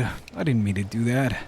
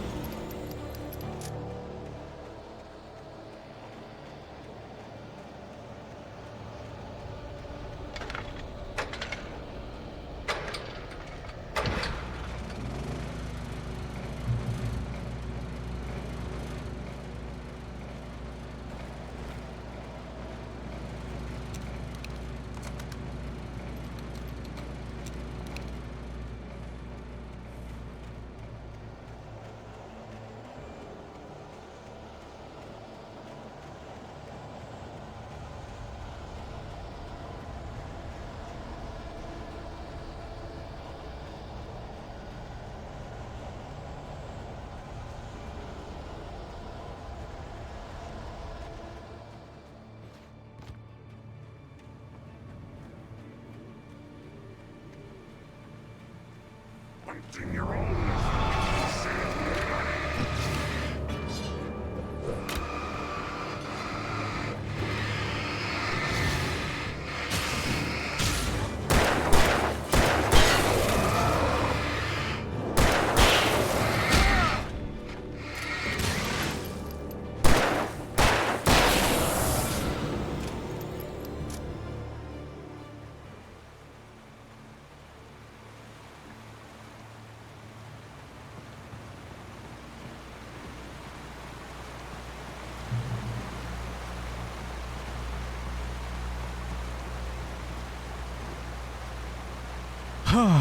Okay. Fuck that forest. Fuck those guys. Screw this place. Uh-oh.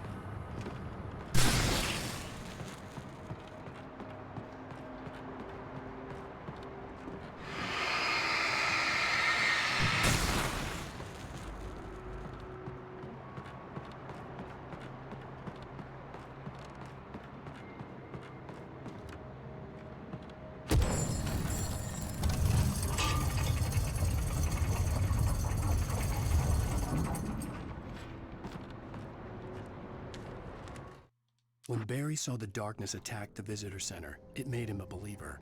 The men Al said he'd shot, they hadn't been just locals on crank. Somehow the world had changed, like the channel had been switched without warning. You think you're watching a sitcom, and you're really watching a horror show. When the birds started attacking the cabin, Barry wasn't surprised, just terrified.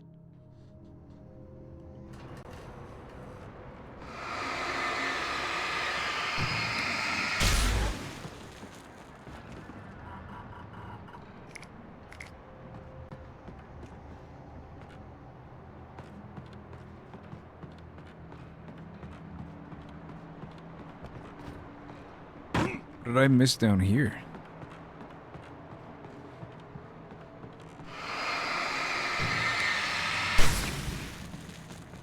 Hello?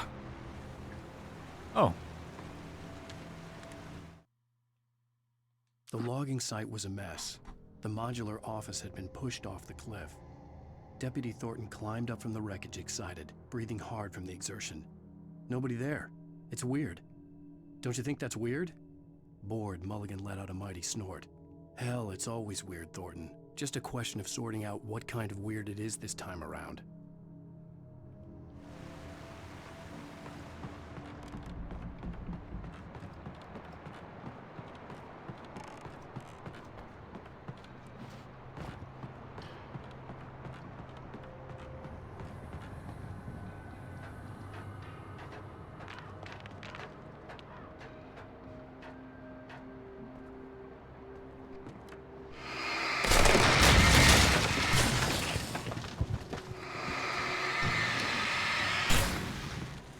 The darkness.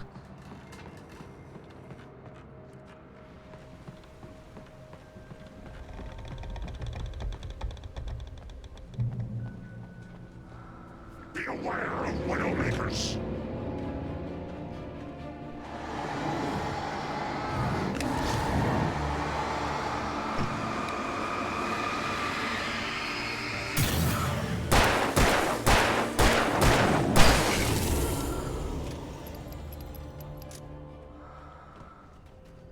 Yeah, we're killing it.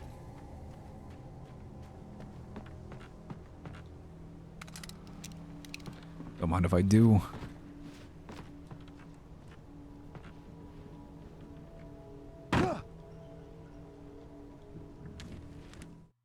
Shadows stirred and the wind picked up as I ran through the forest. I felt the dark presence turning its gaze toward me. Then the moonlight was blotted out by dark shadows that raced violently across the ground, moving too swiftly to be natural. Darkness gathered between the trees and melted again to reveal the Taken. No natural path had brought them here.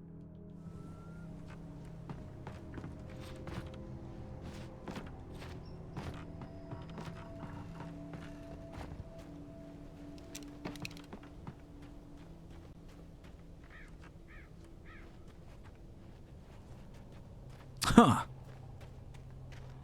No coffee.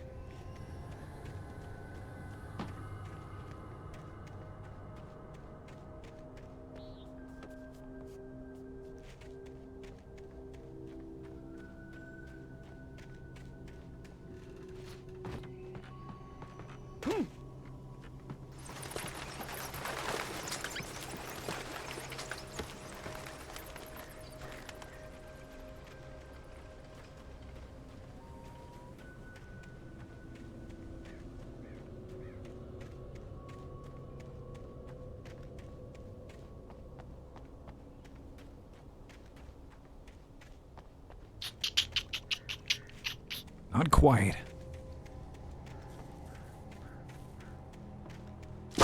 Up.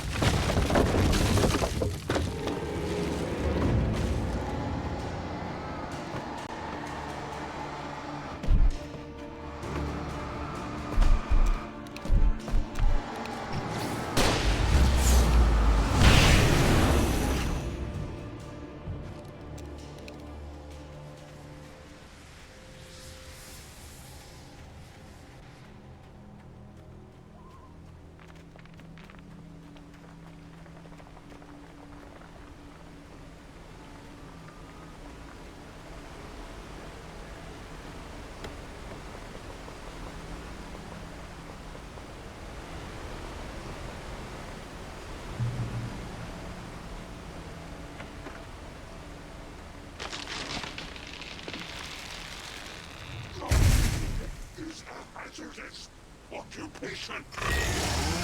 There he is.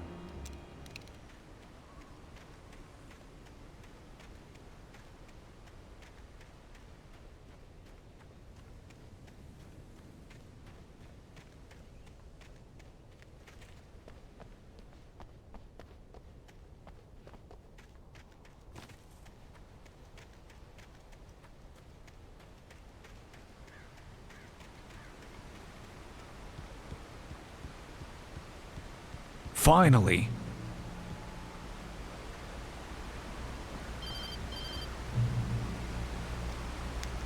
Barry? Ow! The porch is covered with birds. They've got all Hitchcock on me. Stay out of sight. I'm on my way. Don't open the door. What am I, crazy? Stay hidden. I'll be there soon. Just make sure you keep the lights on. We got a blast.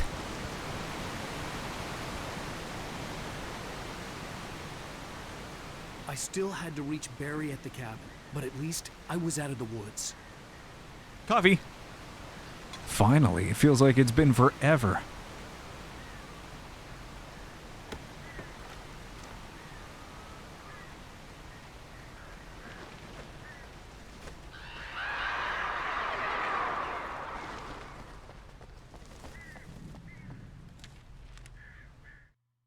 The FBI agent's command froze me in place. I considered surrender. It was all falling apart anyway. I could give in, let someone else deal with it, but it felt all wrong. Call it instinct, his posture, the way he held the gun. He was no friend. Shots ringing in my ears, I leaped for the hole in the fence and stumbled into the darkness beyond.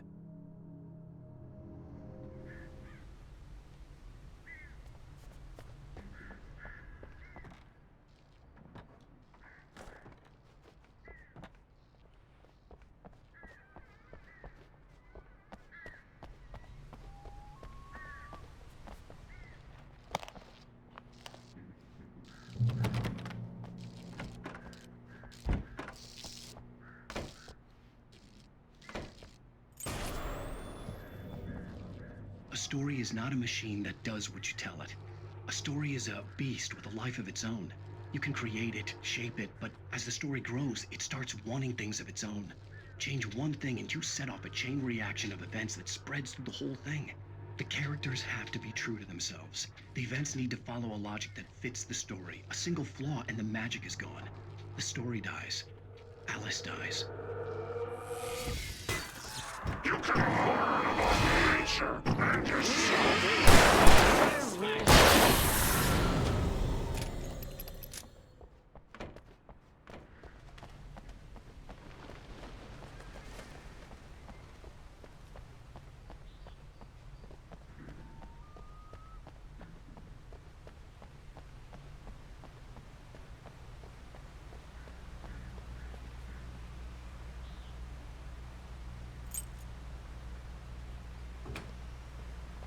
Cool.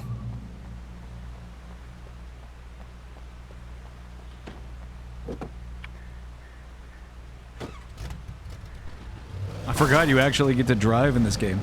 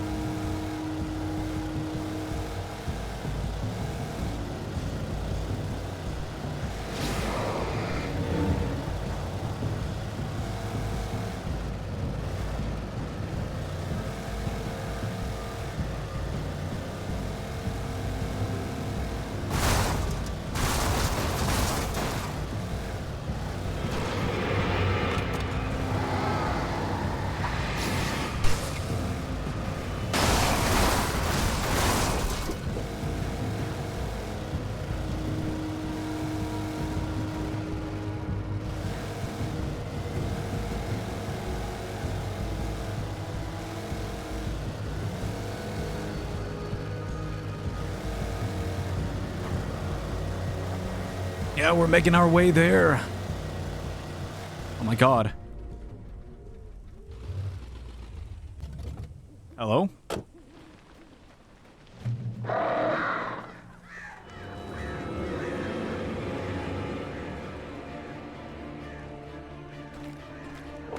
flare gun was probably the best weapon I could imagine against the dark things I was facing. Okay. Oh, hello.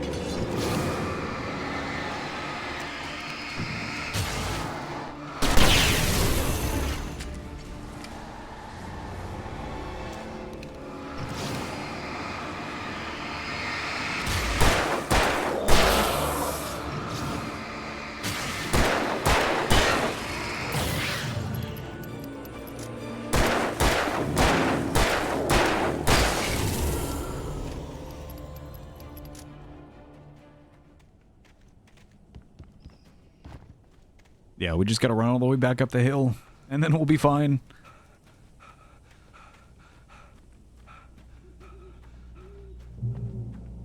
Sweet. Hello? It was the kidnapper. You son of a bitch! Where's my wife? Enough horseplay, Wake. You deliver the manuscript, and you can have your woman back. Simple as that. I don't... Listen. I'm gonna need time to finish it. I still need to write the ending. I need a week. It's not done? I need a week. 2 days.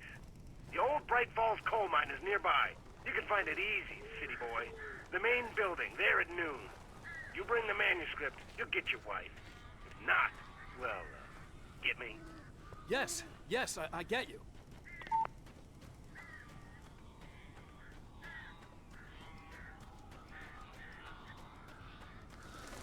Barry had talked about birds over the phone.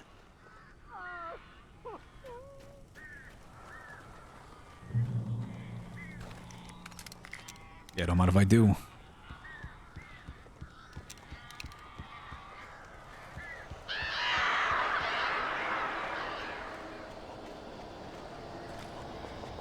Al, I am so glad you're here.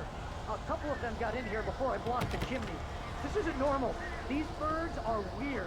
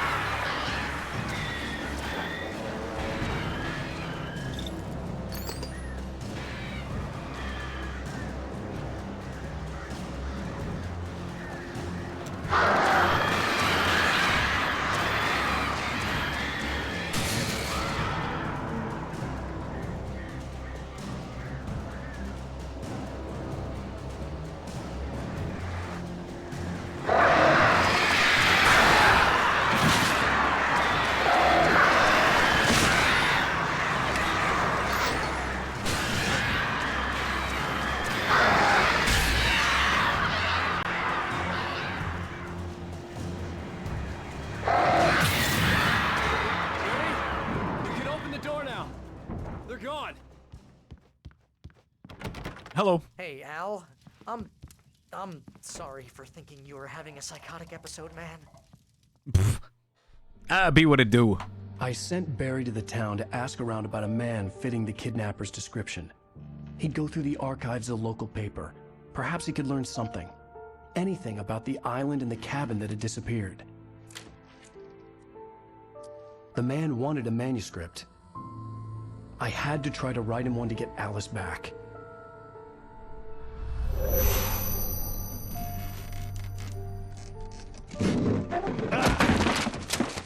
For me, the supernatural had always been nothing but a metaphor for the human psyche, a tool to use in writing fiction. Now, it was happening for real, and I couldn't put a single word on paper.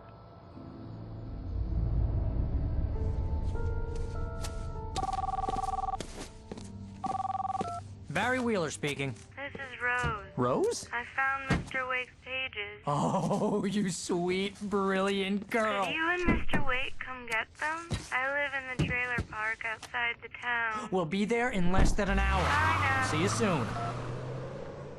Have a great day. Hope you come back soon. Welcome to the Oh Dear Diner. Good girl.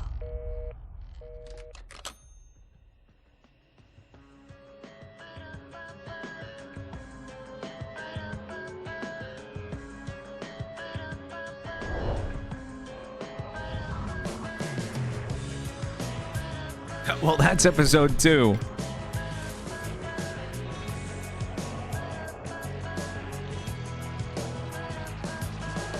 What time is it? Come here. We're getting there. Can you tell me where I am?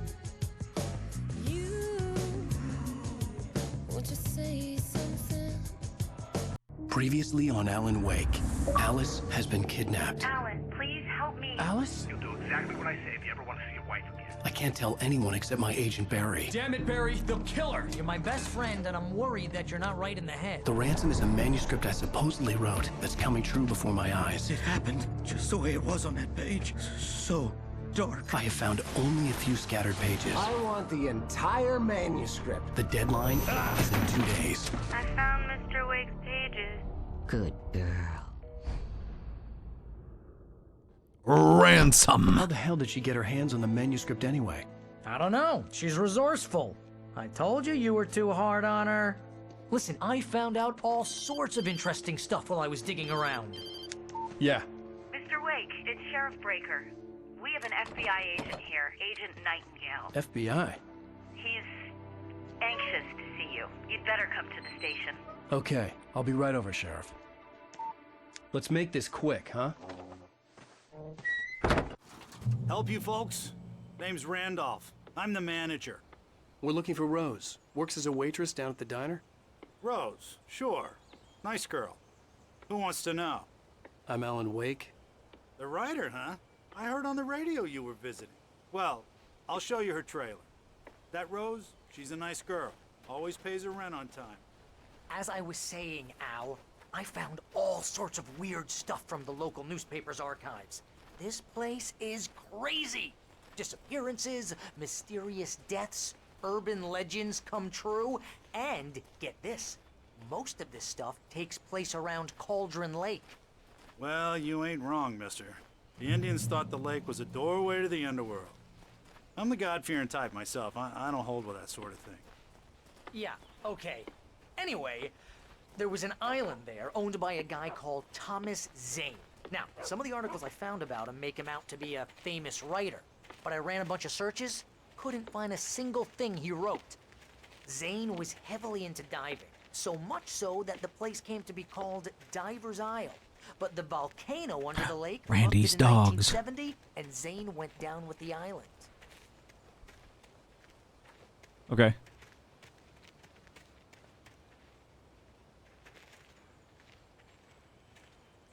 Come on, man. Can you speed it up a little?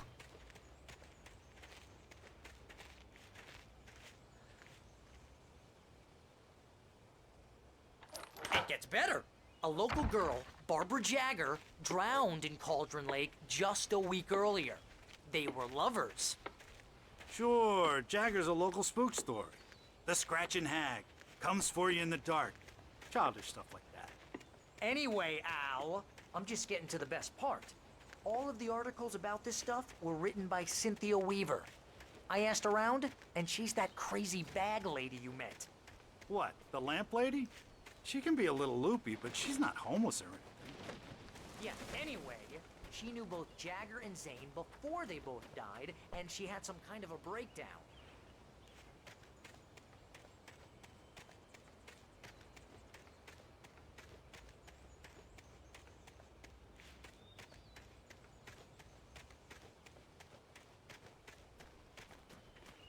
No coffee, huh?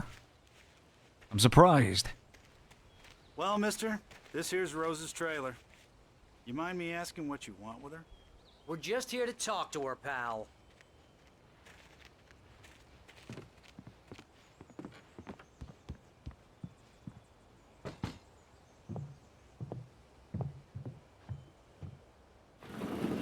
Welcome to...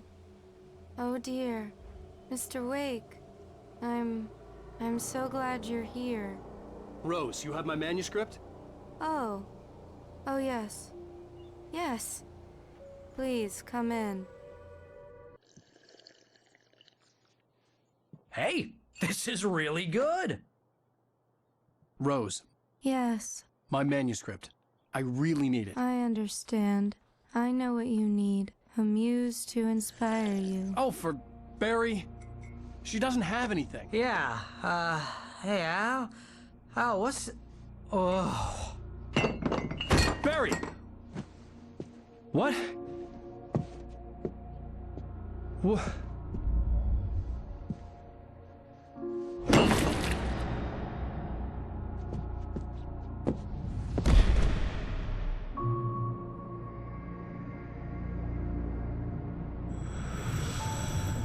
It's coming for you, hiding in my barber's skin. I'm too weak to stop it. You must turn the lights on.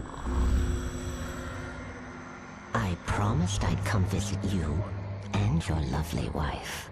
You must finish what you started. I insist. You must turn the lights on. Turn the light on. Back to work, boy.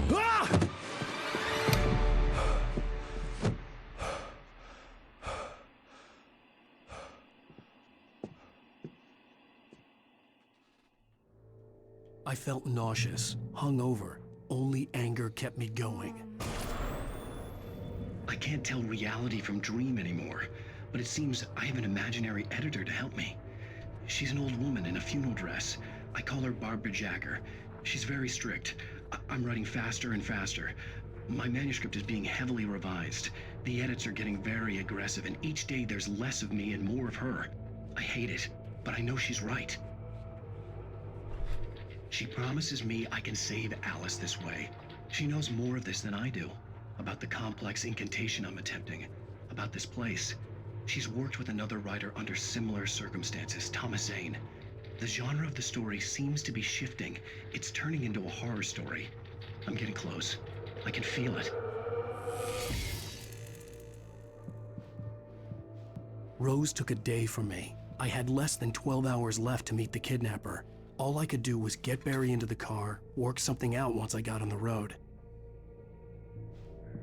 Welcome to the Oh Dear Diner. What can I get you today? Coffee? I couldn't work up much hate for Rose. Something had used her to get to me and left its mark. First refill is free. Milk and sugar on the counter there. Would you like to hear today's specials? Thank you. A nice day. Come back soon. Barry was out of it. He was way too heavy to carry. You're right. I deserve more money. I'm so handsome. Well, my gun and flashlight were gone. I'd have to find a way to get Barry into the car as quickly as possible. There was no time to waste. Mr. Randolph liked Rose. That little smile she had. How she was still sweet when life had tried so hard to make her bitter. It wasn't any of his business what she did in her trailer. But those strangers, the writer and his smart-ass sidekick, looked like trouble. And they'd been in there for hours, way past her normal bedtime. He reached for the phone and called the sheriff's station. fuck. God damn it.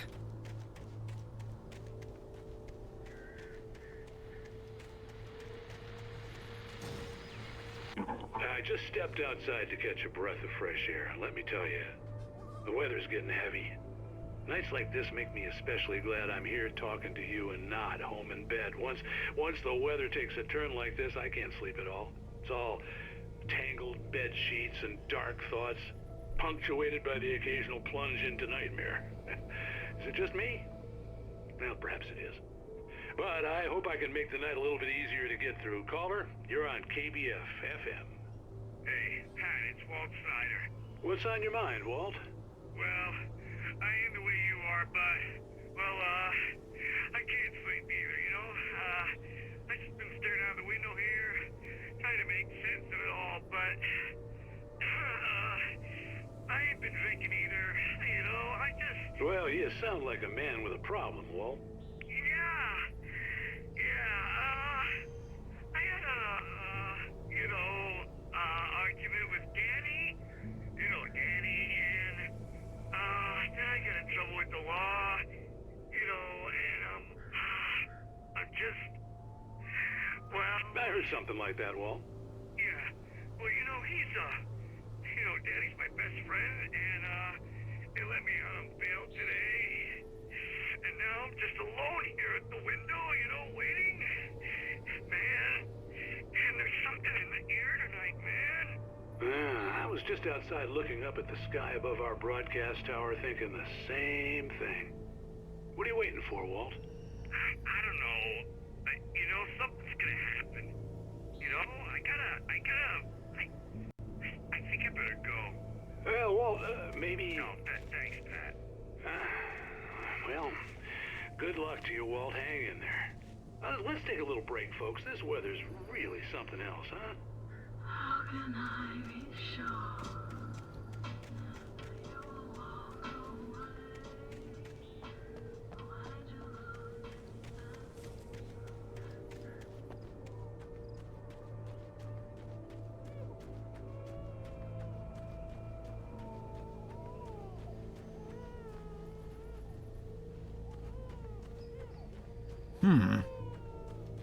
Oh, you're gonna get it now.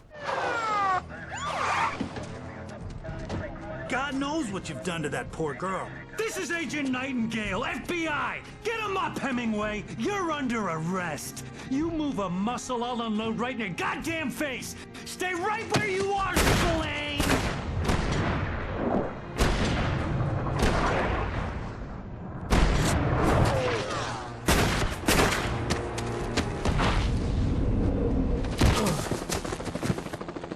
What are?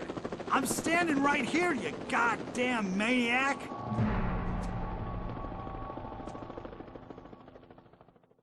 I hated to leave Barry behind, but there was no way I'd miss my appointment with the kidnapper. Give it up, Mr. Wake. Come on. No, we're getting the hell out of here. Jesus Christ.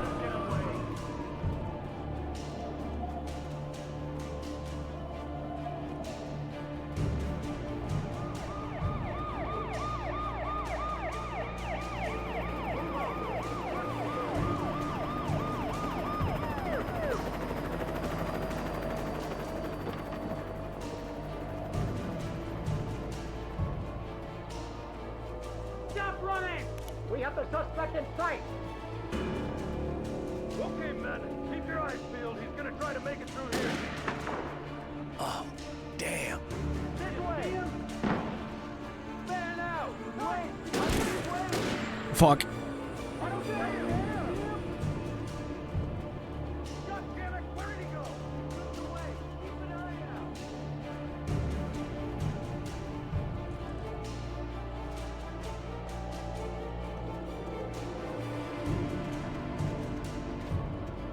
Oh my god, I'm just a goddamn writer. For fuck's sake. He's gone! Come on, guys! We need to head him off! For decades, the darkness that wore Barbara Jagger's skin slept fitfully in the dark place that was its home and prison. It was hungry and in pain. It dreamed of its nights of glory when the poet's writing had called it from the depths and given it a brief, terrible taste of power and freedom. The rock stars had stirred it from the deep sleep the poet had sunk it back to in the end. When it sensed the writer on the ferry, it opened its eyes. Okay.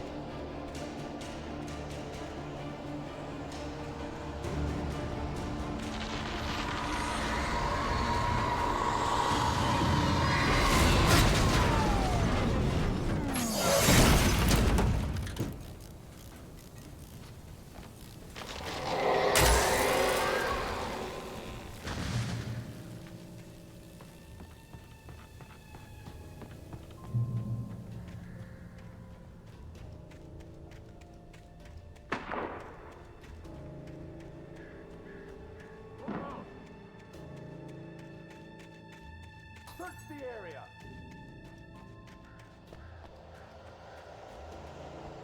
Stay sharp! This way! Over here!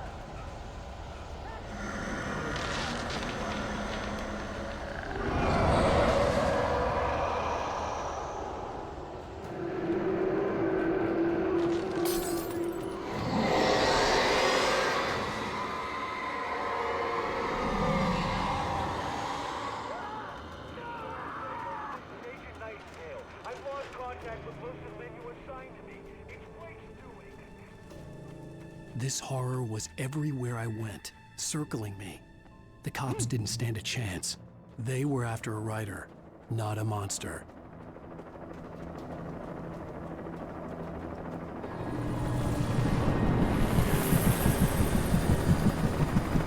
on the ground. Hold it right there. There's nowhere to run. Freeze!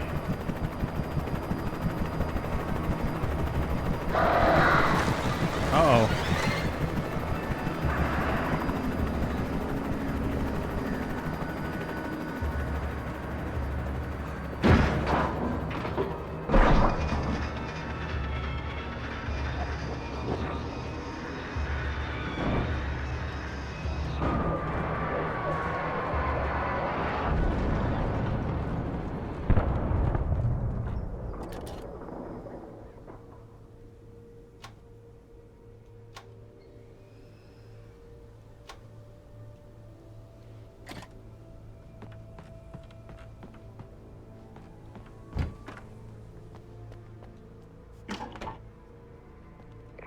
This is James. Mulligan, Thornton, come in. Over.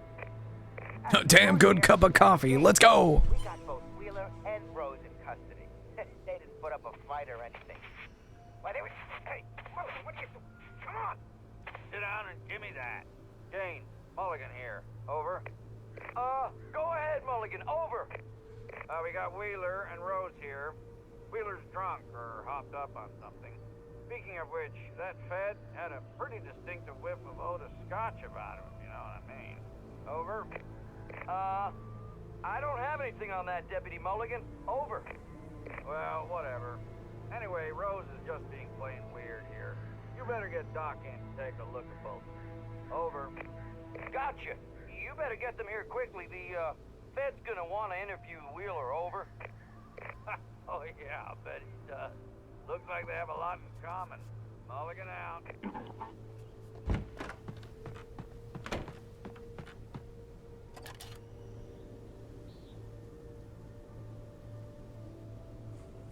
I could see the lights of the radio station in the distance.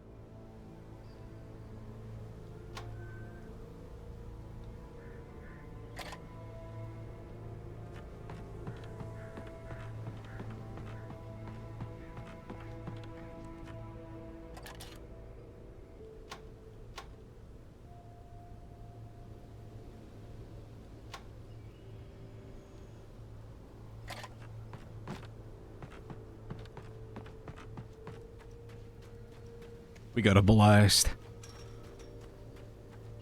I imagined that the broadcast tower in the distance was part of the local radio station.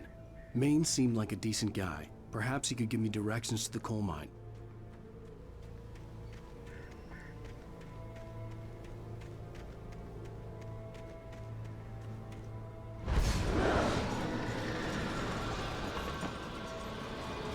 Unnatural shadows clung to the gate. The darkness that was after me was trying to stop me. I wouldn't get through without a light. Luckily, I have coffee as well.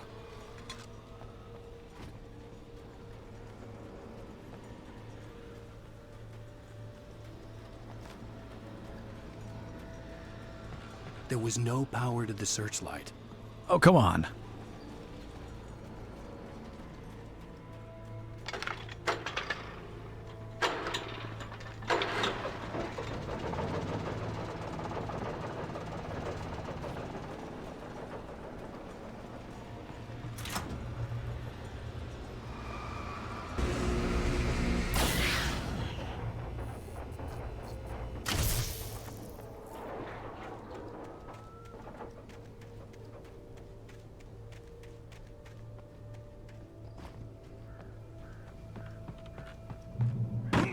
Oh.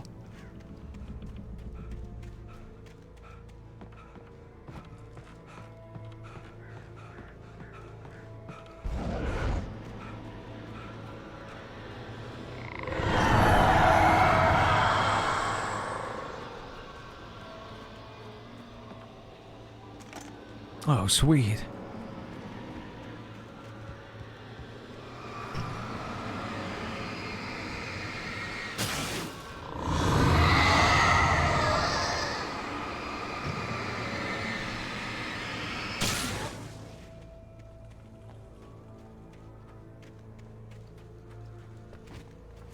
It took me a moment to recognize the flashbang grenades. They were an ideal weapon for my situation. Team 1, come in. Over.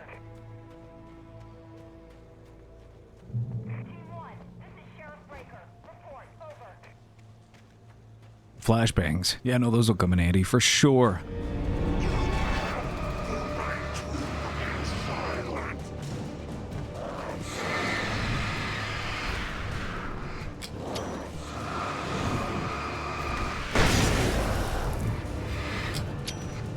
They don't immediately go off, though, which kind of sucks.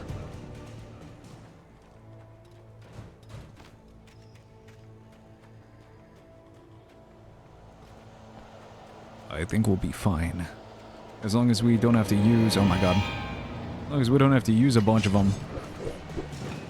They're surrounding me.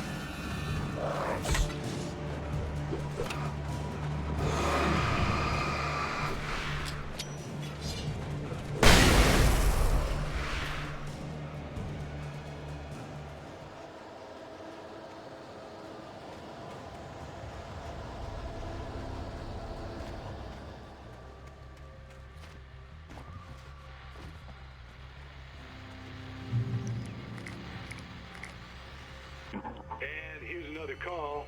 You're on KBF-FM with Pat Maine. It's Milt Peabody, Pat. What's on your mind, Milt? Well, I live near the trailer park, Pat, and there's a big ruckus going on over there. Well, that's just up the road from me, too. What's going on, do you know? I don't know, but there's a bunch of police cars there, lots of sirens, a helicopter buzzing around, and I think I heard some gunshots. Gunshots? Yes, sir, like from a pistol. So can you find out what's going on? Because it's just next door and they're popping off guns there. They're still shooting? No, it was maybe 10, 15 minutes ago. It sounds serious, Pat. I'm telling you, it don't sound like no party. Well, I'm certainly going to give the station a call, Milt. Okay. You'll hear it here as soon as I hear from them. Okay, thanks.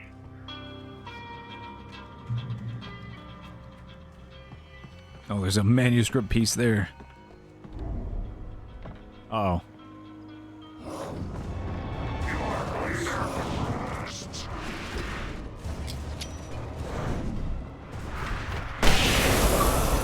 Nice.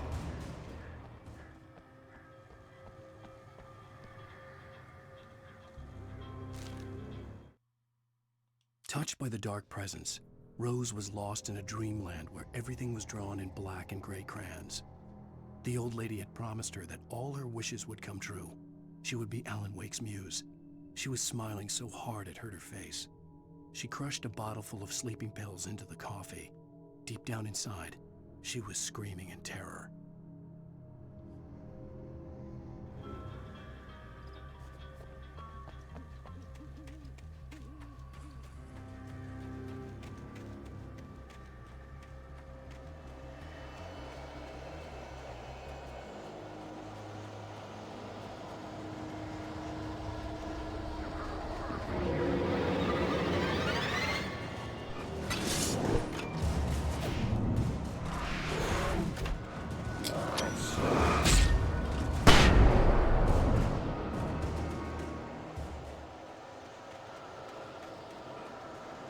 Yeah, we just gotta take it slow.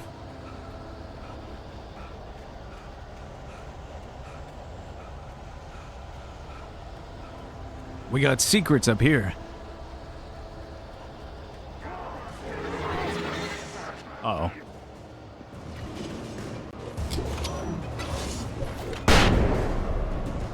Easy.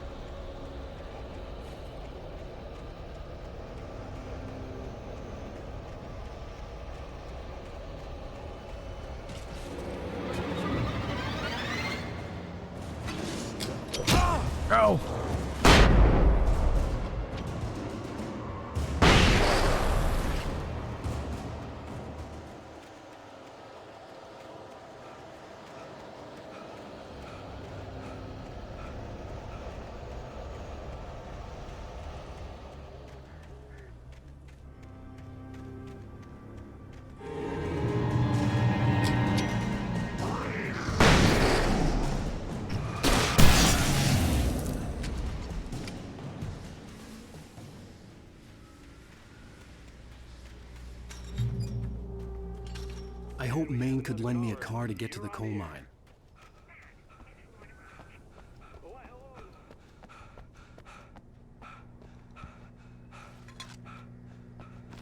I'll take the coffee.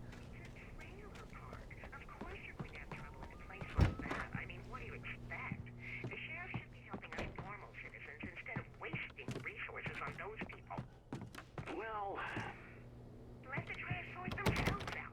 I'm sorry, but my granddaddy settled in Bright Falls in 1911. Well, thank you very much for that compassionate viewpoint, Lorna. Oh, here's a little surprise. The famous writer Alan Wake just walked in. Folks, I'm going to see if I can talk him into an interview. Come on in, Mr. Wake. Oh, I'm so glad you could find the time to do this, Mr. Wake. Nowhere to run now, Dan Brown. You back away from me. Don't hurt it. Whoa, whoa, whoa. Everyone calm down. Put the gun down. We're all friends here, right? Cool your jets, Nightingale. We got him. Judas Priest! What the hell's the matter with you? There's a civilian in there.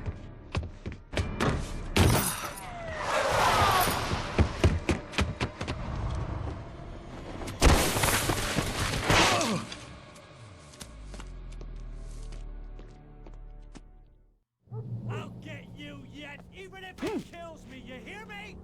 You hear me, H.P. Lovecraft? I had fallen off so many cliffs it was ridiculous. That's what you get for naming a book The Sudden Stop. It was probably good I hadn't had the chance to tell Maine where I was going. I'd have to lose the cops and find my own way to the mine. Nightingale stared through the broken studio window into the dark woods. He turned around, started to walk out, but Maine grabbed his arm. "Young man, you almost shot me. You don't shoot off rounds at people like that. What's the matter with you?" Nightingale shook his arm free, marched out.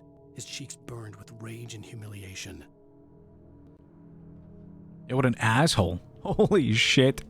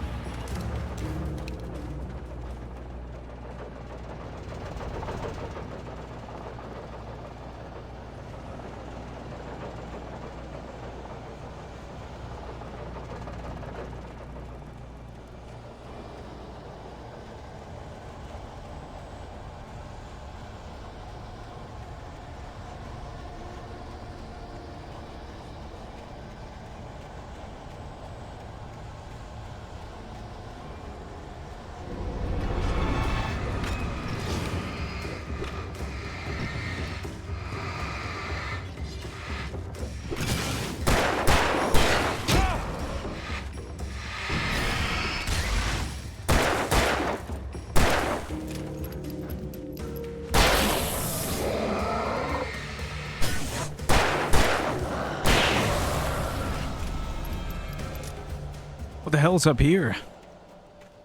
There better be something up here, I swear to God.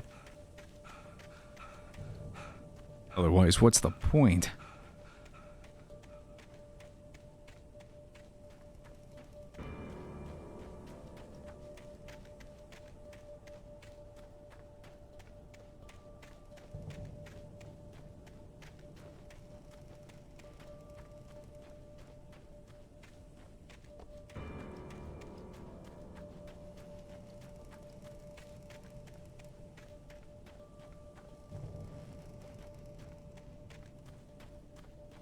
It just keeps going up.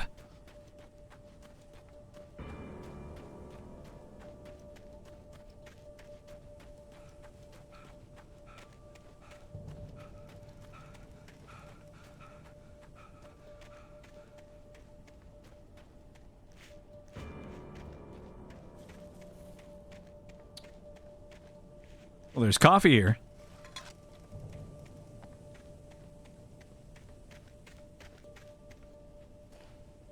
Oh, it's the radio station. I see.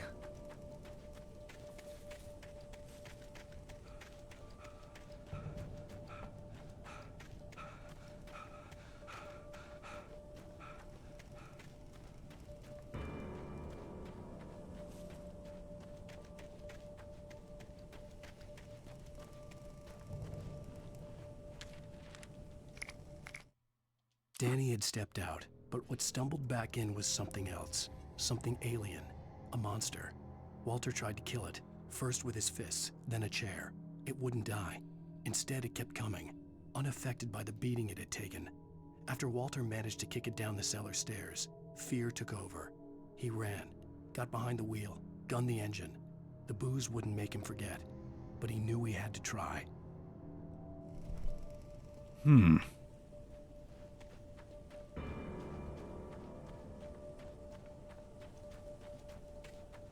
Okay. Oh, now let's run all the way back down.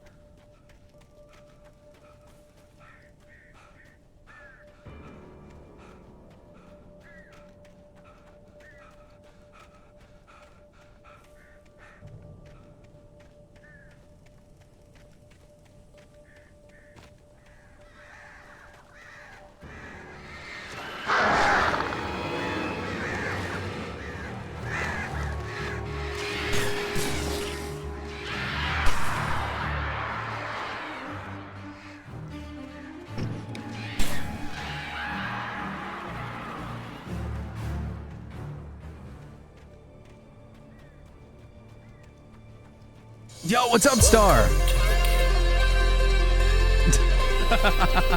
Welcome in, you guys.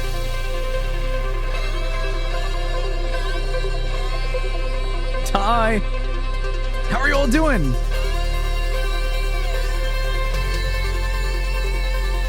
Yeah, I'm chilling.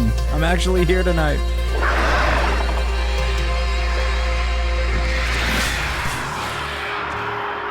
My God, Star, what's up?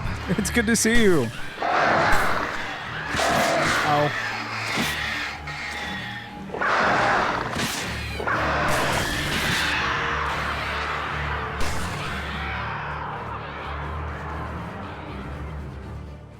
I got you. Yeah, go get some rest. Also, thanks for the raid. What were you up to? I'm doing alright. Welcome in, you guys. We're playing some Alan Wake tonight. We're hoping to get through at least chapter 4. Or episode 4. Crime scene cleaner, hell yeah. We're currently on episode 3. We should be getting to episode 4 soon.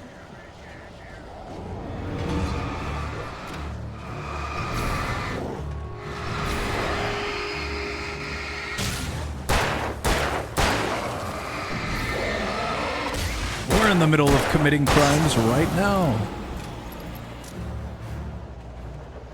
Not actually. But hell yeah. I hope you had a great stream with Crime Scene Cleaner. Uh-oh. That's not good. Fucking ouch. There was no sensible reason for the power company work lights to be here. It was almost as if they'd been left for someone like me to use.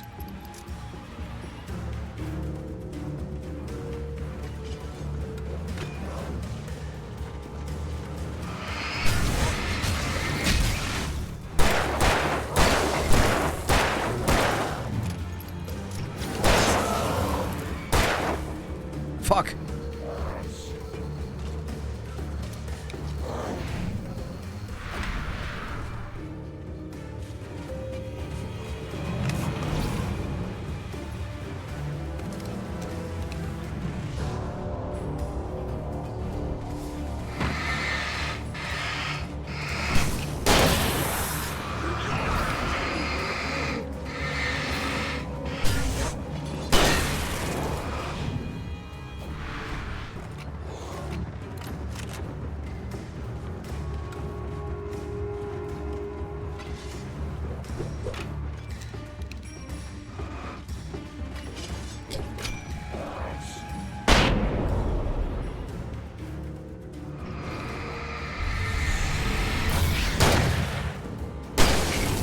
Sweet.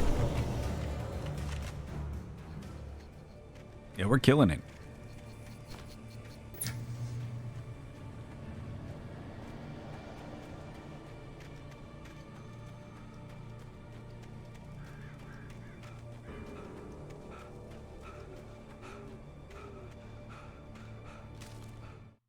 The bulldozer's engine roared to life. Mud and rocks flew as it fought for traction. It crashed through the concrete wall and landed heavily in the yard. If it were an animal, it would have shaken its head after the impact, fixed its eyes on me, and charged. Of course, it had no head, nor eyes.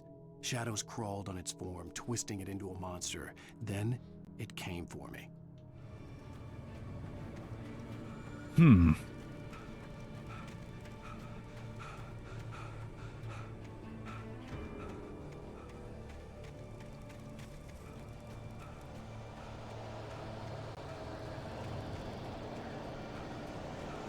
Yeah, no, we need more ammo. Soon. If not now.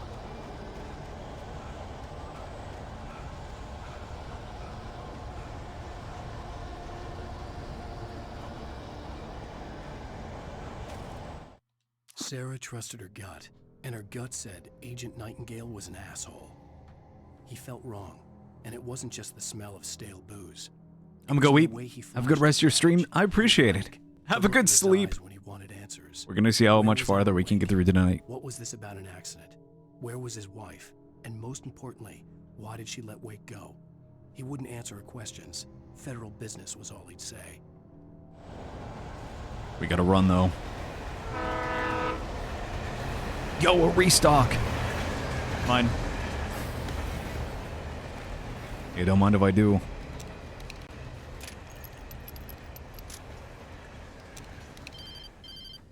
Barry. Hello? The most stubborn man I've ever met. Nope, not Barry. Alice? Alice? Alan, I'm so afraid. It keeps me in the dark. Please help me. I look at you, Alan, and it's not you. Something else. Looking out from behind your eyes. Alice, I'm here. I'm so alone here. It's all gonna go to hell. You need to be careful. Cooperate. Uh-oh. The connection had been terrible, but that wasn't the only thing that hadn't been right with the call. She sounded wrong somehow, but she had called me.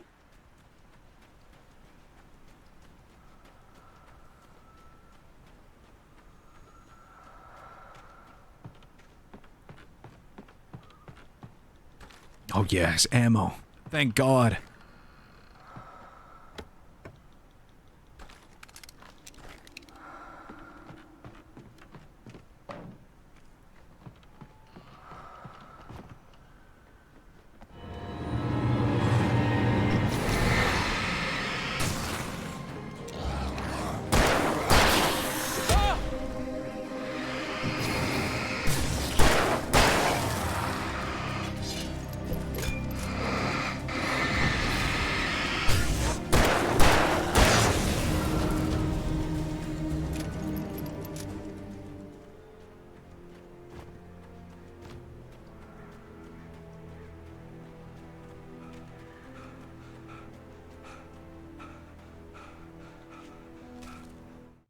The pipe wrenched itself loose from the bridge's steel framework. Wrapped in darkness, it floated in midair, twitching. For a moment, I didn't understand what I was looking at. The heavy object lurched at me with impossible force. I threw myself out of the way, but just barely. When I turned my flashlight on it, it shook in a dark rage before it flew at me again. I could see a railway bridge up ahead and a warehouse of some sort on the opposite shore. I hoped I could find a car from there. It's wishful thinking, but we'll see. Yeah, so if anybody is still here from Star's stream, I really appreciate you hanging out and coming on by. We got a birthday coming up, so we're planning on going through all of the Remedy games from now until then. We already played Darkness that through. was pursuing me was growing stronger, and it was taking over everything in its path. Up.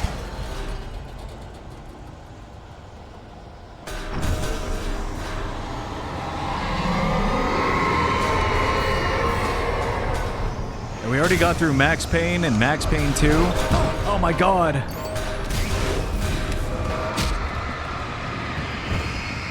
We even had time to do Max Payne 3, which technically isn't part of it. But we had a good time nonetheless.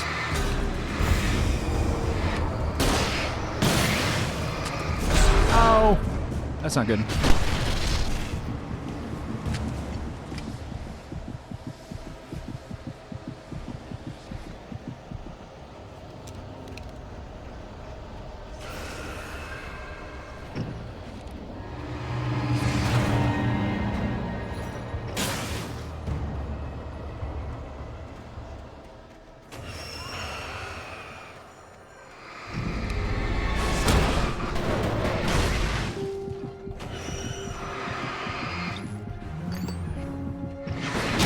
Oh, fuck.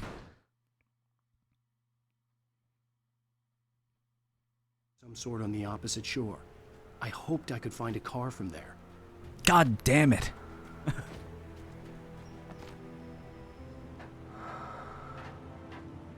So yeah, what is that? That leaves Alan Wake, which we're doing today and tomorrow, followed by Quantum Break, followed by Control, and then Alan Wake 2. We should be able to get it done by the 18th, which is the day of days. The darkness that was pursuing me was growing stronger, and it was taking over everything in its path.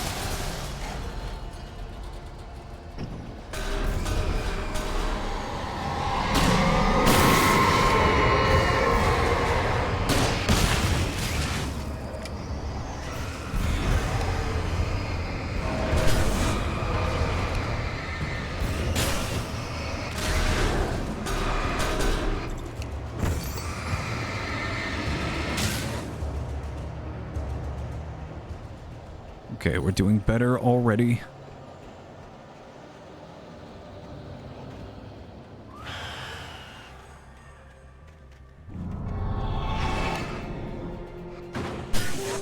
Cool.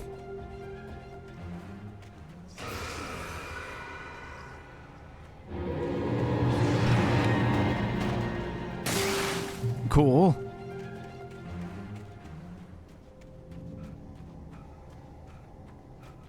Yeah, sweet. Okay, we don't have to worry about that anymore. I slammed the door shut right in his smug face. He pleaded for me to open the door. True to form, the asshole actually thought I would obey. I had no sympathy left, no guilt either, not for him. I took a moment to savor the scream.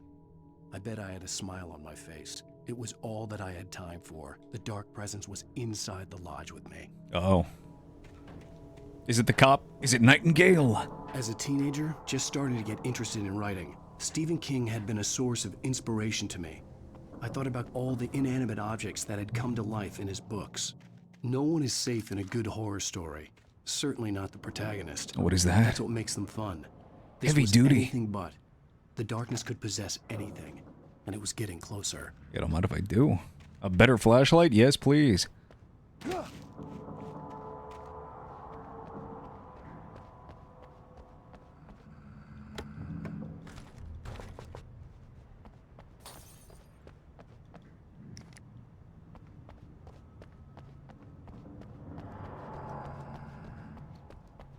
Of course, there's a coffee in the back corner.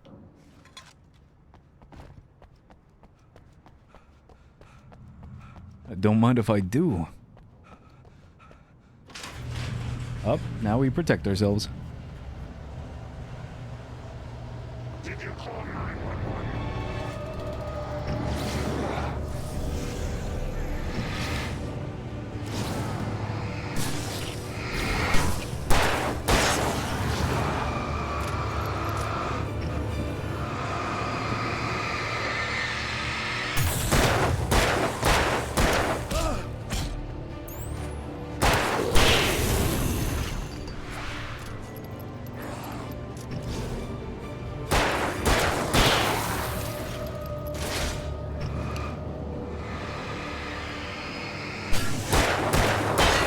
Sweet.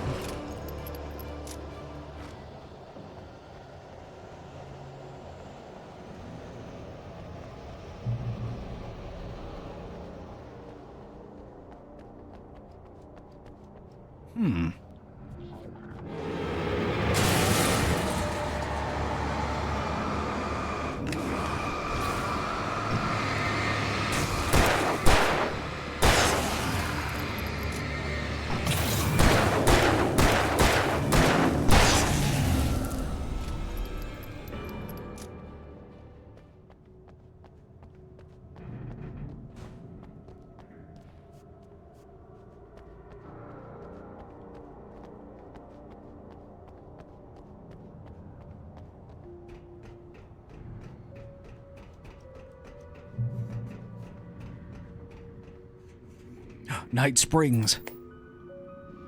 We take the facts of our existence for granted, unaware that they are merely a thin veneer of desperate self-delusion, covering a vast cosmos of madness and horror. All too often, the stars are right. In Night Springs. Tonight's episode, A Family Occasion. Journalist Alvin Derleth's trip to study the local customs of an insular community in Night Springs has been less than successful. Until tonight. Well, I'm glad you changed your minds about this. Ancient customs, local mythology. My editor loves this kind of stuff. Well, Mr. Derleth, we don't want to feel like we're on exhibition, but you have demonstrated the seriousness of your intent. Oh, I am serious. Really, just do your thing. I'll stay out of your way and observe. Actually, I thought you could assist us. I'm afraid we are a man short. It would provide you with an intimate perspective. Could I really? Of course, Mr. Derleth. Well, I guess that's the least what would I have to do? Oh, here. Let me show you with a kiss. She's gonna suck the life out of him. What did you...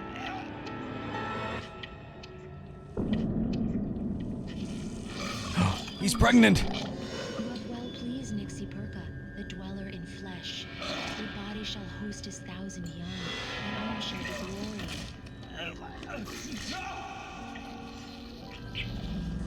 Shh, darling, be calm. Shh. Alvin Derleth learned a harsh lesson. If you go looking for mythology, it may come looking for you.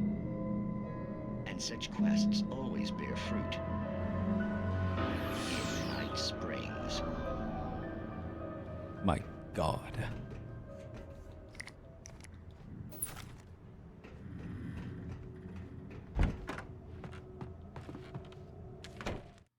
The darkness surged towards me, sucking everything loose from the ground into its depths, tugging at my clothes. I saw the flare the kidnapper had dropped and threw myself towards it just as I felt my feet leave the ground. The darkness embraced me with the force of a tornado. Somehow I managed to light the flare. The darkness roared and cast me away. I fell toward the dark waters of the lake far below.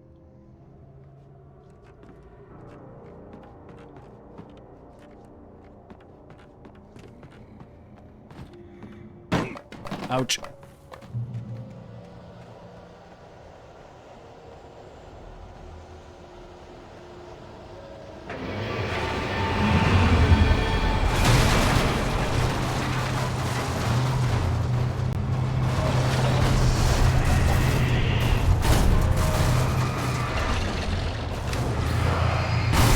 Oh, wow.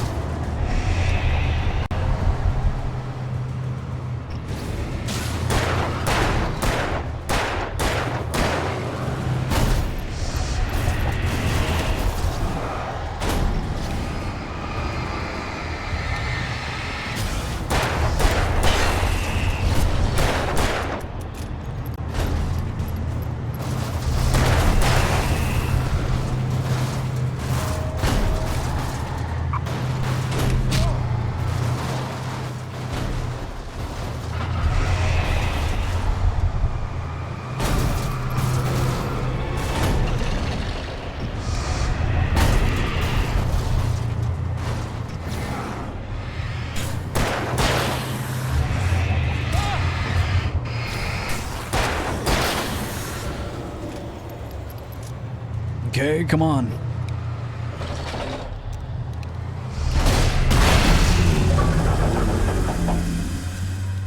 Heavy metal. Let's go restock.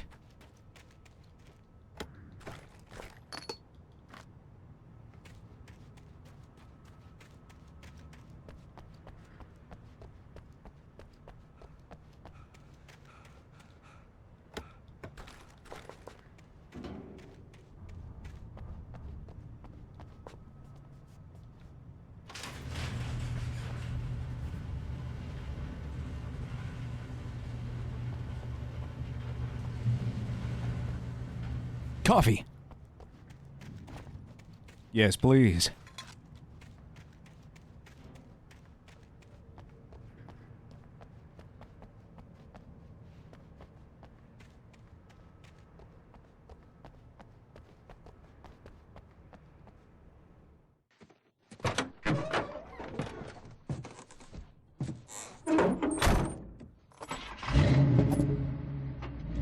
I had never been this glad to see the sunrise.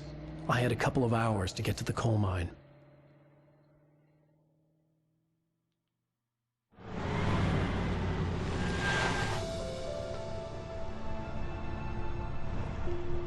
The coal mine wasn't far now.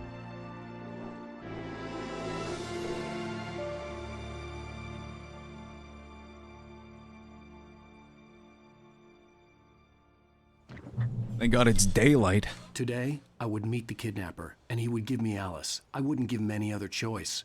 A drowning man will clutch at a straw.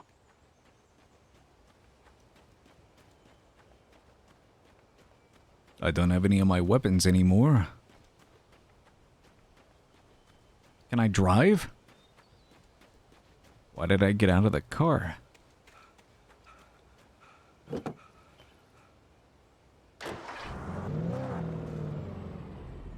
Little by little, Oh, there's a without page there. realizing it, I'd come to believe that the story in the manuscript was coming true. The current of its narrative had taken me deeper and deeper into dark waters. Alice had been taken from me.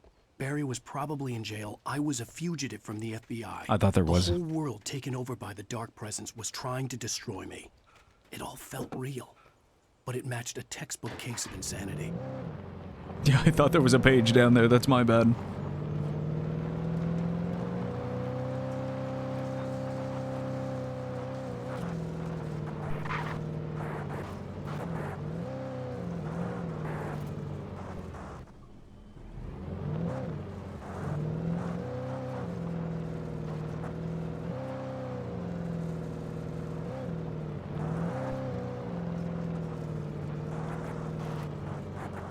Oh, give me a second.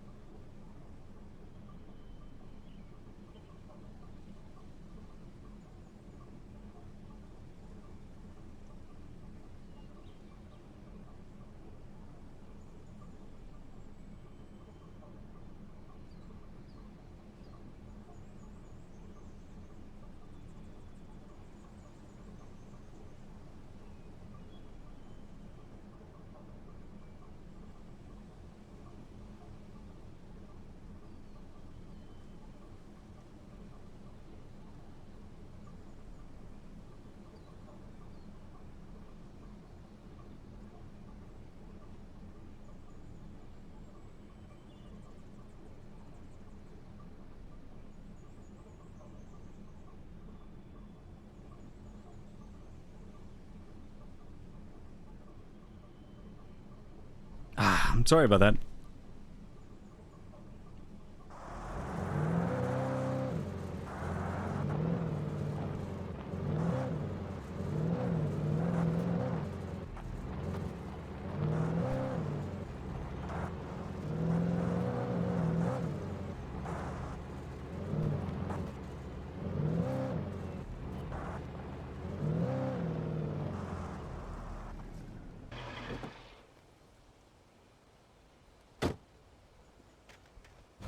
Maybe there's something hidden here. There's a radio. This is Pat Main, and you're listening to KBF FM. Folks, I want to apologize for kind of abandoning you to that looping music track last night, but I was detained. You see, I encountered a big shot G-man with an itchy trigger finger who could use a lesson in manners and a boot in the ass. Not necessarily in that order either. Now, folks, I know I'm not being very informative here, and I apologize for that. I really should just keep quiet, but I'm just so peeved right now, because some people just shouldn't be carrying badges.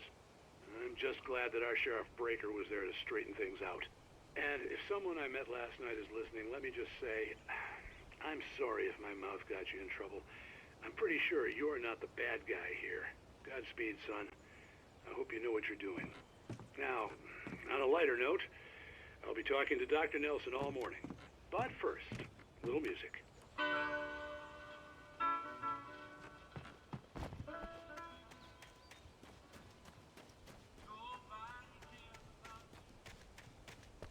At least he's cool about it.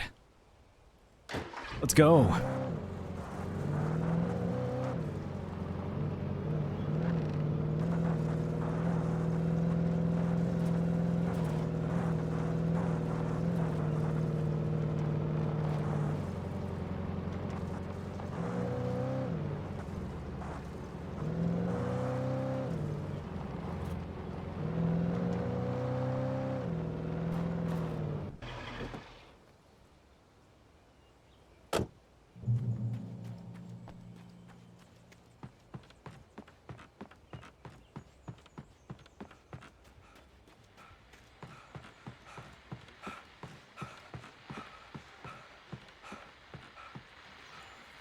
Yo, what's up, Absolute?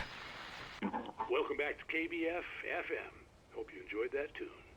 Now, Doc, How are you doing? It's good to see you. life and finding that special someone, that soulmate. Well, you were talking about that. I was saying I don't buy it. Well, see, to me that's strange because I always pegged you as a hopeless romantic. You got me there, Pat. But I think love's where you look for it. And you need to do a lot of looking. All's well? Hell yeah. But I'm the glad to idea hear is it. There's that one special person out there for you. And if you miss that chance, it's gone forever and you're forever incomplete. I mean, isn't that depressing? Or, heck, childish even? There's plenty of fish in the sea. And apparently a fisherman has a fishing analogy for everything. But what you're saying, isn't that a little harsh? Well, no. What I am saying is that your potential for finding that connection isn't limited to what's essentially a chance encounter. How is that harsh? Yeah, well, I guess that's a nice thought, but let me say something personal here. Okay.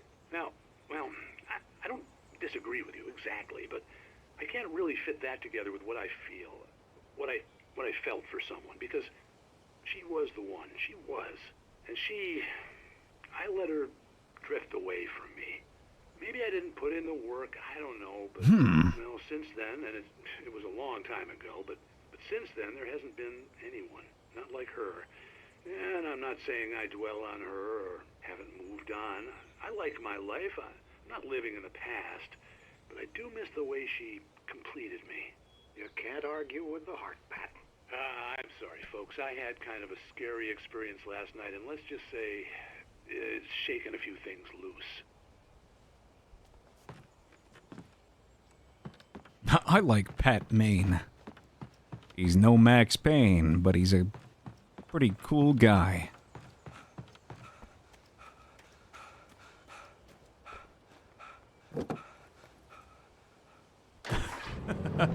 He tires out so quickly. He's got no stamina.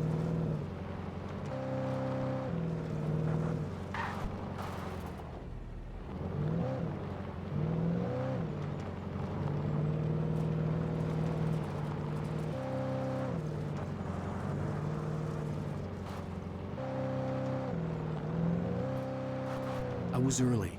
I was supposed to meet the kidnapper at noon in the main building. The coal mine was quiet. It was a museum now. That's cool. With Nightingale gone and the night wind blowing in through the broken studio window, Maine stared at Sarah. The sheriff looked away. Maine's voice shook with barely controlled anger. That boy's doing more drinking than thinking.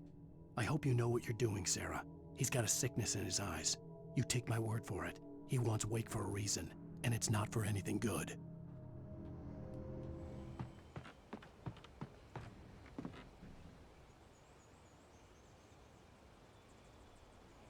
What is this? In 1970, a volcanic eruption below Cauldron Lake, while relatively minor, caused most of the deep mining tunnels to collapse or flood. 32 miners lost their lives in the calamity, and all mining around Bright Falls came to a final stop. Now, many of the remaining buildings are protected as historical landmarks. Okay.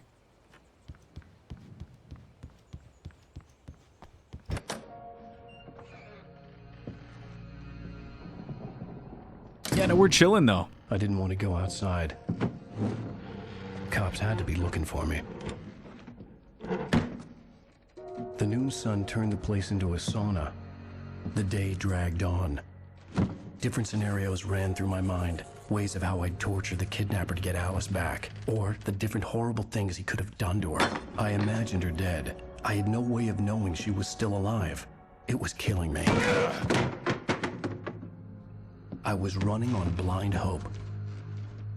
It was all a waste of time. The bastard never showed up.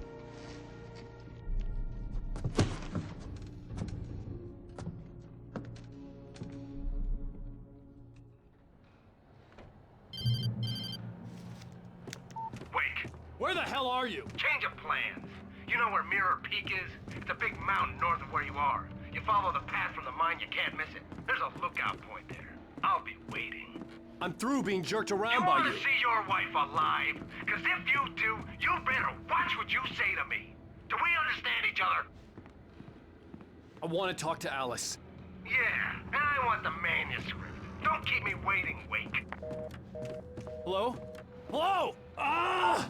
I'm gonna kill him. I had to get to Mirror Peak.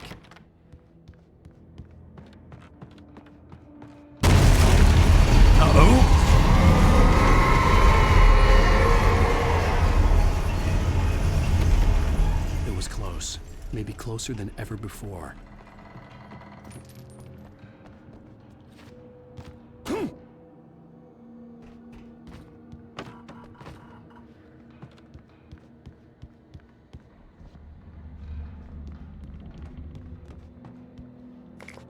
The coffee. Mine.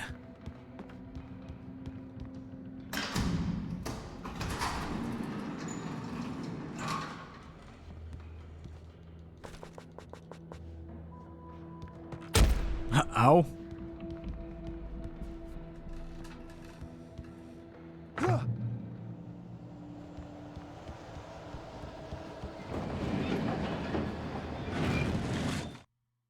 When Thomas Zane fell for Barbara Jagger, it happened fast. She was young, vibrant, and beautiful, full of life. He had never been a very happy man, and without any seeming effort, she had changed all that. Zane felt good for the first time in his life. Everything she did was another piece of a jigsaw puzzle he hadn't even known he'd been missing. And best of all, she made the words flow, strong and sharp. She was his muse.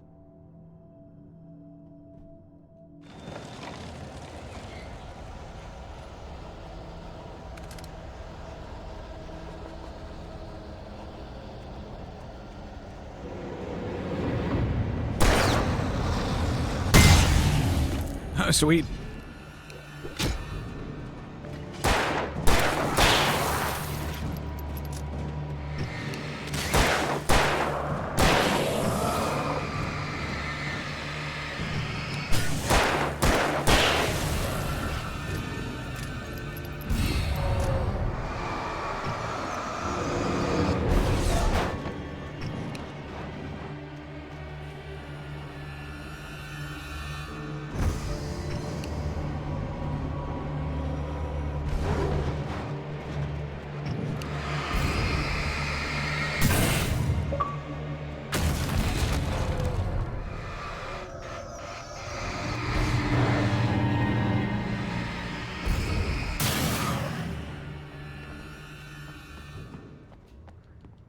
flashbangs. Thank Christ.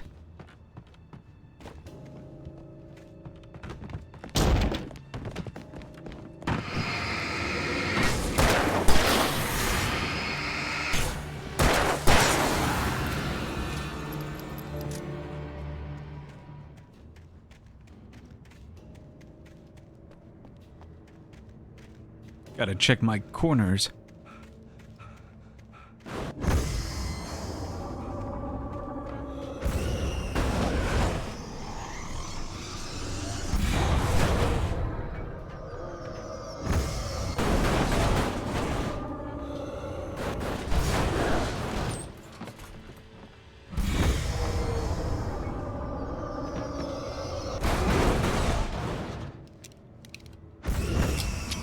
Fuck.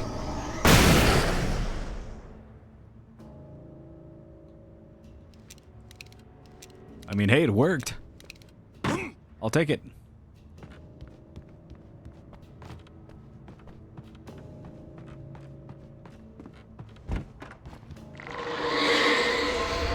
What the hell?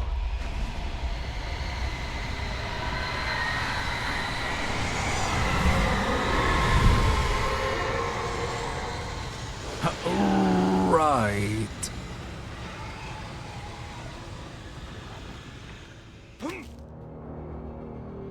The only way to reach the hillside ahead was to go through the building.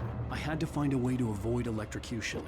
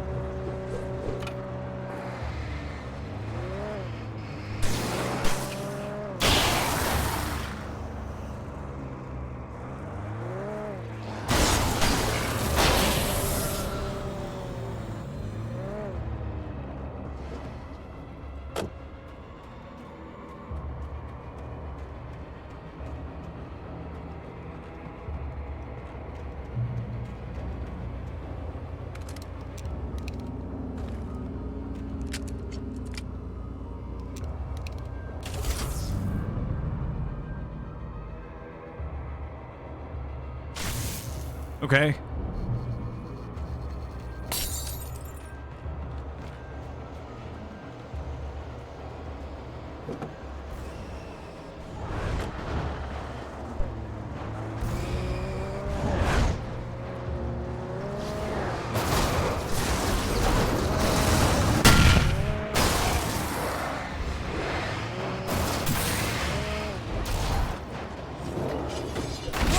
Ouch.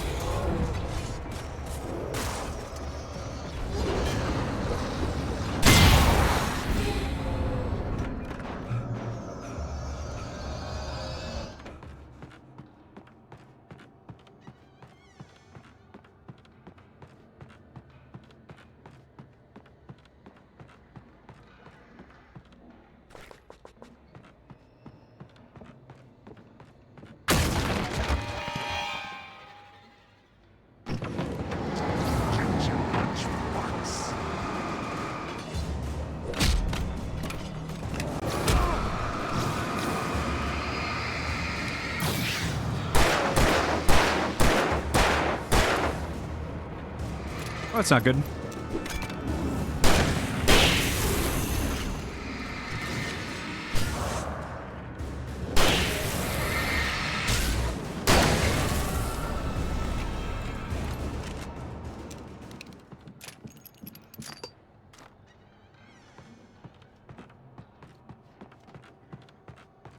Mine and mine.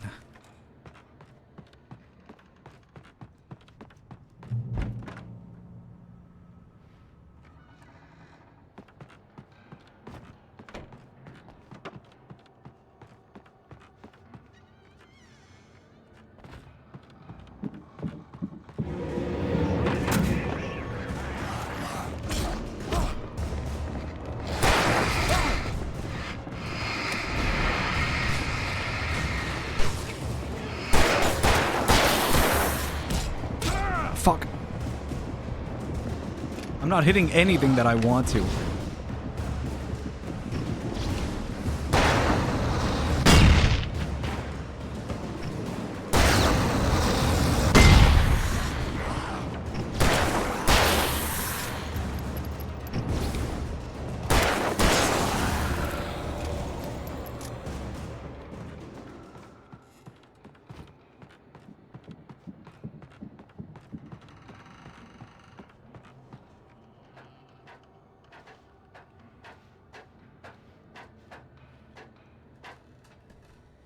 Coffee.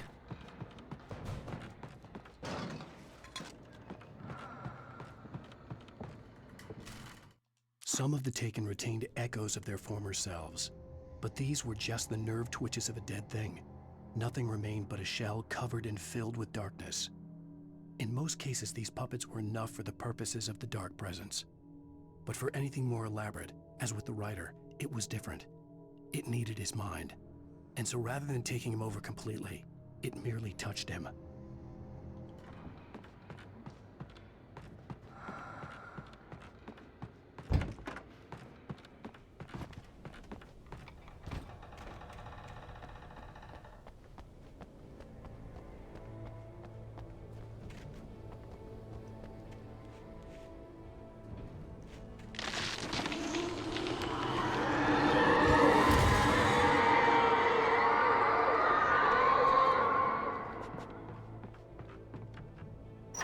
Come on.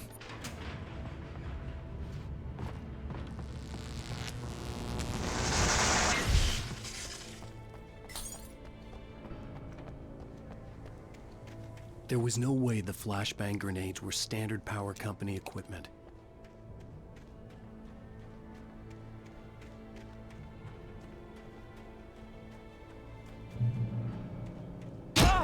Ow. I see. Fucking goblin goo.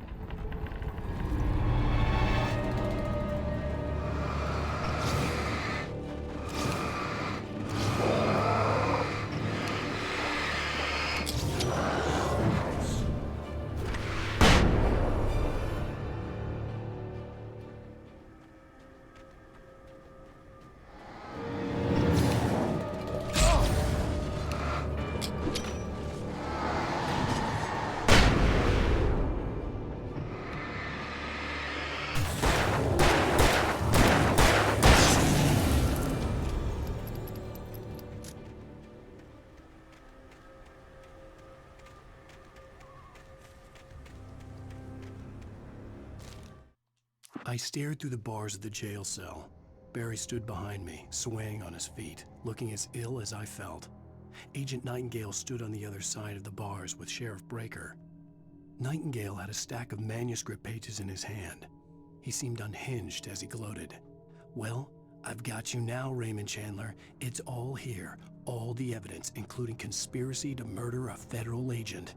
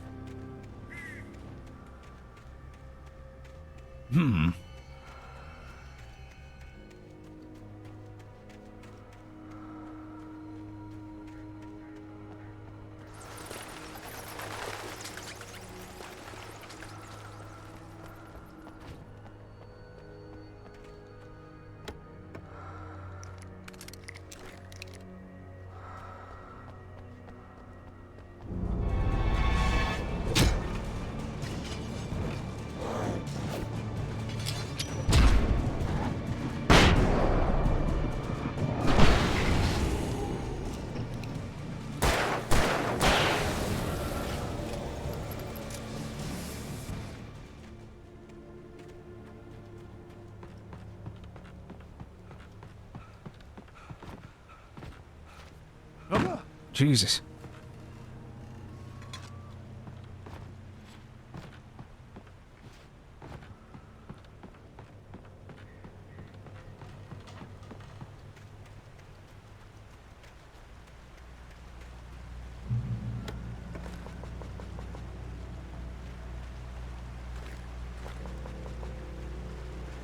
I had no real plan.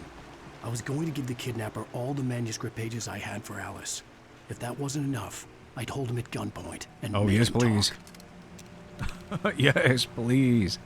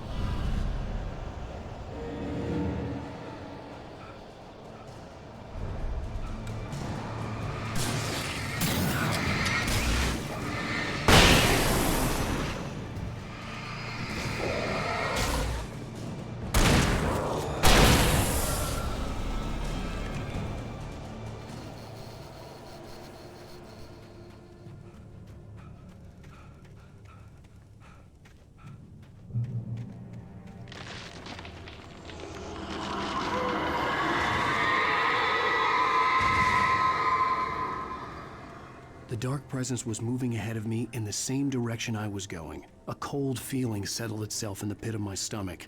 Was it going for Alice? The graveyard shift may cause cancer.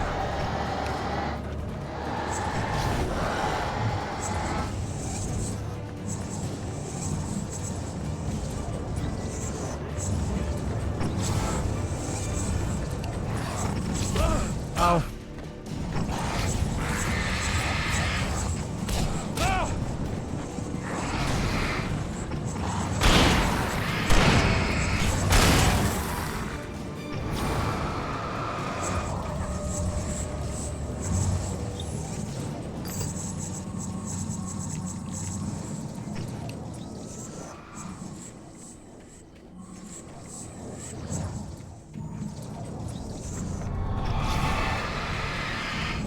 Son of a bitch.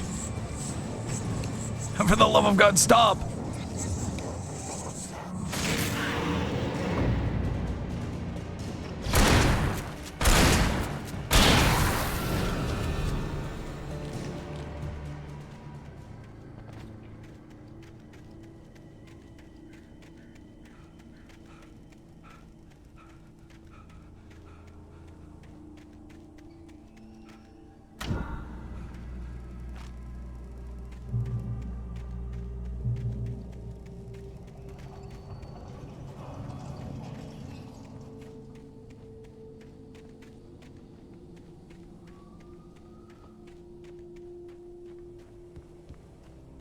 The place was dead, a ghost town. Had been for decades, maybe a century.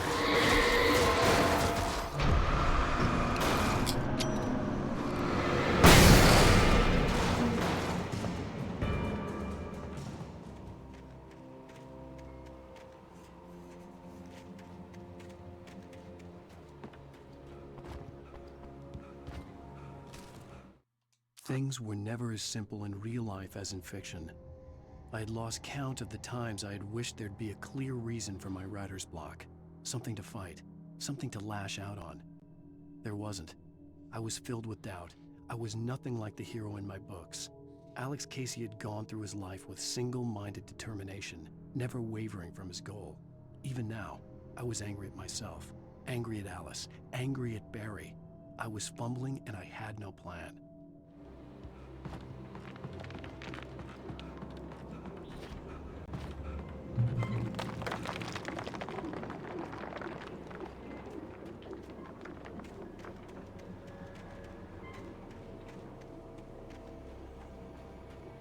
Coffee. Yes, please.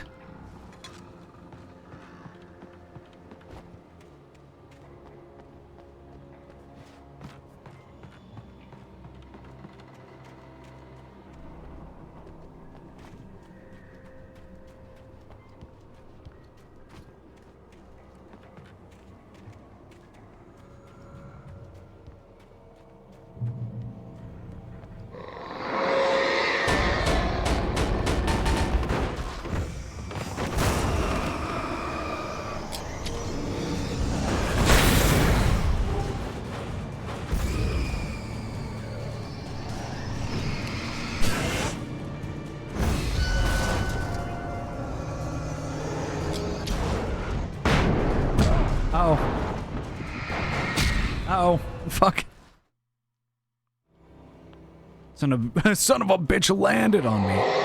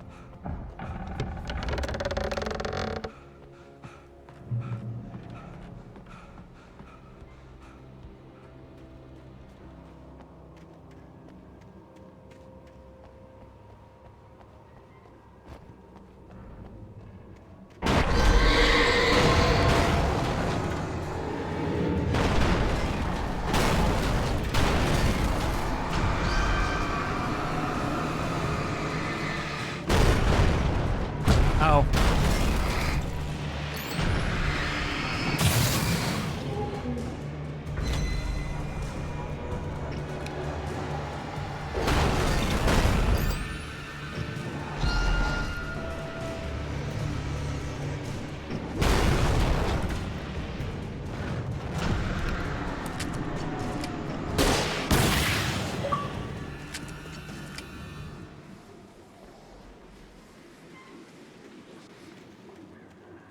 Huh.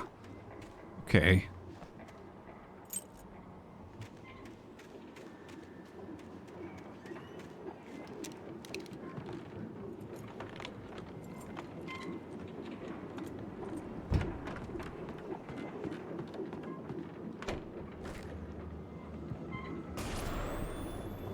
Anything outside of riding is a struggle. I feel ill. I managed to make my way downstairs. There's a shoebox filled with books and papers by Thomas Zane. It's very hard to focus, but I managed to read some of it. He's a poet, and a good one. He writes of muses and creators summoning fabulous things from a magic lake, using his powers to shape the world of a realm of gods and dreams and demons, dark things that wait for a chance to slip through, wearing the flesh of men as disguise. Zane writes about himself, his girlfriend being taken over by a dark presence, about growing scared of the lake. Zane believes it's a mirror to the gaping void of darkness above, where some Lovecraftian presence lurks. I crawl back upstairs. I'll borrow these things for my story. They ring true. They fit.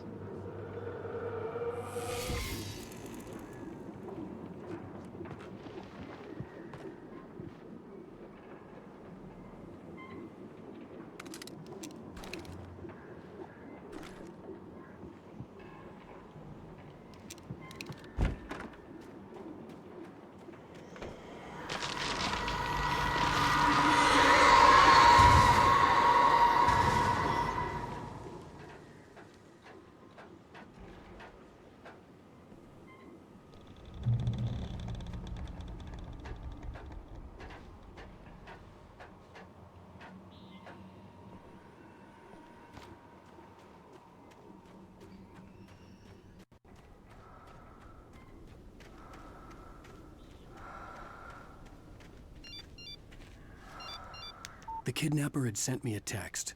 The message was full of spelling errors and insults. It was telling me to hurry up.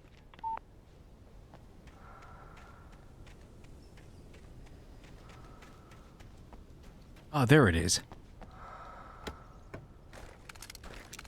Yes, please.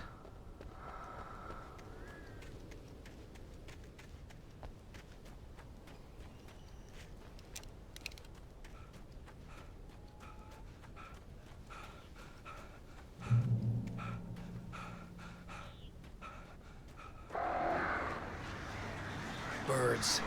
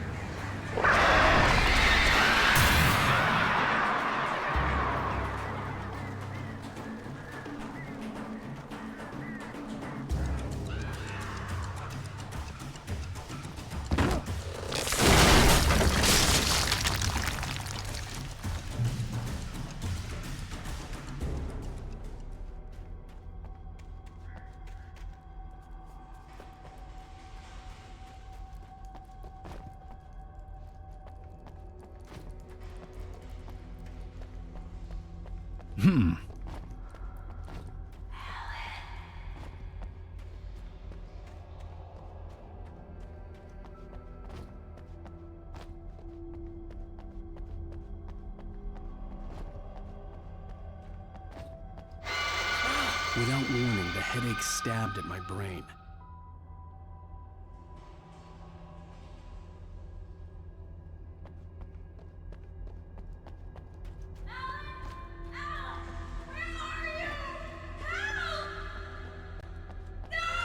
Alice? Alice?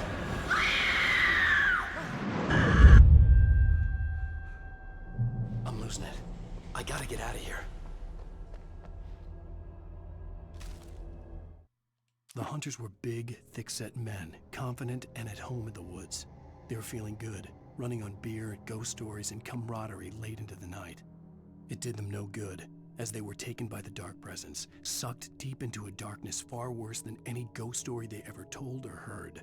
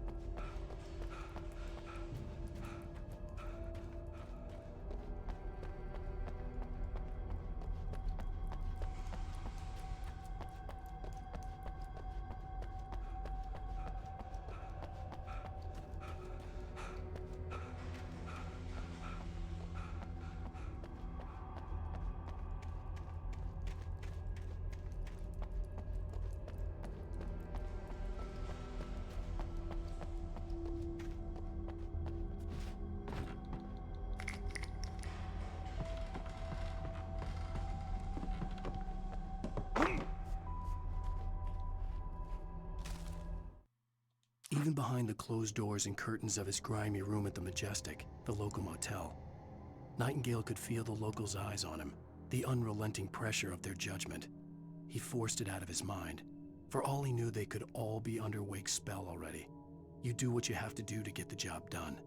He took comfort from the bottle in his hand. Please, he thought, just let me get through this.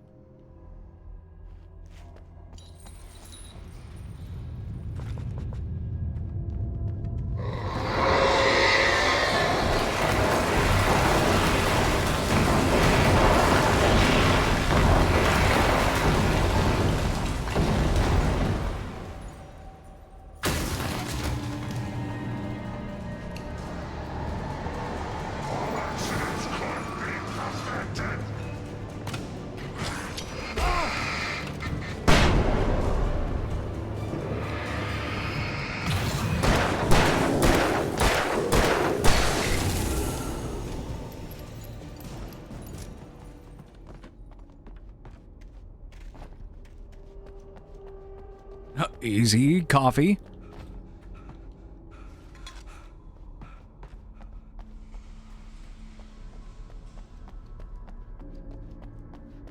Nothing.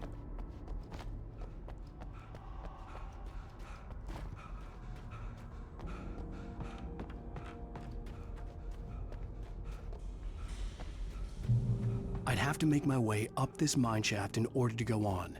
Maybe the machinery could help me with that. I completely forgot about this whole section of this game.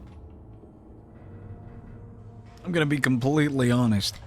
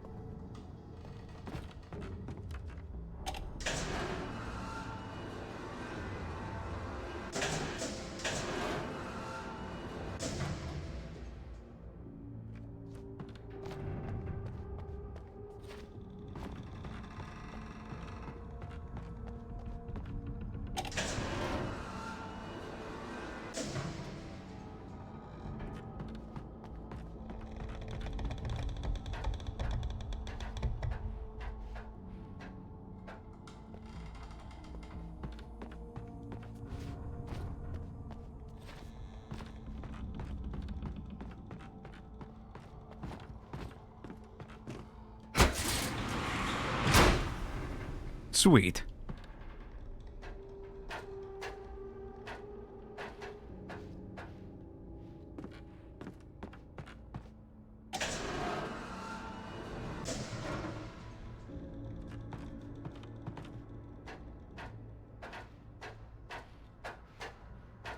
Yeah, forget chapter or episode 4. Once we get through this, we're gonna call it for the night.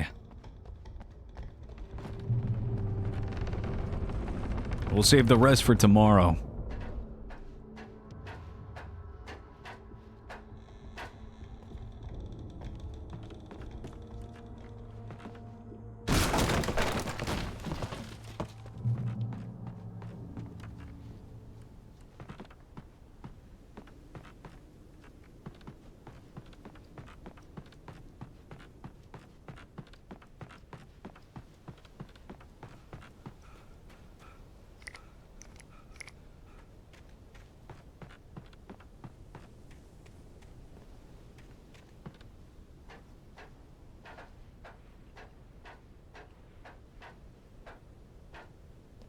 What do we have here?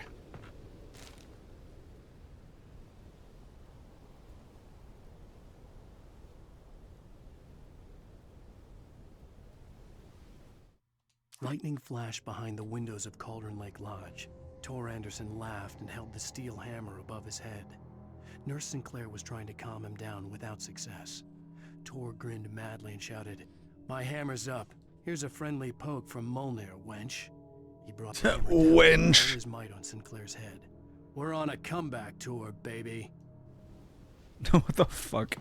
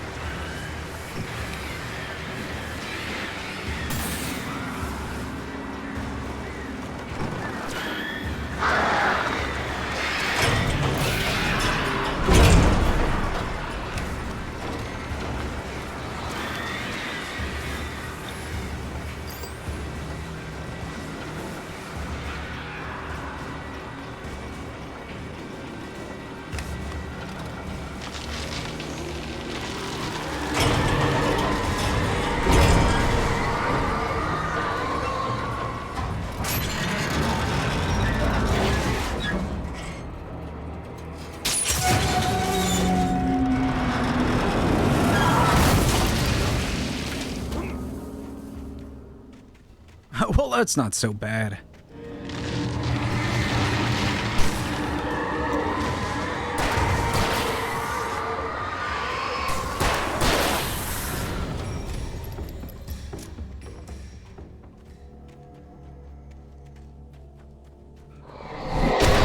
Jesus. Shit.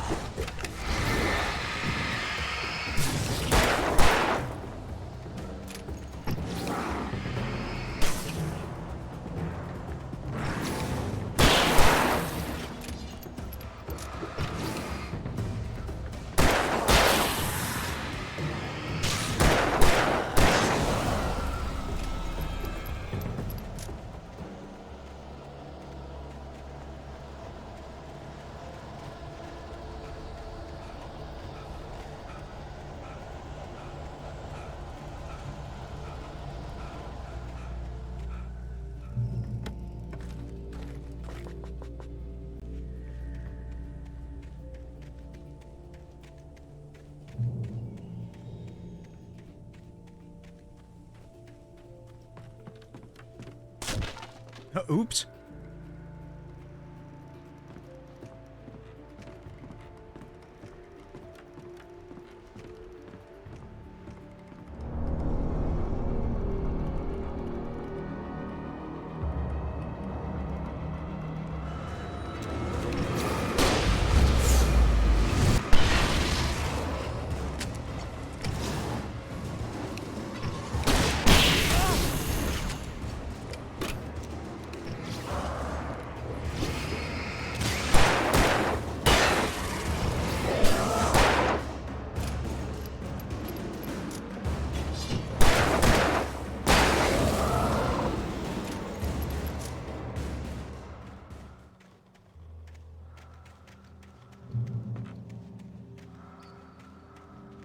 Oh, that's right, the coffee. I can't forget it.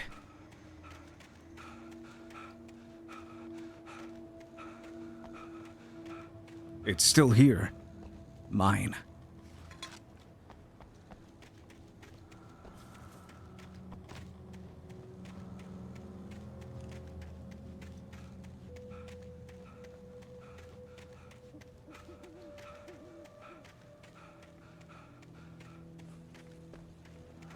There's no secrets here.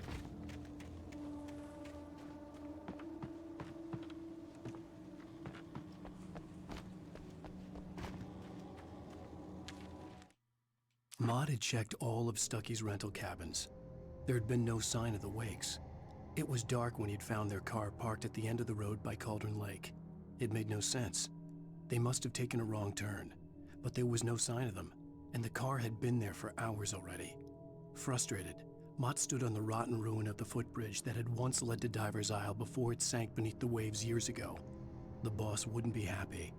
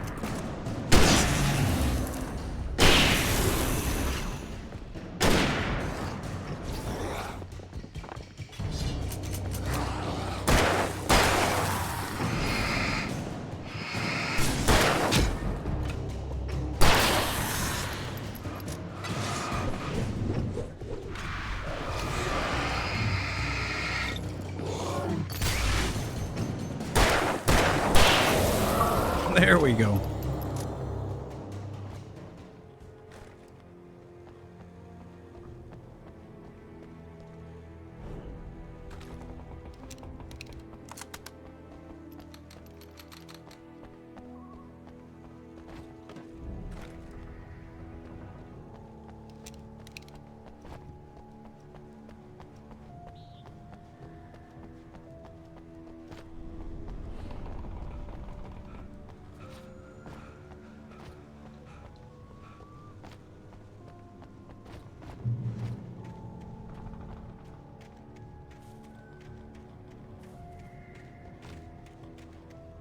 Coffee.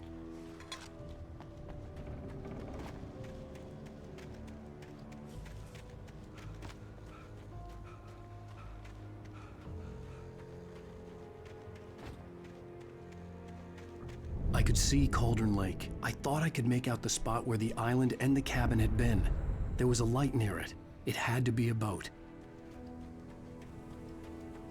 We're almost back to where we started. I was close now. I had to get there fast. I dreaded what I would find. I tried to hold on to Alice, but her form melted away. I was losing control. Dr. Hartman stood in her place. I wanted to hit him, but my arms were jelly. He smiled. It was a reassuring smile, and I hated him for it. I had to give you a sedative. Don't fight it. You went through another rough period. Right now, it's very important that you stay calm. We don't want you to have another episode. You're a patient at my clinic. Have been for a while now.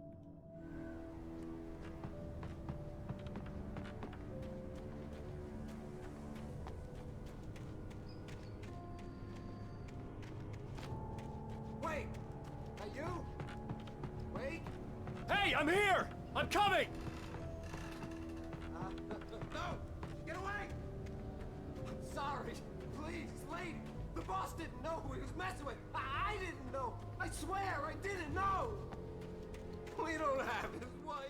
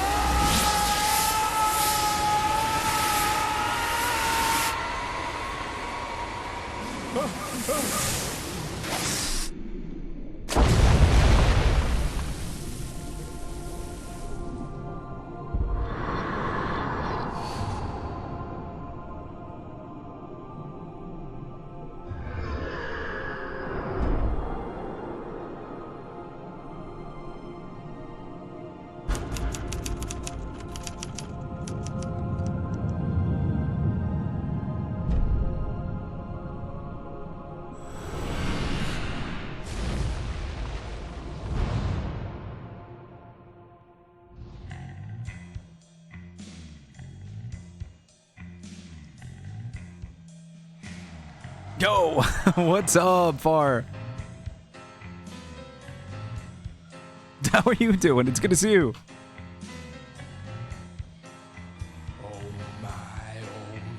What a wretched life I was born on the day that my palm. Previously on Alan Wake. My God. Wheels within wheels. That's where we're ending it tonight, though. We're 3 chapters in, or 3 episodes. We have 3 more episodes to go. And then another 2. We might get through all of them tomorrow.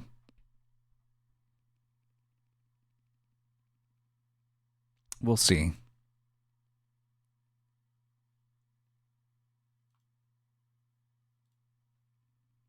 I have something I gotta deal with. Otherwise, I would keep going.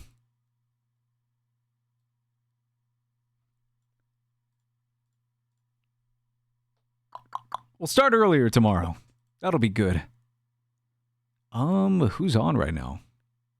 Who can I raid?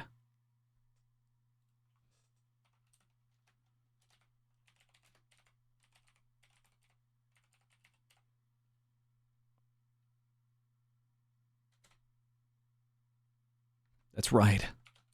Okay, we got it. I'm not going to waste too much of your time.